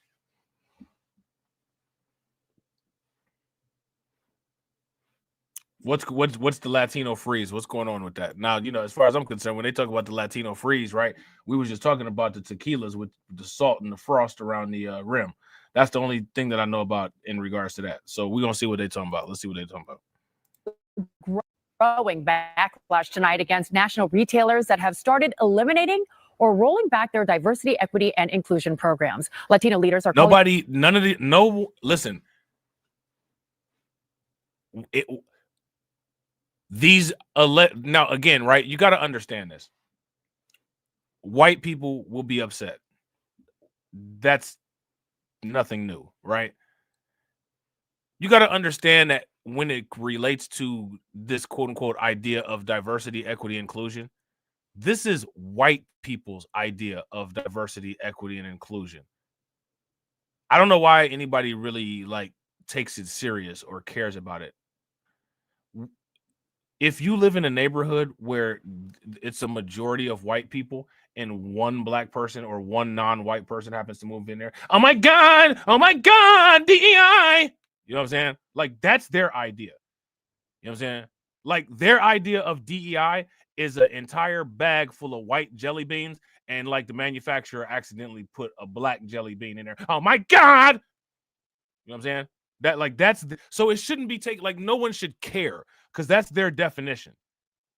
And so, like, their idea of DEI is that for this one black jelly bean that happened to fall into the bag, you guys remember, and again, this can be proven. You remember that fat fuck on American History X, right? When there was the black jelly bean in there and he picked it out. Yeah. You know what I'm saying? Probably got that from grandpa, right? So, you know, like, that's their idea of it. How do we treat this one black jelly bean? It's not the black jelly bean's idea. The black jelly bean doesn't define DEI. Only the pale fingers reaching into the candy jar define the DEI, right? So it's only their view of what that is. Now, is their view correct or is their view wrong? Who knows? But it's biased and it's only their view. I don't know why people adopt their ideas as correct and decide to base outrage on their ideas. If you actually don't believe things that they say are legitimate, I don't know why you subscribe to even allowing for a definition of anything that they defined to have to be validated. It doesn't make any sense. How many times have you guys seen all over YouTube all of these people, right? And the best that they can come up with is DEI mean black. DEI mean black. Like, you see this all the time, right? Okay. Like, there's this thing called union, right? There's this thing called convergence, right? So if there's union and convergence, how can something mean one thing?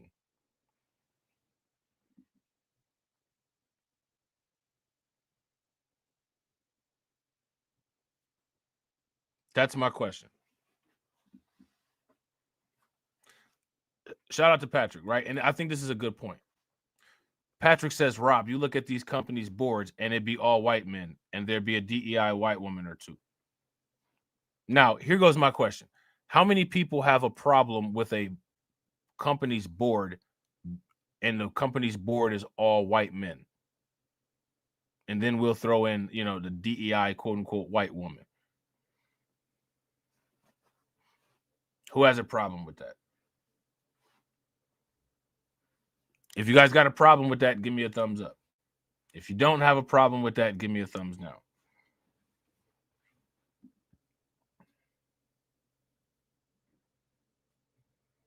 Shout out to everybody watching. I appreciate you guys. If you all haven't smashed the like button, please do me a favor. Take a moment, smash that like button. Also, if you guys haven't hit the bell, please take a moment, hit that bell, and share the stream to your social media. Who's got a problem with this? Now, here's the thing, right? I'm going to keep it a buck. This is what I'm going to start doing. I'm going to start answering stuff for people, right? And I'm going to start answering it in the most extreme and absurd way. So you're being forewarned, right? Now, here's my question for everybody. Who has a problem with a company having an all-white board? Now, I don't believe that anyone has a problem with that. As a matter of fact, I would go as far as to say the majority of the entire of America, including black people, actually prefer that, which is wildly bizarre, but it's what the evidence shows. Who knows? Maybe it's because of the doll test or something. I don't know. But no one has a problem with this. The only thing that everybody wants to do is just, you know, people just want to talk about it. Now, somebody might ask me the question, why would you say such a thing? I would say such a thing for this reason. How many people remember that city in Tennessee where the comptroller took over the money? You guys remember that? Now, that was a situation where there was an elected official. So the people who were in that area had an opportunity to put who they wanted to in place. Now that area is majority black, but they chose to pick a white comptroller. Why would you do that? Now, you know, I don't know why you would do that. Maybe he was qualified. Maybe he wasn't. I don't know the individual. But what I do know is that they didn't vote for the what would be considered quote unquote DEI, or maybe in that instance they chose DEI. They were pro DEI.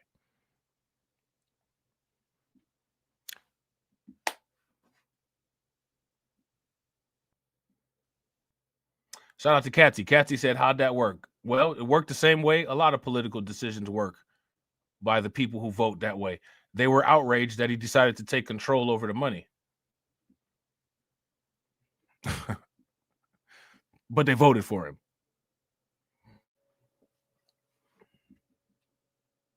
So because of multiple situations like that, where people do things like that, it is to my belief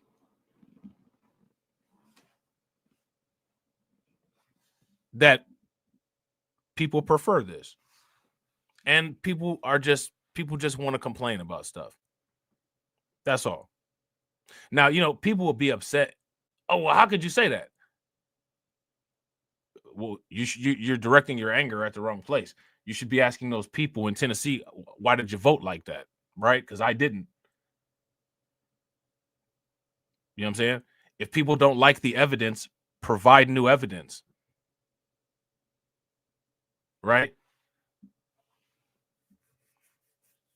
Shout out to Patrick. Patrick says, wait, did they? I thought the state went to take over because a big company was coming in.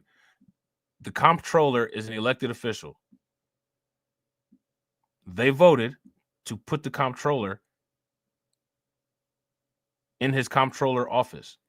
The same way they voted for the mayor, the same way they vote for the sheriff, the same way they voted for the judges.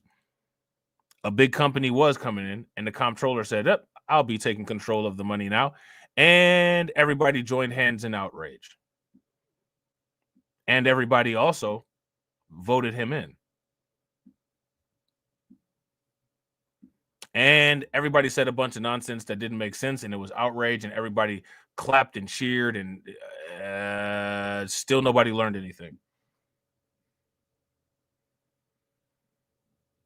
You know what I'm saying? Now, shout out to Patrick. Patrick says the point of DEI is to get a so-called POC and black on the boards and into executive positions. Now, here's my thing. Do you think I don't know necessarily how fair that is. Right? I don't know how fair that is. As far as that goes. Right? So again, right, I need everybody to answer the question that I asked. And my question is, the original, shout out to Patrick, Patrick's original statement here. Wait, hold on real quick. Not that one. This one. Rob, you look at these companies' boards and they be all white men and the DEI be a white woman or two. Now, here's my question. Who has a problem with that?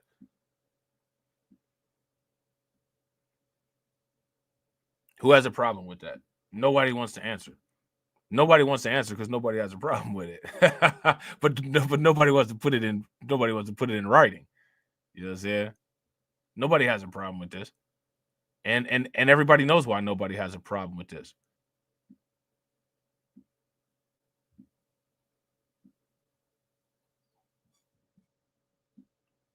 Right?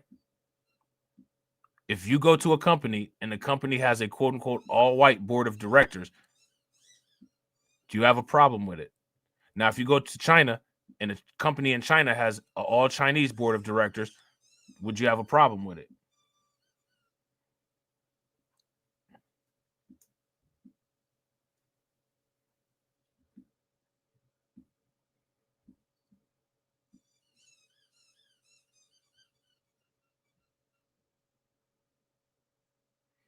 Shout out to Katsy. Katsy said, I can't say anything because I don't even know the makeup of the board of the company that I work for. They usually print out a paper or a brochure that's called a 10K. And a 10K usually gives information about the board of directors in it. Usually there's pictures of them. Or you can go to the About page on the website, and it'll usually show who the top executives are. I want you guys to understand something. This is what I'm saying. Shout out to Kirk. Kirk said if they didn't have any Uyghurs on the board. Right. Now, here go the thing, though. The thing about the quote unquote Uyghurs, they're still Chinese. They're also still Asian. Right. So, you know, I don't know, you know, maybe if we do the intersectionality thing and they talk about like ethnic discrimination, you could go that route. But racially, right, they're still the same people. They're still Asian. They're still Chinese. Right. So again, right, this is what, and I want you guys, this is what I'm saying about the skittishness, right? Everybody's scared to commit. It shouldn't even be that much. It shouldn't even really be a thought, to be honest. I mean, like, it's not really that difficult of a question. Do people have a difficult time with a bunch of white people on the board of directors or not? I mean, you know what I'm saying? Like, is there an issue or no? One of the easiest questions that you'll ever be asked.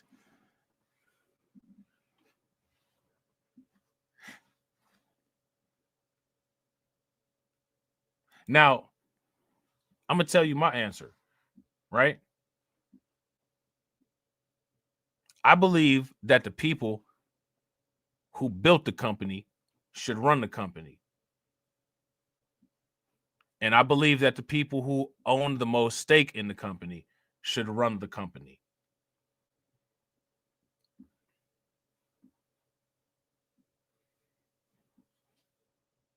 If I create a company, a cryptocurrency company, which is probably what type of company I would create, I don't want somebody to come in and tell me I have to save one of my positions for just some random person that's not invested in what I'm doing. If I got 5 positions and one of those positions is for bronze, the other position is for win, lose, or rug, the other position is for DC Precise, the other position is for Lloyd Sky 9, the other position is for Brooklyn Queen. Shout out to Brooklyn Queen. No offense, right? I'm saying all my positions are filled and I'm quote unquote using Brooklyn Queen as my DEI because she's a woman. And why? Because I'm choosing these people because I know for a fact they're invested in the success of the company. I shouldn't have to hire somebody named Nathan simply because their name is Nathan and they grew up in a different location than me and they apply and I have to give them a job. Instead, yeah, I got a position that I want Black free thinker to work and I can't put him in that position because the government is telling me I got to hire Nathan. I don't know Nathan's involvement. I don't know his dedication. I don't know anything about him. So, you know, as far as DEI goes, right? If you want to eliminate DEI, create your own business. Shout out to AB. We're going to make AB as our forecaster, Fomosaki. He's going to tell us buy everything if we hear some good news. Buy all that shit. You know what I'm saying? Somebody just came out with a new coin. Shit, nigga, buy that shit. You know what I'm saying? So my question is, as far as the DEI people go, right? If you look at Walmart on a board, it's a lot of Waltons on there. That's because Sam Walton started the company. You know what I'm saying? A lot of Waltons, Sam Walton started the company. So there's a lot of Waltons who are on the board. There's a lot of Waltons who are trustees. Who would even be on, like, okay, so we, quote unquote, we got to put these people in these, who would even be in that position? Like, who would properly fit into that, where that person is a Walton that can, you know, do the, you know, family company objectives or whatever. Like it's weird, right? So my thing is, if people want to see more executives, more Black executives, I don't understand. Like, I don't understand why people believe that the only way to see more Black executives is at a white company. Make these white people hire you. I mean, no. How about make a company? See, this is, now I want you guys to understand, everybody will say that I'm a coon. I'm the coon, right? I'm the coon because I'm saying create your own company so that you can choose who you hire and be the CEO. I'm not, I want to make something very clear. I don't give a fuck what people say. I'm going to tell you what it is. People advocating to be given a CEO position at a white business, what you're saying is that you can't create your own business, to hire your own executive, to create your own workforce, and to sustain a business model. You're saying that. You're saying that you have to go and work for a structure that they have set up for you. I'm not saying that. I'm saying we can create our own sustainable structures and be competitive in the market.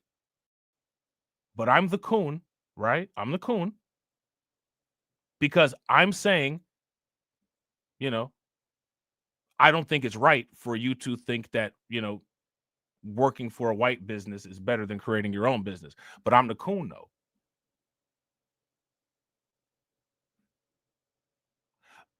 This is what I'm saying. Like, there's not, like, how is it empowerment to say white people must give you a job? Like, I don't understand that.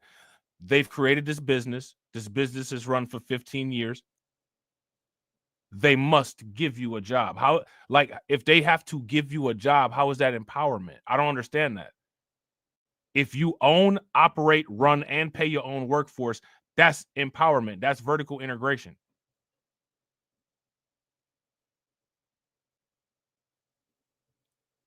But if I don't just jump on the line and say, you know what, yeah, they need to go ahead and give you some breadcrumbs called a CEO position, you know, even though the business is making $60 billion a year, here go $100,000 a year position and make you feel good because they gave it to you. Like, I don't understand. Somebody explain this to me. Shout out to Carlton. That shit came so fast, Carlton forgot to hit the bell in the chat. Somebody explain that to me. These boycotts that people, listen, man, they've been running a fake boycott scheme on people for 60 years. These ain't boycotts. These ain't boycotts.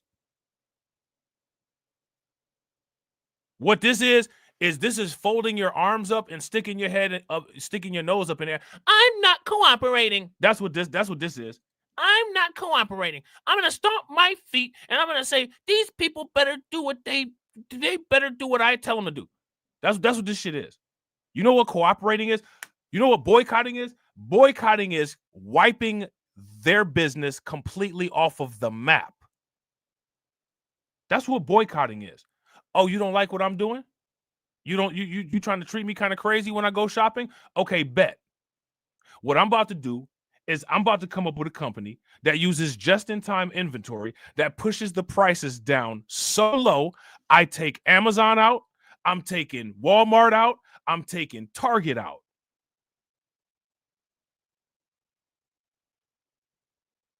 And now I'm going to have all of that market share. And now I determine how the customers get treated. And I might treat people like shit. And you don't have no option because I just took everybody out.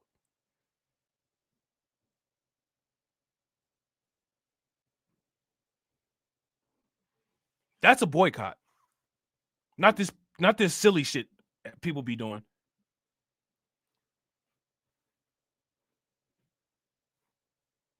Not this silly shit that people be doing. Because this, I'm gonna tell you 100%.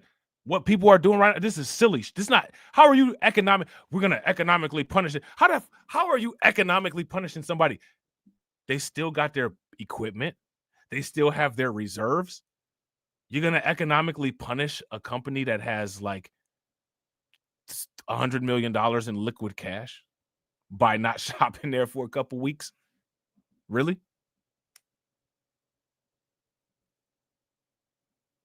Really? Company got, $100 million in financial reserves. You really think you doing something by skipping out on buying shit for 2 weeks?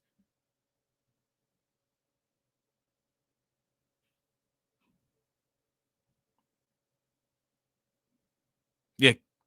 This is more evidence that people have zero business experience, but the culture is anti-business, so people don't want to talk about that.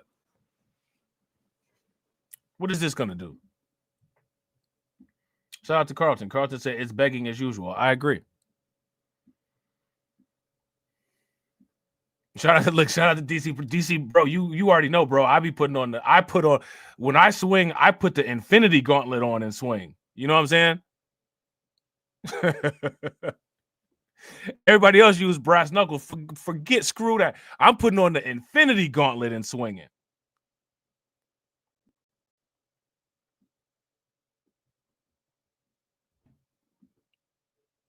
You know what I'm saying?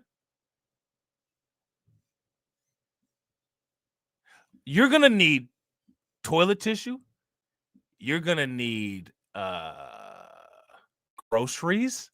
You're going to need cleaning supplies. You're going to need gasoline in your car. You're going to need everything that you thought you were boycotting before those companies go broke. You can bet that. You can bet that shit. And then, lucky you ain't got no CEOs like me, because if I was a CEO and I saw that y'all boycotted my shit, I'm going to let you starve. Then once you starve, when you finally realize that you don't have shit, so you got to come back and buy shit from me, I'm jacking the price all the way up.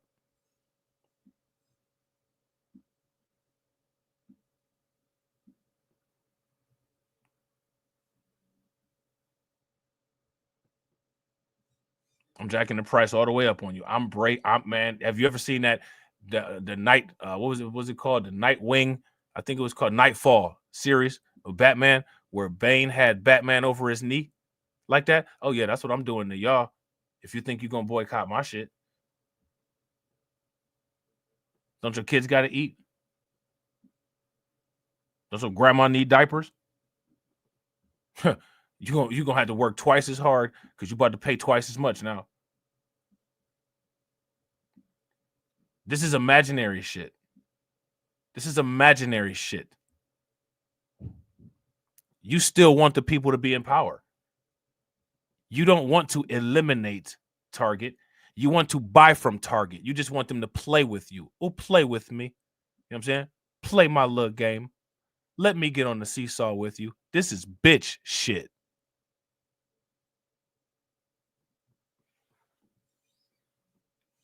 You know what I'm saying? People been lying to y'all about these boycotts. These boycotts don't do shit. What company has ever gone out of business because of these boycotts? They all still are still around, if I'm not mistaken, doing wonderful on the stock market, by the way. You know what I'm saying? Shout out to Bronze. Bronze said, right, like these companies are literally billion-dollar companies. Motherfuckers don't think they ain't got no backup plan for the backup plan. Bro, facts. Facts. I'm finna not buy shit from you for 2 weeks. They don't give a fuck. You know, they calculate how much working capital they have quarterly. No one cares about this little bullshit. You know what this shit is? This shit is a mosquito bite. Who actually sits down and gets medical care for a mosquito bite? But if you boycott, they'll listen. If you boycott, they'll laugh. You know what I'm saying? So when are people going to come to reality? It's lonely here. You know what I'm saying? Got a lot of real estate.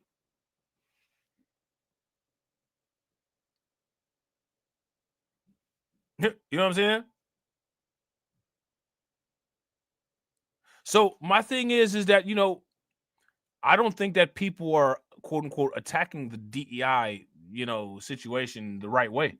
I don't think they're attacking it at all. It's the same thing as always. They just want to be played with. Oh, please play nice with us. Well, if you want to continue to play, like, you know, they're going to play how they want to play.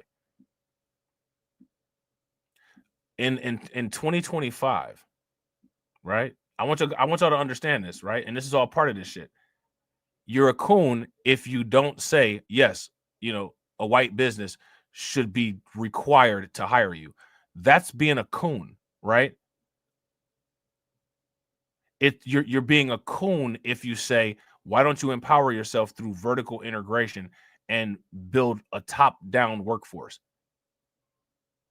You're the coon for encouraging what creates empowerment. You're not a coon and you're on code if you demand integration into a white business.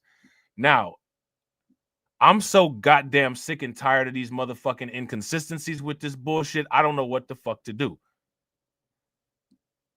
How many times do y'all hear people sit there and say they're tired, that immigration was the worst thing that possibly happened? I'm so sick of that fucking talking point and lie. Everything was all good. Everything was all good until integration happened. I'm so fucking sick and tired of hearing that shit. If that's the case, then what does anybody have a problem with this anti-DEI shit for? They're actually doing you a favor. They're unintegrating the businesses. The fuck? Isn't that what that is? They're de-integrating the businesses. Integration fucked us up. All right, then. Well, you know what I'm saying? The people that you didn't vote for are saying, you know what? I think integration fucked us up too. So we're getting rid of it. Well, wait a minute. These motherfuckers got to give us a job now. Which one do you want?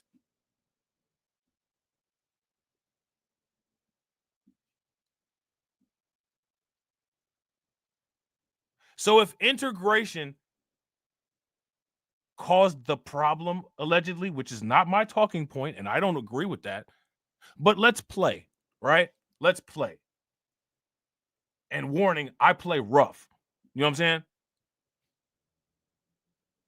So if integration caused a problem and the businesses are being de-integrated, why is everybody having a temper tantrum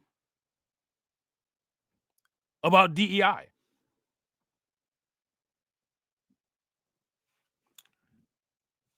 Shout out to Patrick. Patrick says black folks today don't have the ability to build a ground-up corporation. That's Patrick saying that. I ain't saying that. I don't agree with that, but Patrick said it. Shout out to Carl. Carl just said both. I disagree with that.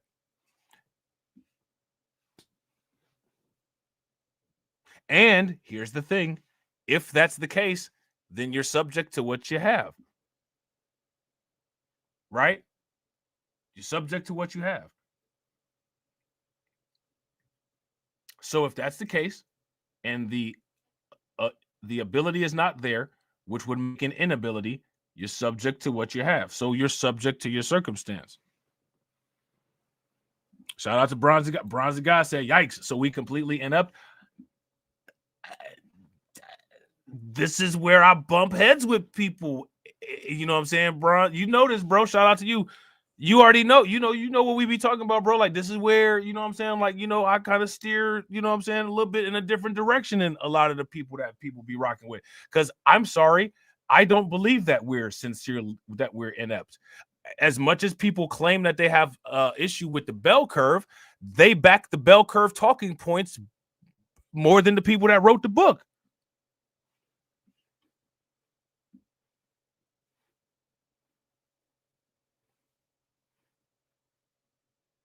The Umar Johnson types. Well, you know we're dumb.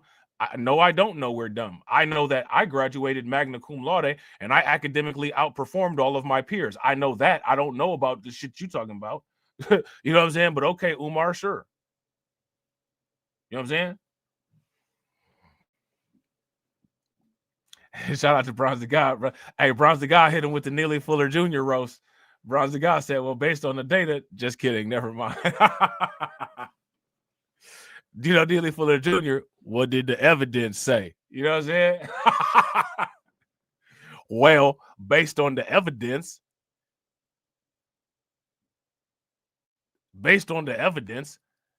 young Neely Fuller said, I don't know, white man. You know what I'm saying?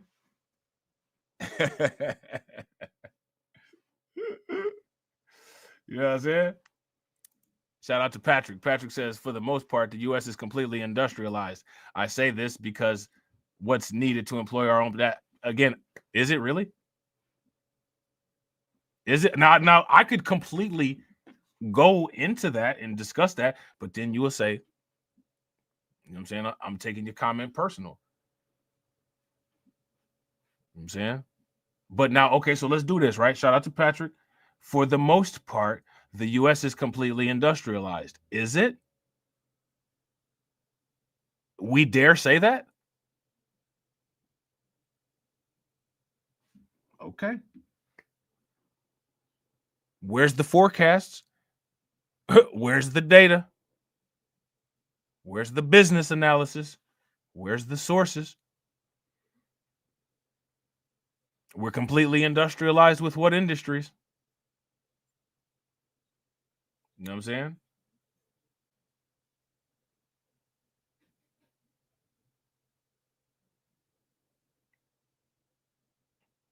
Carlton hit him with the Neely Fuller Jr. Well, based on the data, based on the data. And then that's when you get into the people saying that the data is racist, but they create the data. You know what I'm saying? Like they create the actions that create that. They create the actions that create the data, and the data is racist. You know what I'm saying?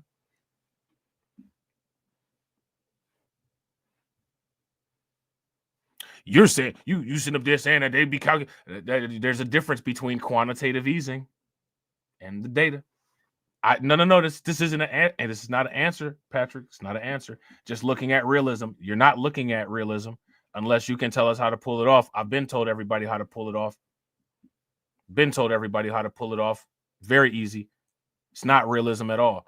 We have an entirely new market and set of industries that are about to happen that people just are uninterested in. This is an absolutely unacceptable answer.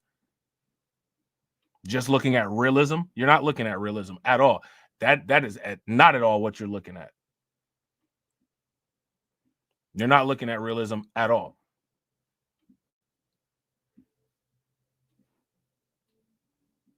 And I tell people how to pull it off every single day. And they don't want to. And that is the reality. That's the realism. That is the realism. The realism is that people are digging their own graves with a shovel that they overpaid for because they want to. And then they're showing the shovel off like it's a badge of honor. That is the realism. That's the realism, bro. You know what I'm saying? The realism is that you want to have this optimistic view that sadly is not consistent with reality. You know what I'm saying? You know, it would be nice, right? But it's not real. You said the best time to have done things was during the Industrial Revolution. Again, that's not true. We have technology currently that is being adopted at the fastest rate in human history, and that's faster than the cell phone. You know what I'm saying? And shout out to everybody that watches. He said, unless a new technology emerges that, and we corner that market, I'm about to end the live stream. I'm about to end the stream. I'm about to look. He just said, look. Shout out to Carlton. Shout out to DC Precise, AB Promotions, Brooklyn Queen. Y'all see that? Look, unless a new technology emerges and we corner that market, man, I'm gone, man. I'm done. You know what I'm saying? I'm done. You know what I'm saying?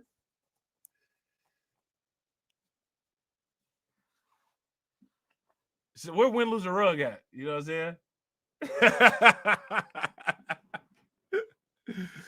Look. Patrick gotta be trolling, man. Oh no, I'm at bro. Are you actually asking this? Literally everyone here. I'm gonna let the comment section handle it. I'm gonna let the comment section handle that. Look at it. We're gonna address the comment. Just looking at realism, unless you can tell us how to pull it off. The best time to have done this was during the Industrial Revolution. Now, let's ask this question, right? Let's start with this one. Are we on the verge of a fourth industrial revolution? Yes or no? Is that true or false? Let's start with there. Unless a new technology emerges and we corner that market. I've literally been saying that at least for the last 5 years. No one cares. Here's my question, Patrick. You got to answer this question honestly. Do you have a hard time accepting the reality of mediocrity and that people actually don't care about any of this shit?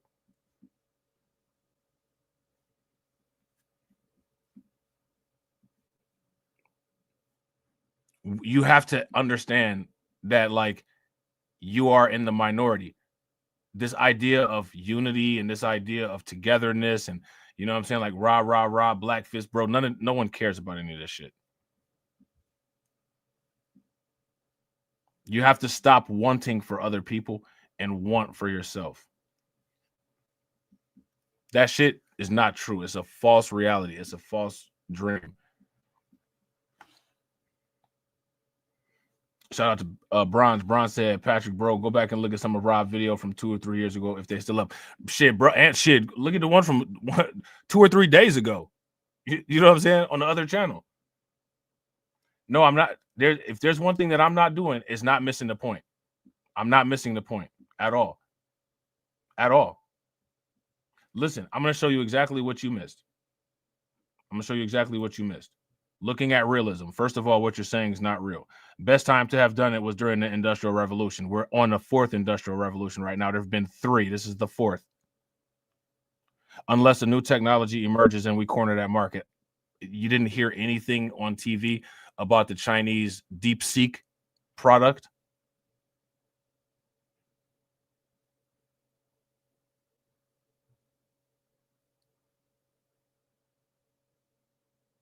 Everything that you said is completely and entirely incorrect and outdated. All of this stuff is literally going on, and there's nobody in white hoods on horseback stopping anyone from getting that information. Everyone in here's got it. Literally everyone in here got that information.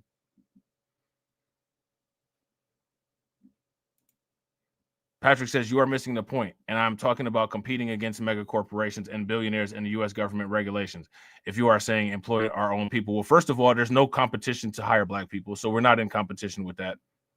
You know what I'm saying? Nobody's competing to hire black people, so that's not even a competition that we'd have, first and foremost, right?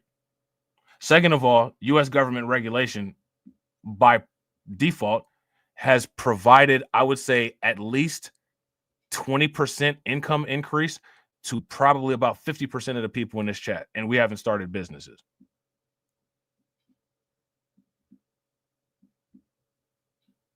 Second of all, competing against mega corporations, no one starts out to compete against a mega corporation.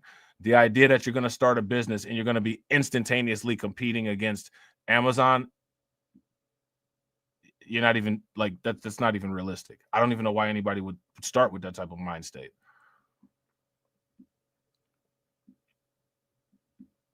Walmart didn't initially compete with Walmart. Like, you know what I'm saying? Like Dell and Gateway didn't initially compete with IBM. Why are you expecting to go beyond like the legacy businesses on an initial entrepreneurship? Like, why would you expect that? Shout out to Bronze. Bronze said, "Yep, the U.S. military don't even want to take our black asses." Facts. If we created a business and we hired all black people, everybody would probably give us a government grant and say keep them there, or they'd be like, "Thank you," because we didn't want to hire them. Because that's just how these people are. And hey, listen, man, you know what I'm saying? The government want to pay me to, you know what I'm saying, keep black people working at a business that I start, I'm for sure taking the money. But again, this is the problem though. We can't do it. So this is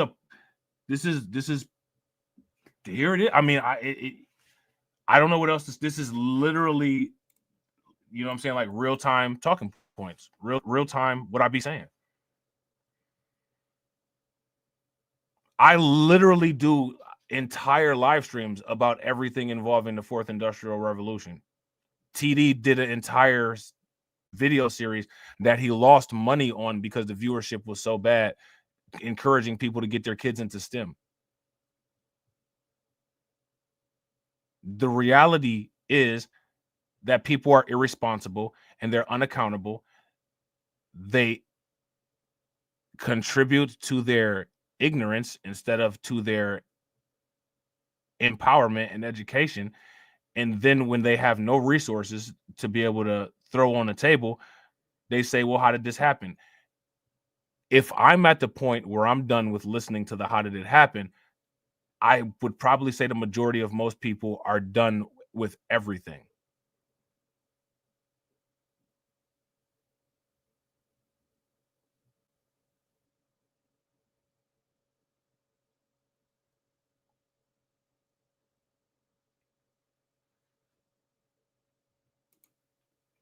Patrick says, sir, you said from what I recall is that we shouldn't be relying on outsiders to hire us, right? I didn't say that.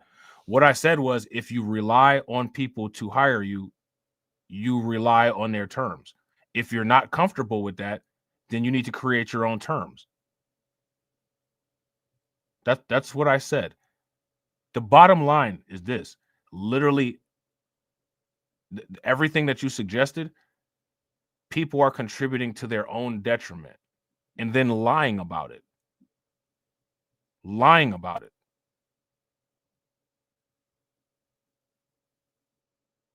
You know what I'm saying? And people are okay with that.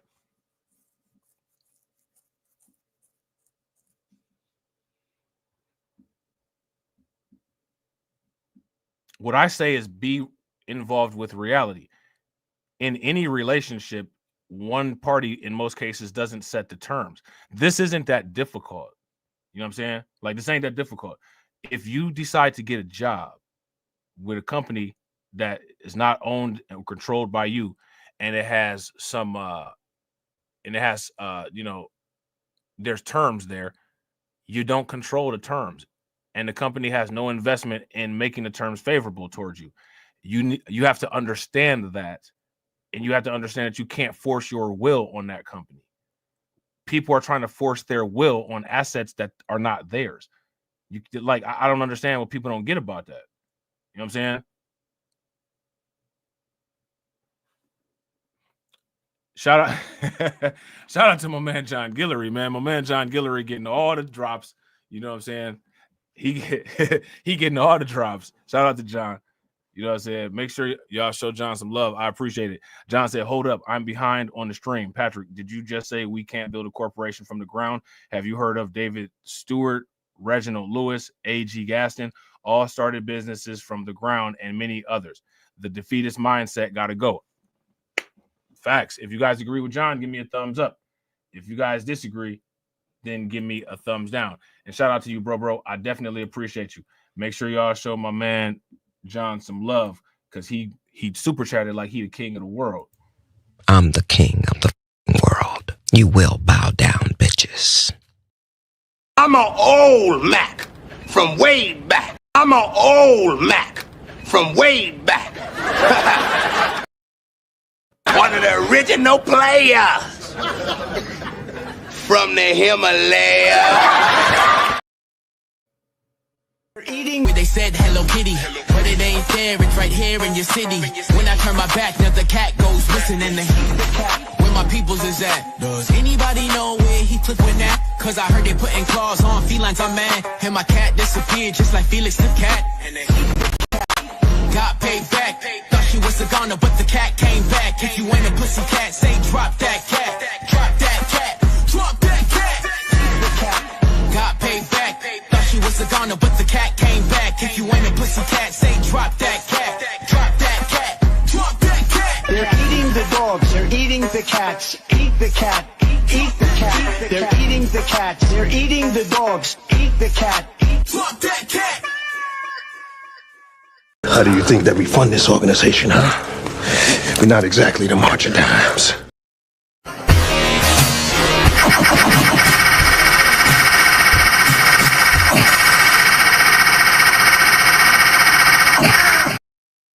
the money, y'all. There's poor people around. I'm rich, biatch. Cash rules everything around me. Queen, get the money. Dollar, dollar bill, yo.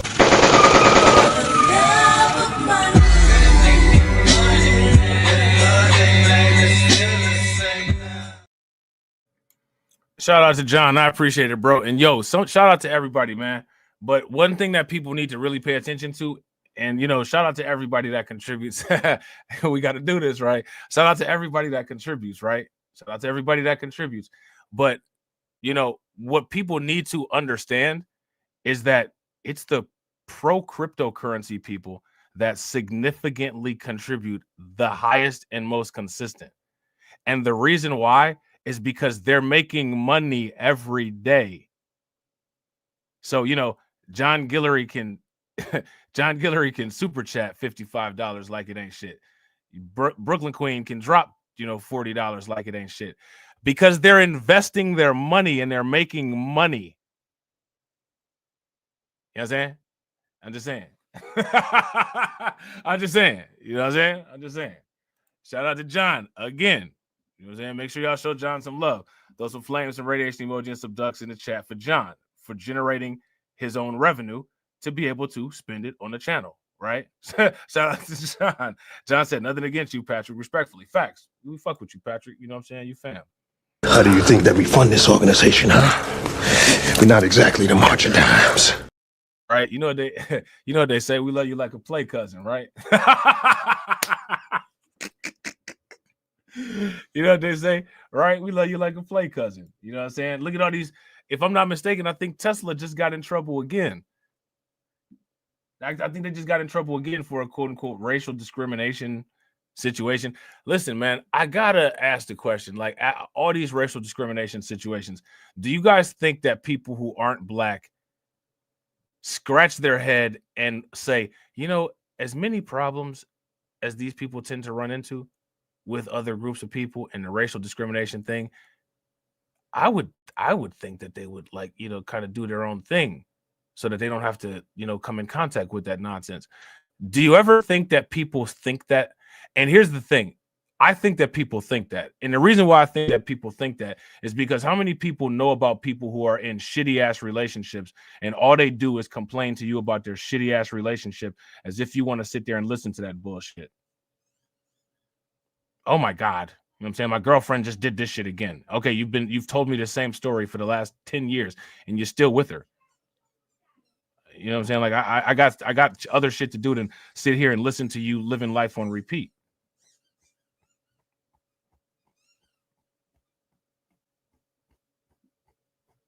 You know what I'm saying? Like, so, you got to ask that question. Like, if we ask those kind of questions, you know what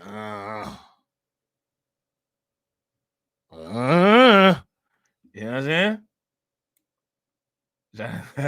Shout out to Bronze. Bronze said that. What would the alien say? Bro, we be asking that question all the time. What would the alien say?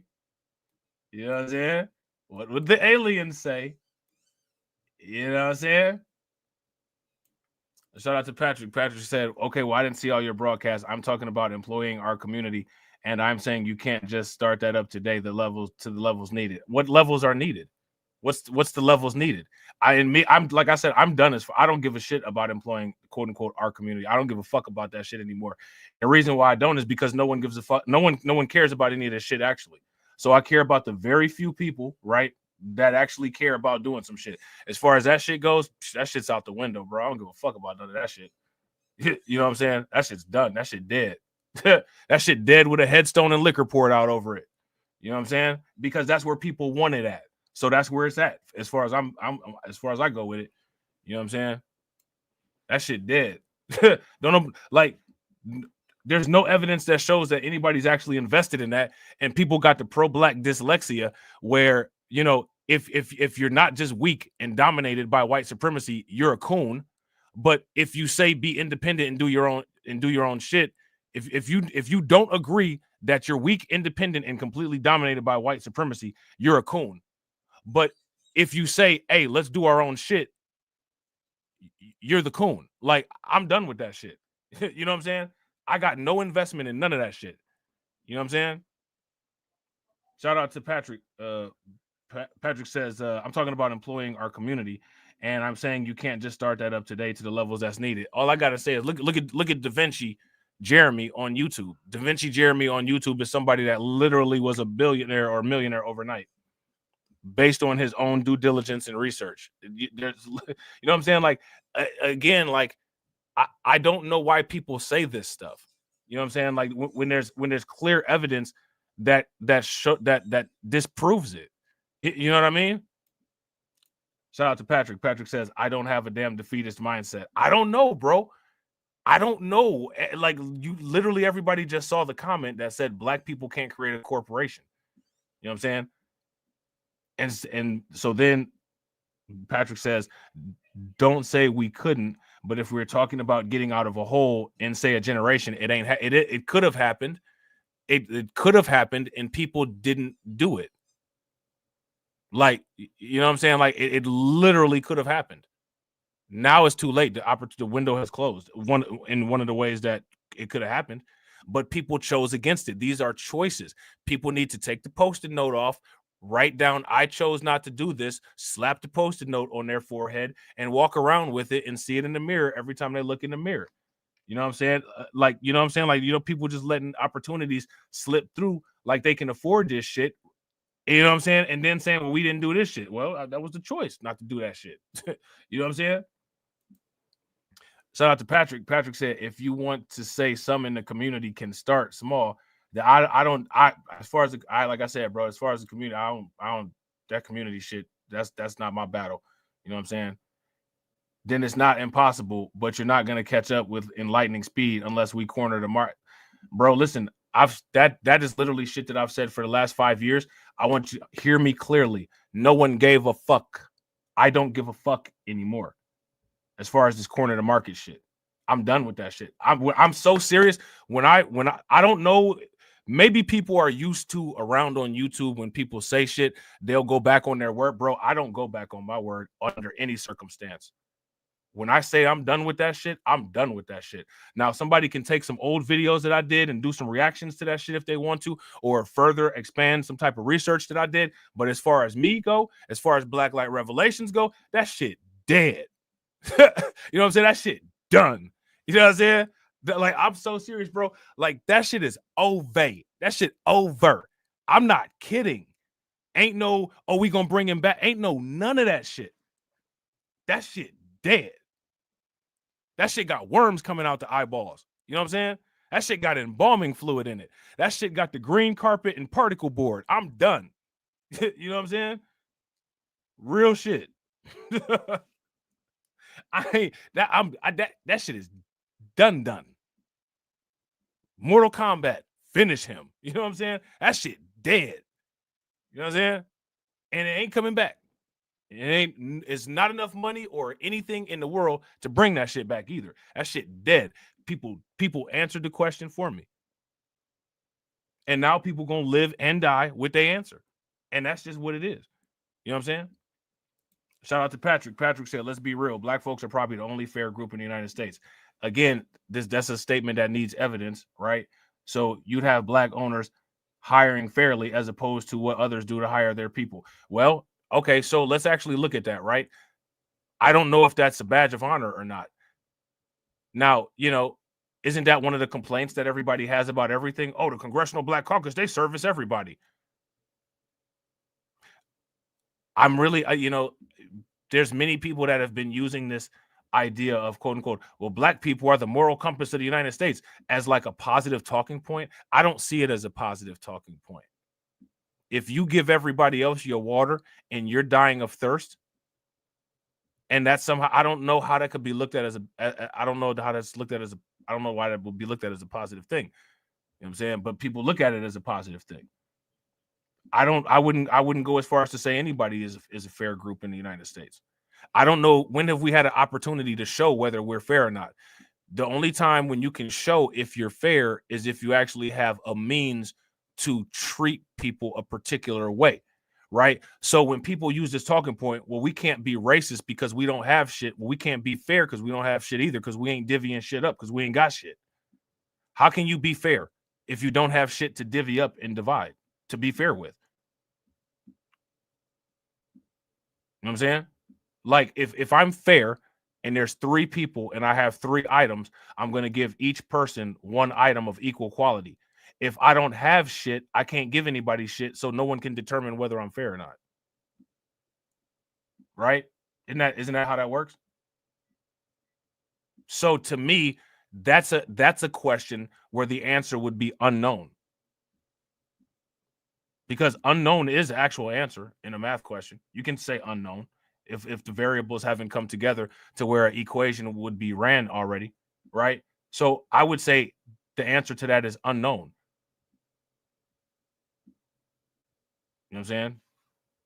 And I wouldn't say that there was any type of probability in either direction. You know what I'm saying? Shout out to Patrick Tyler. Patrick Tyler says everyone has been trained to get a job and not build. Well, what that means is that the quality control is correct. Again, you know what I'm saying? The quality control is correct. The 1-to-1 ratio is upheld. The monolith stands, and that's people continue to build support to the monolith. I mean, here's my, like, I know these things, right? I don't have to be convinced of this shit. You know, I think that people need to be, I don't know. I don't know.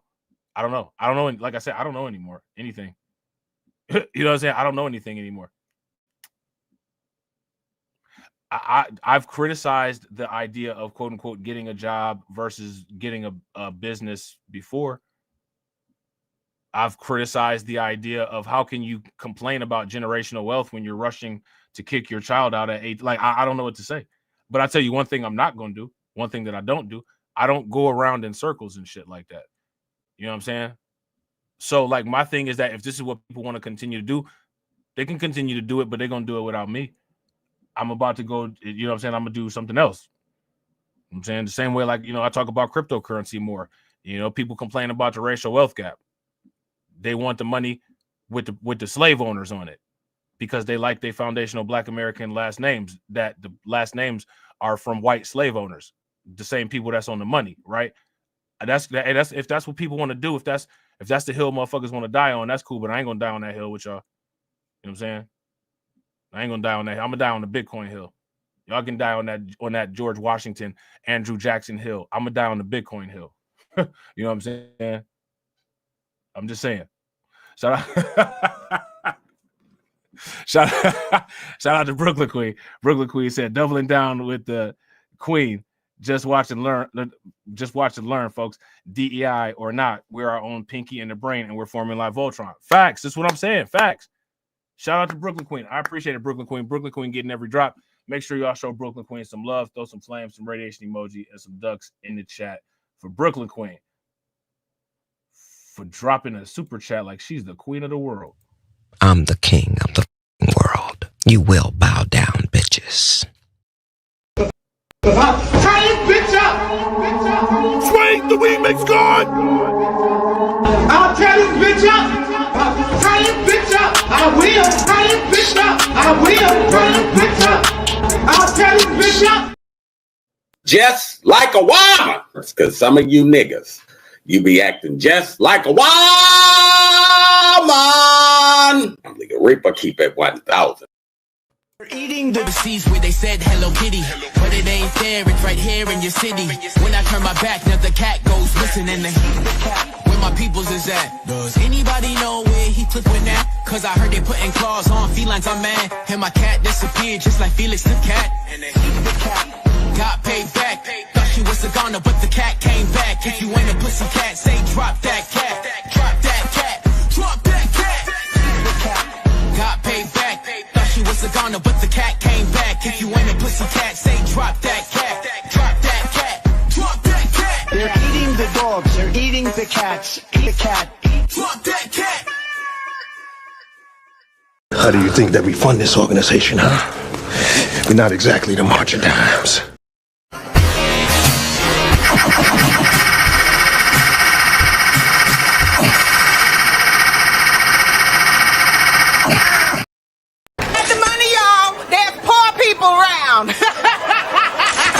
I'm rich, biatch!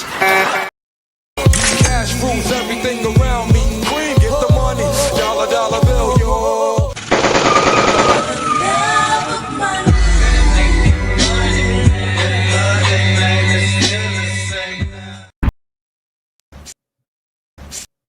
Silence. Silence. I ain't got no money, pie.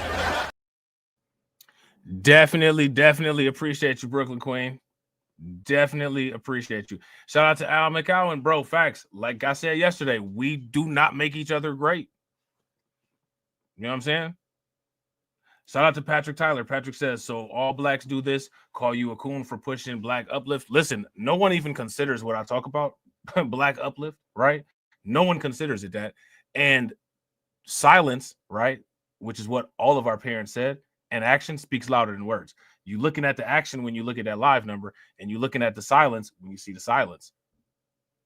Right? I'm just saying. You know what I'm saying? Shout out to Patrick. Patrick says, because you have a community who's been trained just to work for someone. Well, again, this is like when you lose a basketball game. You lose a basketball game because you have a bunch of low field goal percentage shooters. So what do you do to fix that? You know what I'm saying? Like, what did you do to fix that? You know what I mean? Now, again, right?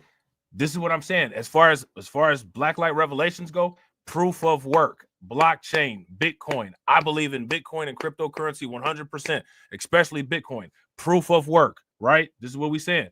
Proof of work. Shout out to the people that watch Tales from the Cryptocurrency, right? We got all of the videos. You can look at all of the videos. You see the people in there commenting. Here goes the proof of work, right? Now, look at the super chats. Look at who has the extra money to throw down on a super chat. The money to throw down on the extra super chats is the proof of work. Now, I don't require no super chat. I'm not asking people to super chat. I throw up a goal, and, that's cool if we get the goal. You know what I'm saying? Like, I appreciate it. I don't ask for anything at all, except for people to just take me serious and take what I'm saying serious. The people that take what I say serious, those are the ones that got the extra money to put up the pink and orange super chats. Look at them. This is the proof of work. This is the proof of work. You know what I'm saying? The proof of work has been produced. You know what I'm saying? Now, from 2024 to already in 2025, most of these people probably have doubled their worth. Doubled their worth. You know what I'm saying? Based on not anything that I said, but their own research and due diligence and desire to want to make more money or to have more money. Right? And look at the results that it's produced. Now, if everybody would do what John and Carlton and Detroit 313, you know what I'm saying, Bronze and all these Carlton, AB Promotions, DC Precise, mad people would have mad money. You know what I'm saying? The model has been proven. Michael Saylor has blown this out of the box, but it's been around before him. But people make the choice to not do this stuff. So if they make the choice to not do this stuff, again, you come to the point where when it comes to tyranny and when it comes to being a dictator, Are you being a dictator, dictating to people who want to go to oblivion, stopping them from oblivion? If you have a self-destruction desire and I'm forcing you against your will to not self-destruct, does that make me the good guy or does that make me the bad guy? That makes me an oppressor.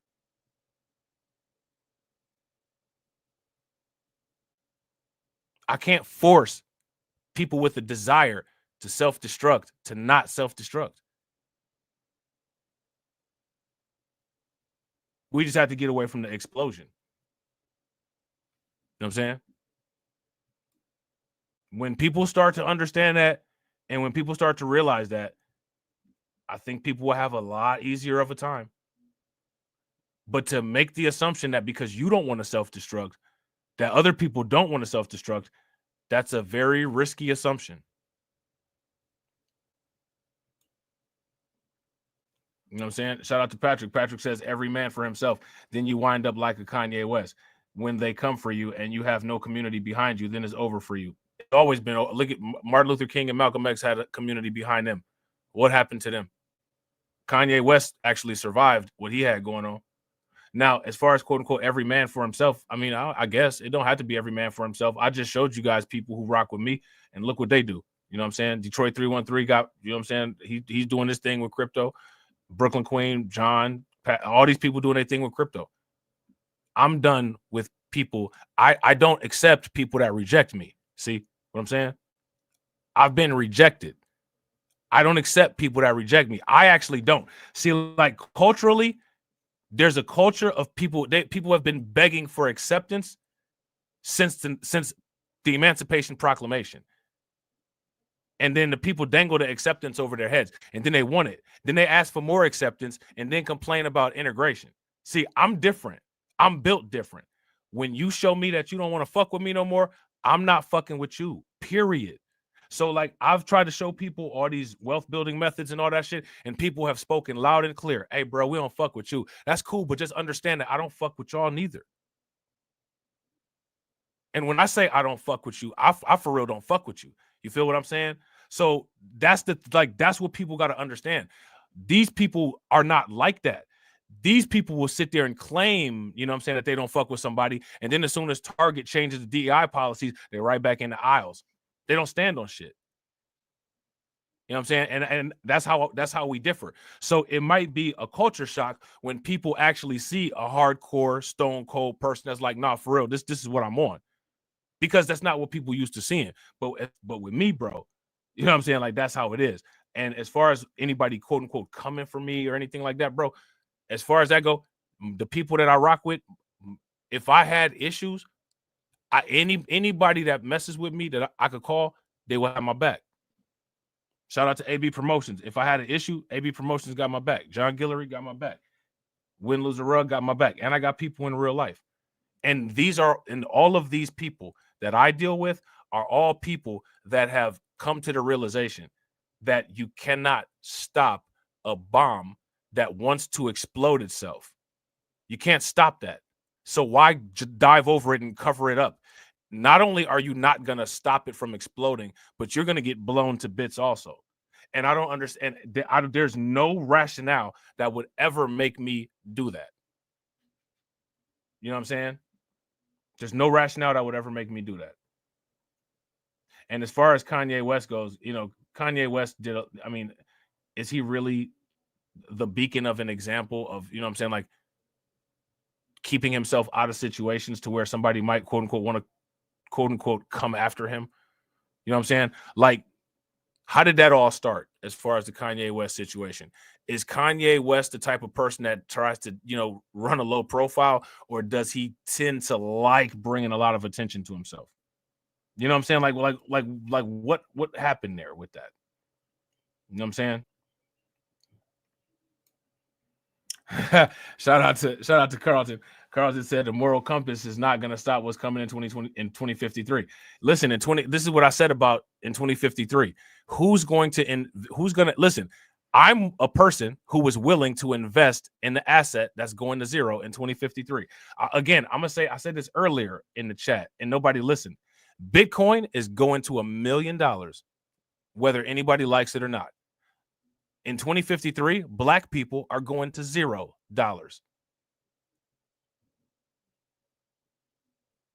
Now, I've been investing in an asset that's going to $0 forever. And the asset going to $0 said, fuck you, Rob. And it's going to $0. And that shit said, fuck you, Rob.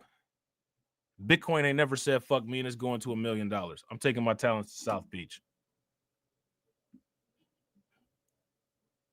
I'm taking my talents to South Beach because I don't take my talents where people say fuck me. I don't do that shit. I don't do that shit. You know what I'm saying?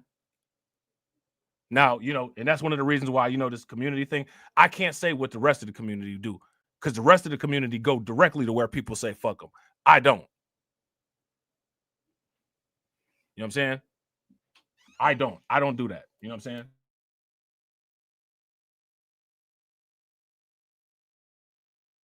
For a boycott of those big stores. The movement is known as the Latino Freeze, and activists like civil rights leader Dolores Huerta are leading the charge. NBC Bay Area's Damian Trujillo is in San Jose with the story. Target is one of those being targeted for the nationwide boycott. This nationwide boycott, man. You know what I'm saying? Shout out to Patrick. Patrick said, well, I believe we are not going to go into a damn everybody else mindset. This is how you lose. If we're going to say this is how you lose as a future tense verb, how are we describing the present tense situation right now? That's my question. What do you think? You know what I'm saying? Now shout out to Patrick. Patrick would say, how do you expect something to change overnight after decades upon decades of what people know? Let me ask you this. How many nights are in 1,000 years, right? 365 times 1,000. Is that 365,000 nights? Where do we so if we go from 1 to 365,000, where do we expect some consciousness to occur at? You know what I'm saying? Where do we expect some consciousness to occur at? Shout out to my man AB. Oh, I missed this. Make sure y'all show AB some love. Throw some flames, some radiation emoji, and some ducks in the chat for AB. AB said, you know you my guy, Rob, but I need my shekels for XRP and borrow, bro. Facts. Yo, and Crow with Knife. Where Carlton at? You know what I'm saying? With the Crow with Knife. Make sure y'all show AB some love. Throw some flames, some radiation emoji, some ducks in the chat for AB for funding the organization. How do you think that we fund this organization, huh? We're not exactly the March of Dimes. Cash rules everything around me. Green, get the money. Dollar bill, yo.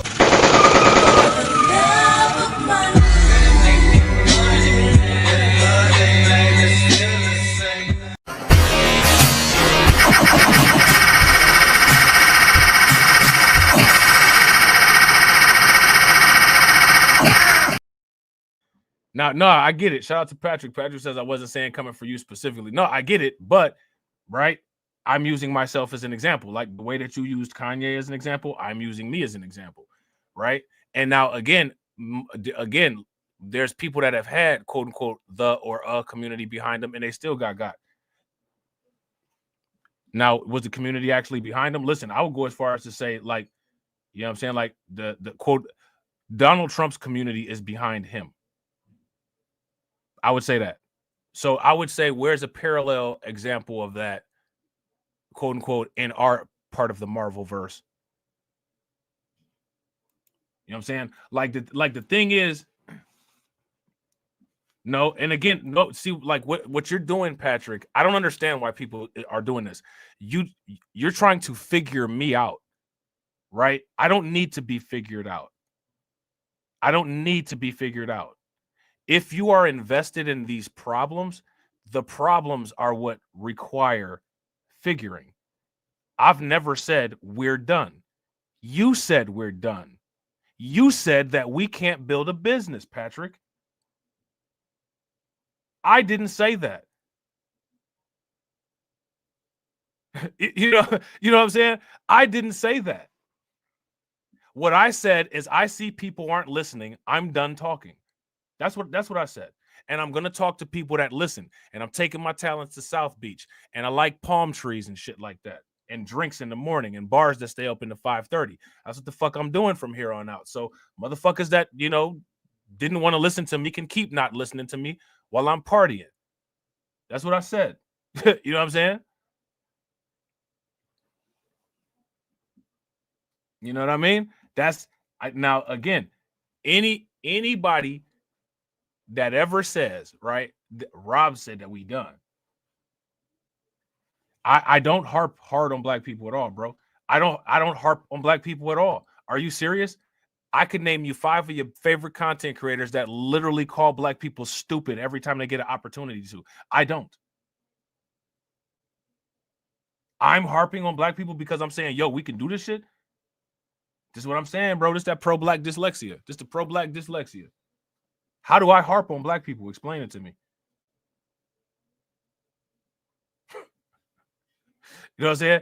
You got content creators out here that actually say, you know, if you ain't doing shit at your job, you know what I'm saying, mopping the floor and, you know, cleaning toilets and shit, you know, don't get in trouble with your boss listening to my live stream and shit. You actually got motherfuckers that say that shit, right?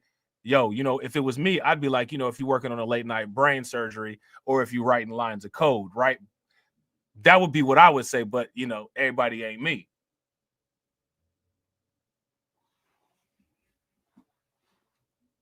You know what I'm saying? Now, yeah, I speak in, bro, listen.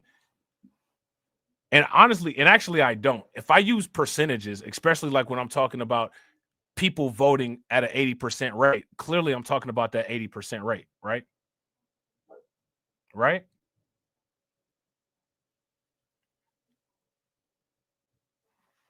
Why do people, like, listen, Nas even said it in that song Black Zombie. Why do people need a leader?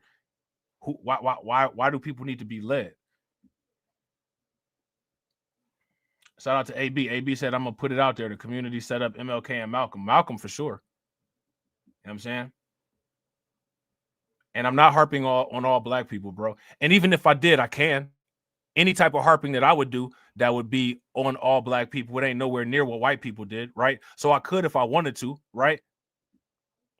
Just because you saying why did I do it? For one, it doesn't mean that I did, because I didn't. But I could if I wanted to, right? Who gonna stop me? And it's gonna be not anywhere near what white people have done the entire time we've been sharing the planet with them. So my thing is, what do that do? And again, people make this misleadership class. These are the people that people chose, bro. They made these people. The people of the community that you want to save, made these clowns great. They made a circus. They created a circus. Peanuts all over the floor. You know what I'm saying? Elephants all over the place. People on trapezes. You know what I'm saying? In unicycles.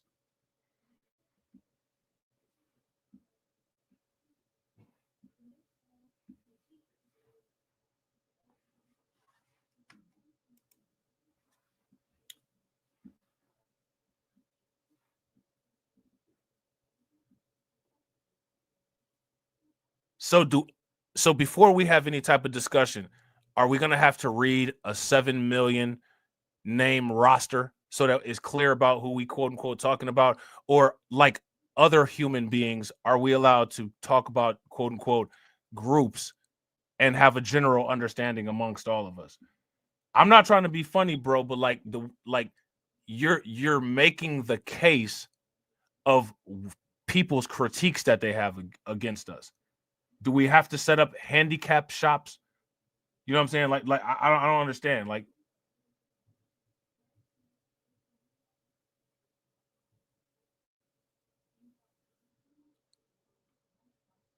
do you know who set up Malcolm X? Did every black person set up Malcolm X? Of course not. Like, I mean, do we have to do this?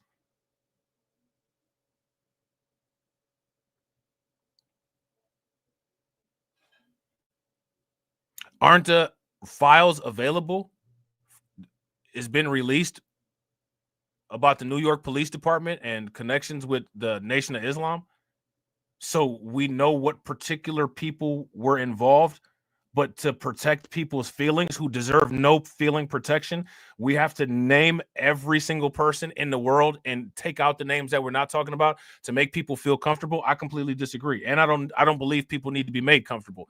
As a matter of fact, if people take offense to some shit that people are talking about, fuck them. Maybe they need to feel offended, right?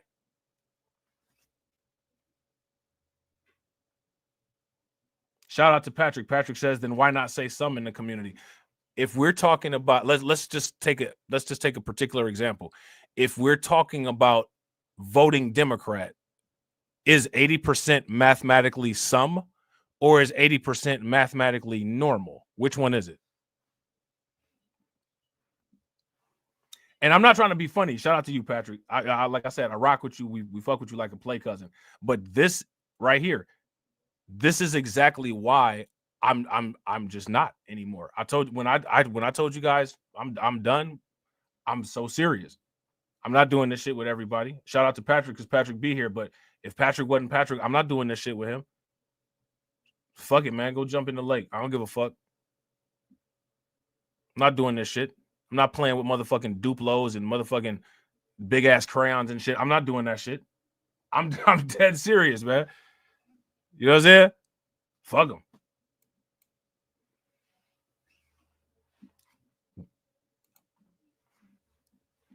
What is an absolute majority? What are you talking about? There's no such thing as an absolute majority. There's either a majority or not a majority. An absolute majority is 51%. It's the same thing. It is. It is, Patrick. You know what I'm saying? Like, it is.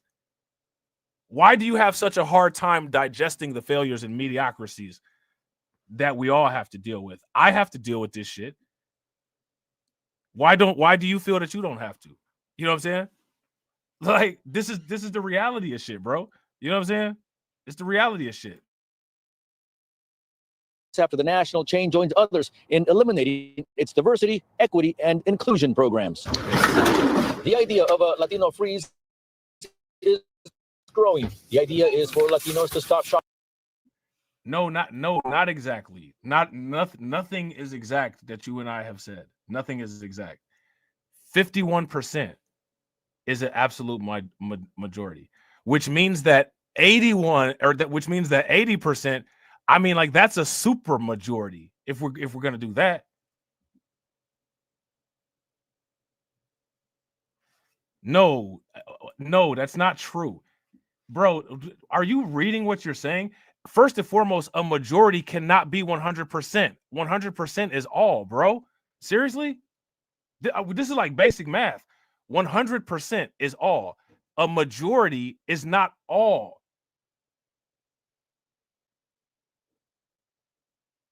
An absolute majority is undeniably a majority, which means 50% or greater.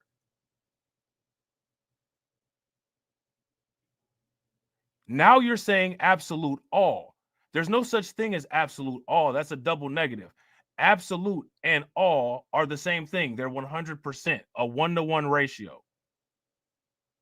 Why would you say this then?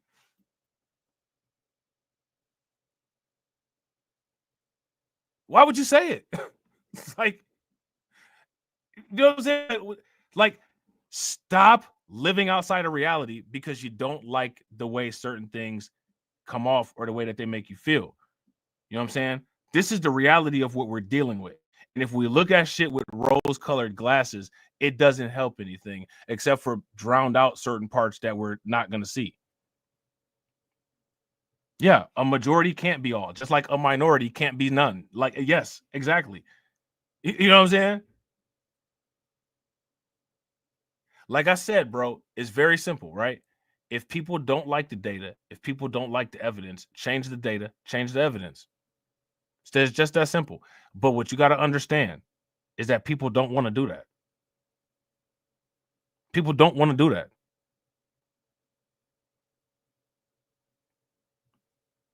You know what I'm saying? Like, that's just what it is. They just don't want to do it. And again, you run the risk of hitting that thin line of, well, am I oppressing people, right? Am I being an oppressor, right? because I'm trying to force people against their free will. If their free will is self-implosion, you kind of become the bad guy when you're stopping their access to self-destruction. Their access to self-destruction should be permitted. You know what I'm saying? Nobody, you're having fake outrage, bro. Nobody generalized. You just don't. What the reality of why you're fuming is that you don't want to. You don't like what I'm saying at all. If you think that I like saying the shit that I'm saying, I'm gonna put it out there. I'm gonna tell you 100%. I don't. It's not nothing that I've said is a generalization. Everything that I said is 110% documented fact. We can look all of this shit up. You know what I'm saying? Like, I mean, it's just, there's no reason to be fuming and hate generalizations here because you didn't get upsetting generalizations here. Now, one thing that you have done and you tend to do is you take shit that I say and turn it into a generalization in order to assist whatever type of point that you're trying to make. You know what I'm saying? And I would say we generalize ourselves in many cases, right? A lot of times we generalize ourselves. You know what I'm saying? Like, a lot of people make these stupid ass talking points about, oh, well, we're the only group that. We're the only group that. And again, these tend to be the quote unquote pro-black types. We the only group. Now, these are pro-black people that don't never be around nobody else, that don't know shit, but they know everything that everybody else does. Somehow they do it better than us. Like, I don't understand this shit. I saw somebody say that shit yesterday. We the only group that do XYZ. We the only people that sneeze. We the only people that take a piss. We the only people that shit. That's not true. You know what I'm saying? Like, we're not the only people that do all this shit. And if you're rah black fisting it up all over the place, how do you even know what goes on in other communities? Remember, the rest of us are coons. We interact with everybody else. So, you know, how are you the anthropology expert on what goes on everywhere else? Right? Shout out to again. Patrick says not intentionally. I don't know. Listen, bro, do you know that there's a consequence when there's accidents? They have a whole industry behind it. Speaking of industry, it's called insurance. You know what I'm saying?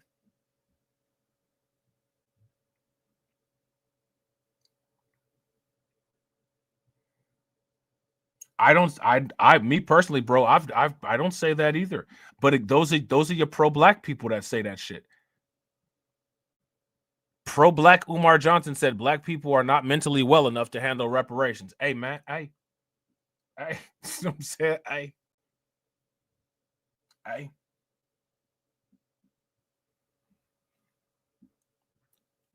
And one thing I'm not playing, right, is I'm not playing defense attorney for no pro-blacks that would talk shit about me to my face if they knew me or met me.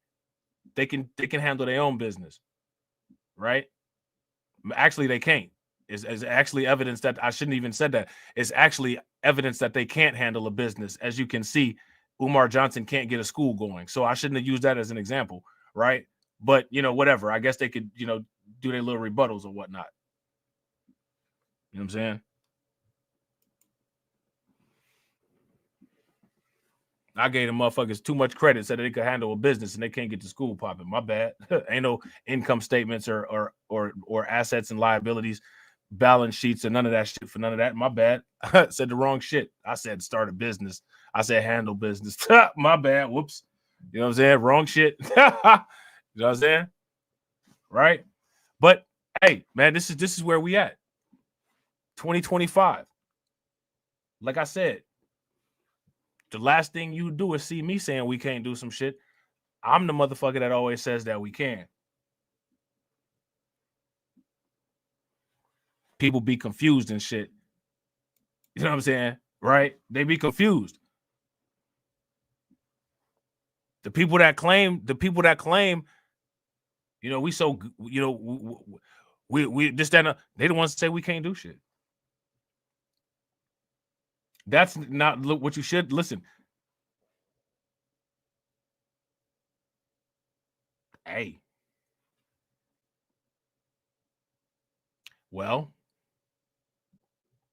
I would say if that's the case, then like the people that you got to go, the people that you need to address or deal with are the people like Umar. You know what I'm saying? Not the people like me. Because like Scarface said, you need people like me. You know what I'm saying? You need people like me. You know what I'm saying? You need people like me to be the bad guy. I be a bad guy. You need people like me. You know what I'm saying? So, yo, man, I got to bounce, man. I got shit I got to do. I appreciate y'all, man. Shout out to you, Patrick. I appreciate you, bro. As always, bro, no love lost. Hopefully no offense. You know what I'm saying? You know what I'm saying? We fuck with you. You know what I'm saying? We love you like a play cousin. You know what I'm saying? Shout out to my man, John Guillory. Appreciate you, bro. Make sure y'all show my man, John Guillory, some love. Hold on, I got to get these things together real quick. All right, there we go. Shout out to Tedra. I appreciate you, Tedra. Shout out to Sybil. Appreciate you, Sybil. Shout out to AB Promotions. I appreciate you, bro. Shout out to Brooklyn Queen. Make sure y'all show Brooklyn Queen some love. Shout out to my man, John Guillory. The first again. Shout out to my man, Kiko. I appreciate you, bro. Shout out to my man, DSB. Appreciate you, DSB. Shout out to my man, Kiko. The second again. Shout out to DSB, the third again. Shout out to Katsy. I appreciate you, Katsy. Shout out to my man, Kirk. I appreciate you, bro. Shout out to DSB. Again.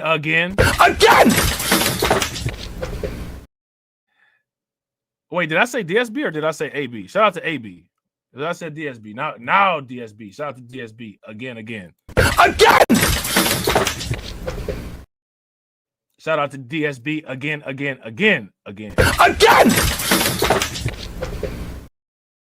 Shout out to John Guillory on the big again.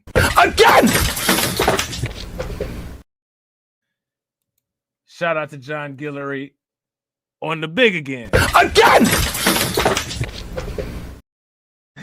Shout out to Brooklyn Queen on the big again. And shout out to my man Fomosaki on again Junior.